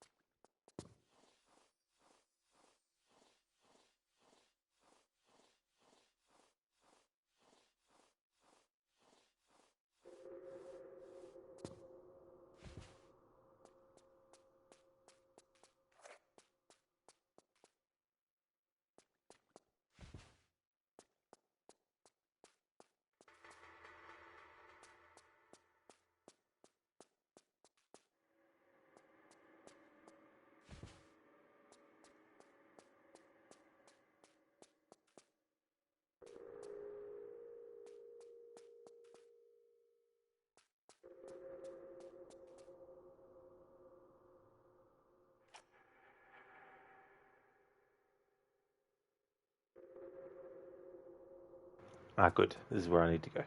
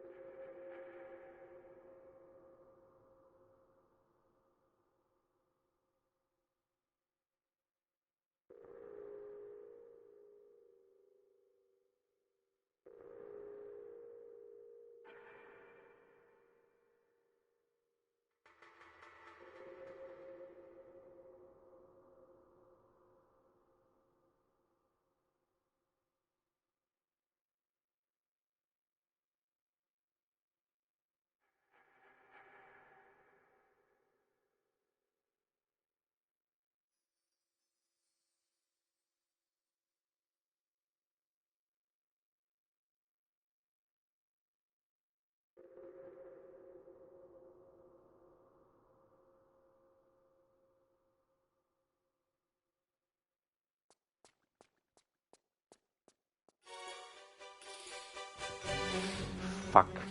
Oh well. I'll have to use a health kit. I didn't save it.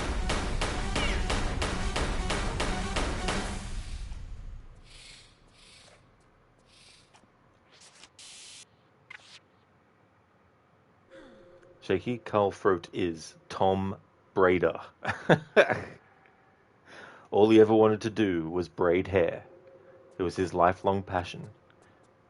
And he finally did. But then, there was a client who took over the salon. Now it's a life or death game of cat and mouse. And his skills as a hair braider will come in handy.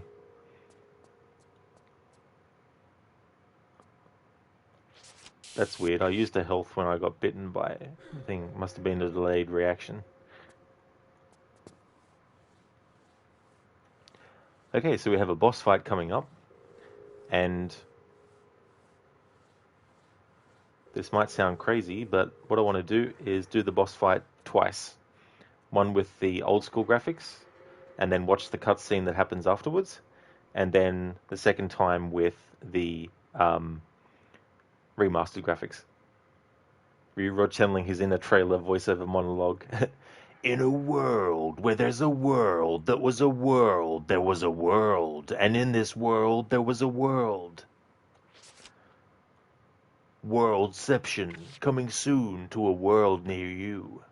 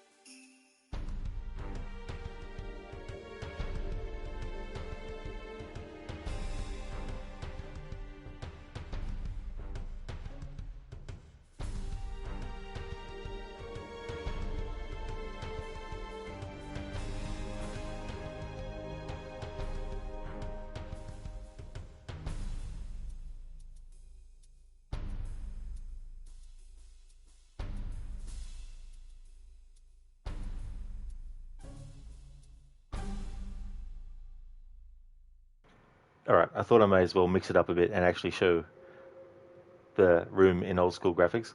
When we get to the boss fight of Tony again, when I reload the save, I'll show up close what he looks like in both versions. But now that we've actually killed him, I'm going to stick with the old school graphics now and interact with this in Farterstone. Hey Dread, welcome on in. Ryu, well that was easy.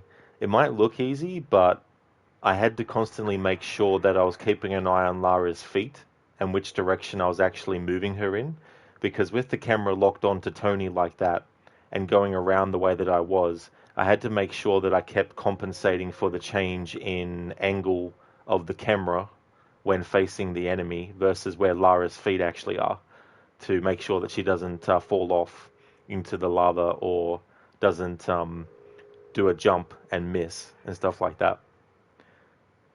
But yeah, let's see how this is for the old school. People who've played this before on the old school graphics obviously know, but I'm doing this for the purposes of people who haven't, so let's pick this up.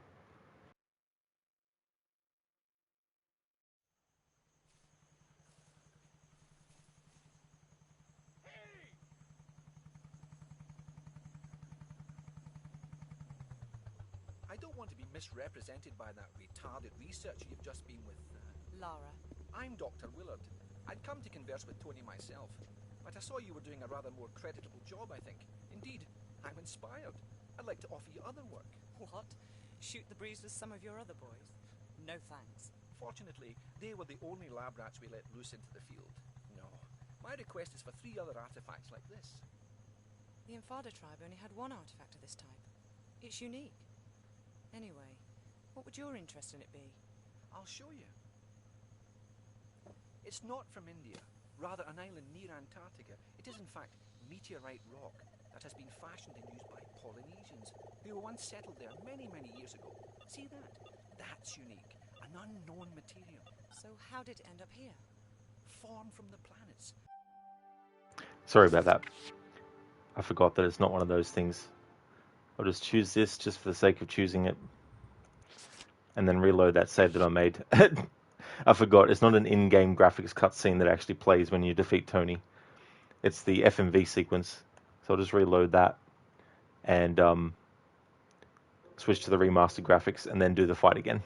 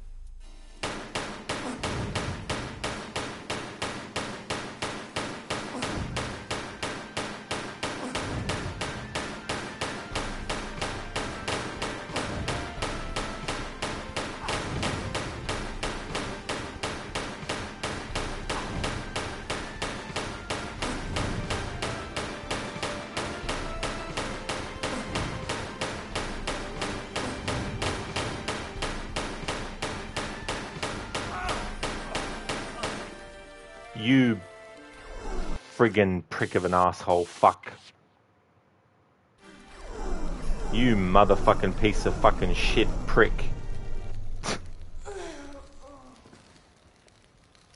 trust him to put Lara on fire just after he fucking died.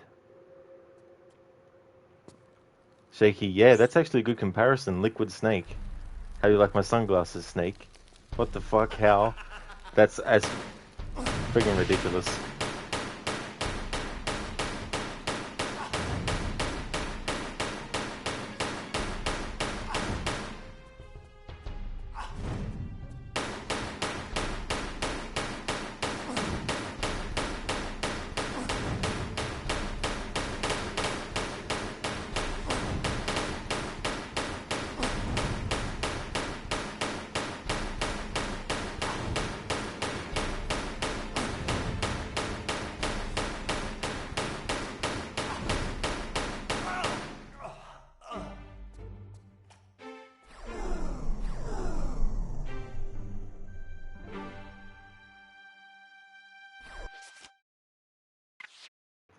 Hang on.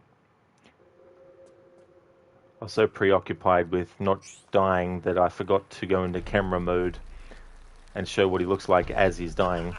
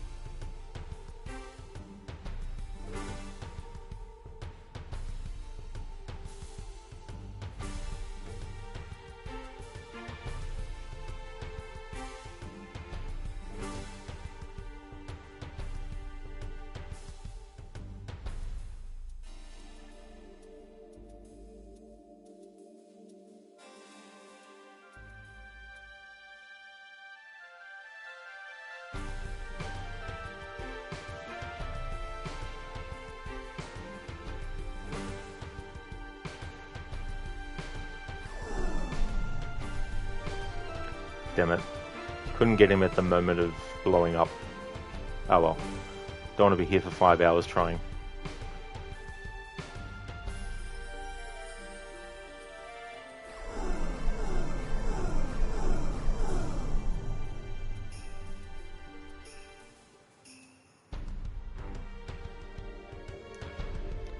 Alright, so now I'll watch that cutscene without interrupting it.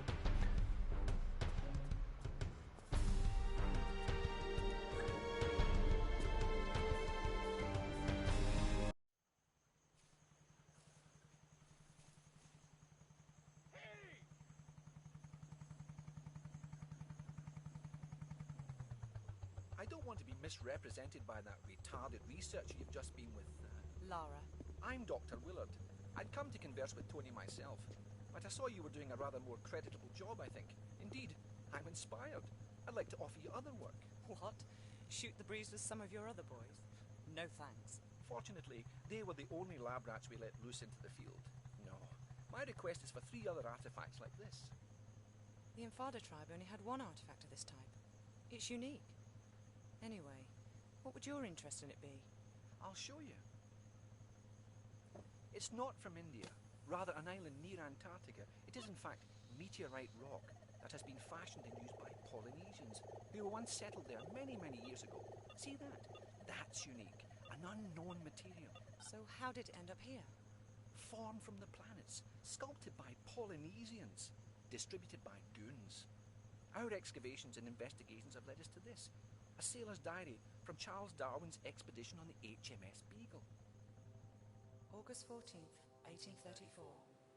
This voyage is getting too boring for me to go on with this journal. Me adventures at sea are an embarrassment. The only tales I'll have to tell are hours of bird watching, picking and pressing flowers, following them blasphemous ideas of the governor, Darwin. But this don't even concern me now. I just want food. Something more than vegetable broth in me. Today we five have made a pact. The only sampling we're going to be doing is for meat. Pure, solid, blood-rich meat.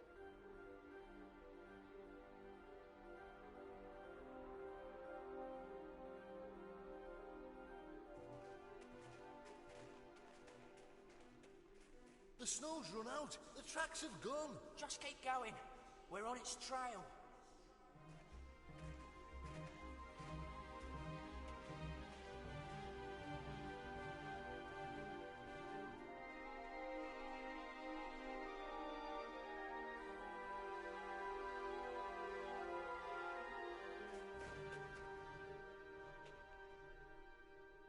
There's something here.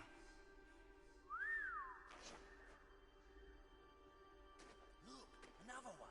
What do you reckon they're worth then?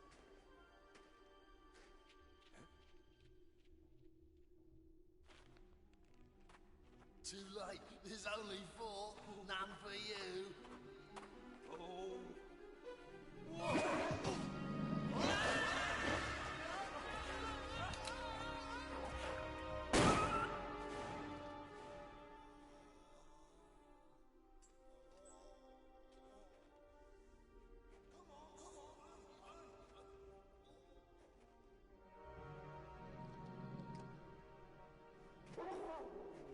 Stephen, faster! Dig it! Quick! Stephen! Come on, faster!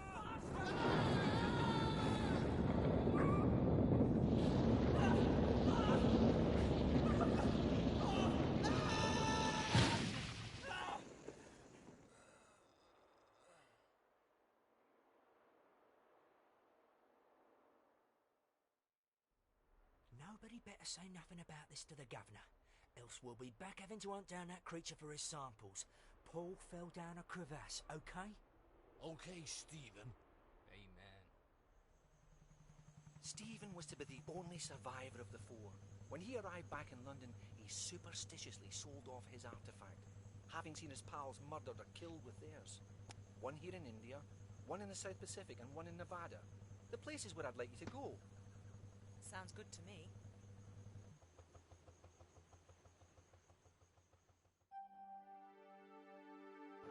There we go. And I just noticed before when I said that I was going to watch the cutscene in the old school graphics, I noticed that the FMV sequence, as a result of having the retro graphics enabled when I finished that level, it actually reverted the FMV sequences to the original kind of like version of that, resolution-wise too, I think, as well.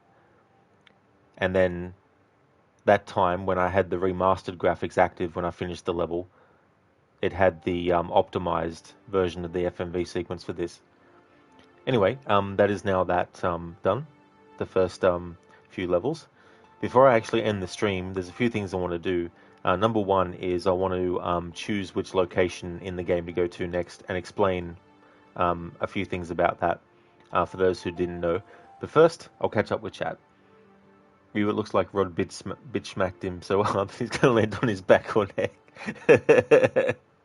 Yeah, the way that he was like suspended in midair. Casper, that's gross. That's what it is. A bug in the soup. Maybe it adds extra flavor, but I wouldn't want to try. Although maybe if I didn't know it was in there and someone gave me the soup and then I tried and it was delicious and I asked, that tasted really good. And then they gave me the version of the soup without the bug and they said, here, have this. And I said, ugh, that's not good. And then they said, well, the one that I gave you first was exactly the same except there was a bug in it. Shaky, love the ice effects. New Black Flag sequel looking good. Yeah, it really is. Like, this is the true quadruple A game. Casper, he looks like Guybrush in Monkey Island 4. He actually does. That's a good call. He actually does. That reminds me, I like in that game how if you try to make Guybrush go off the edge of the cliff, he's like, goodbye, cruel adventure game. Forget it. And then just walks away from the edge. Shaky, your character in Sid Meier's Pirates. Never actually played any of the Sid Meier's games at all, but I have heard that you can do things even like boarding ships and stuff that you can't even do in Skull and Bones. You weren't hallucinating at Nevada level. Definitely not Shaky, no. Yeah, definitely not. So the interesting thing about this game is that they gave you the option after doing the first 4 levels in India to choose which locations you wanted to do next in which order. You have to do them all, but you can choose what order to do them in. So I'm just going to press continue so it goes to the next screen. So the options that you have is South Pacific Islands, Nevada, and London. You have to do all of them, but it's up to you to decide which order you want to do them in. I'll be doing Nevada first, because there's a level in Nevada where Lara gets her weapons taken off her, and the game does not give you back those weapons either in those levels or automatically. Although maybe in those levels you find weapons. But I think it also takes your ammo off you as well. So any ammo you've saved in the first 4 levels, I think gets taken off you when you get captured in the Nevada level. So that's what I'm going to choose, Nevada. And when we get into that, I'm going to save the game and then call it a stream there, and then do my outro stuff for the stream.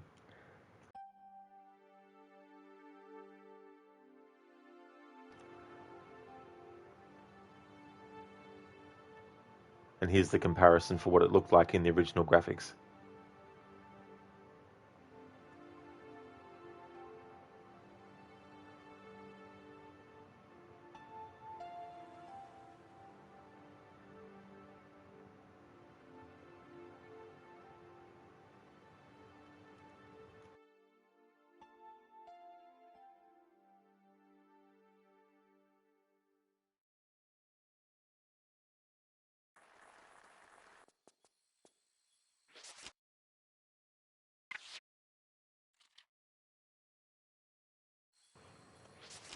And there we go.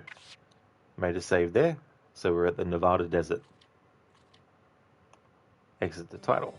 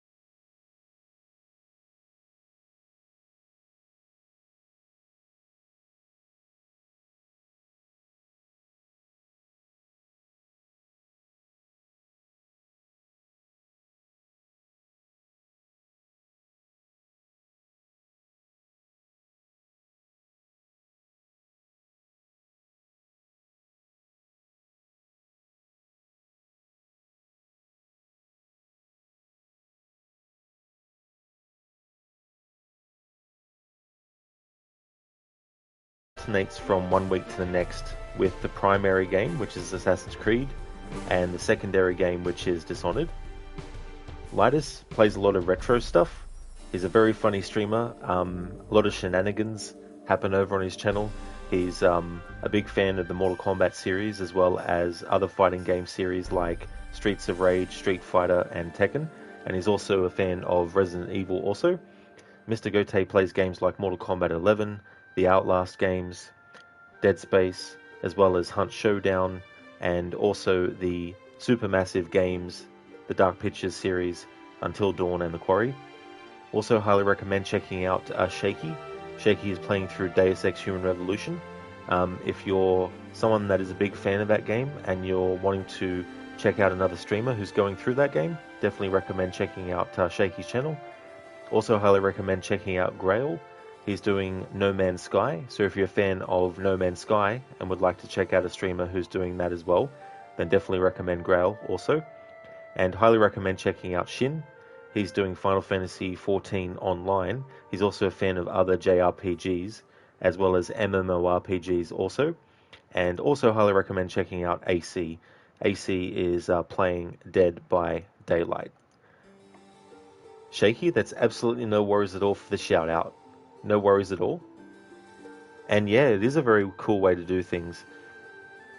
I felt it would be good in the next Tomb Raider game if they brought that kind of thing back, except make it that there's also a global weather system, where in one part of the world, if you go there, you might not be able to access certain areas. Just say there's like a flooded area.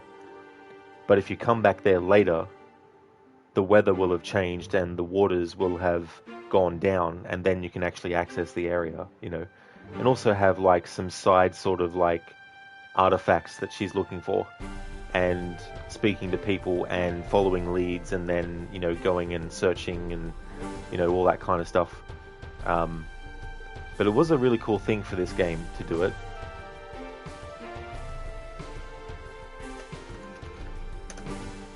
Oops. Here's a raid message that everyone can use. Here's a raid message that has some free follower emotes.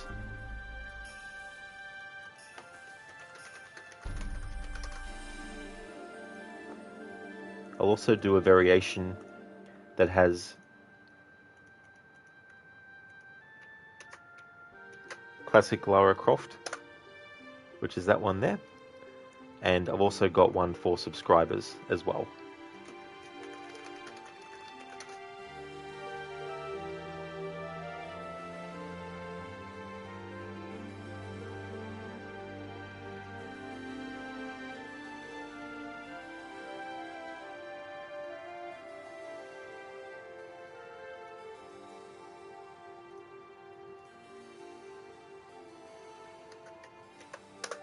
And that is that one there. I'll kick off the raid.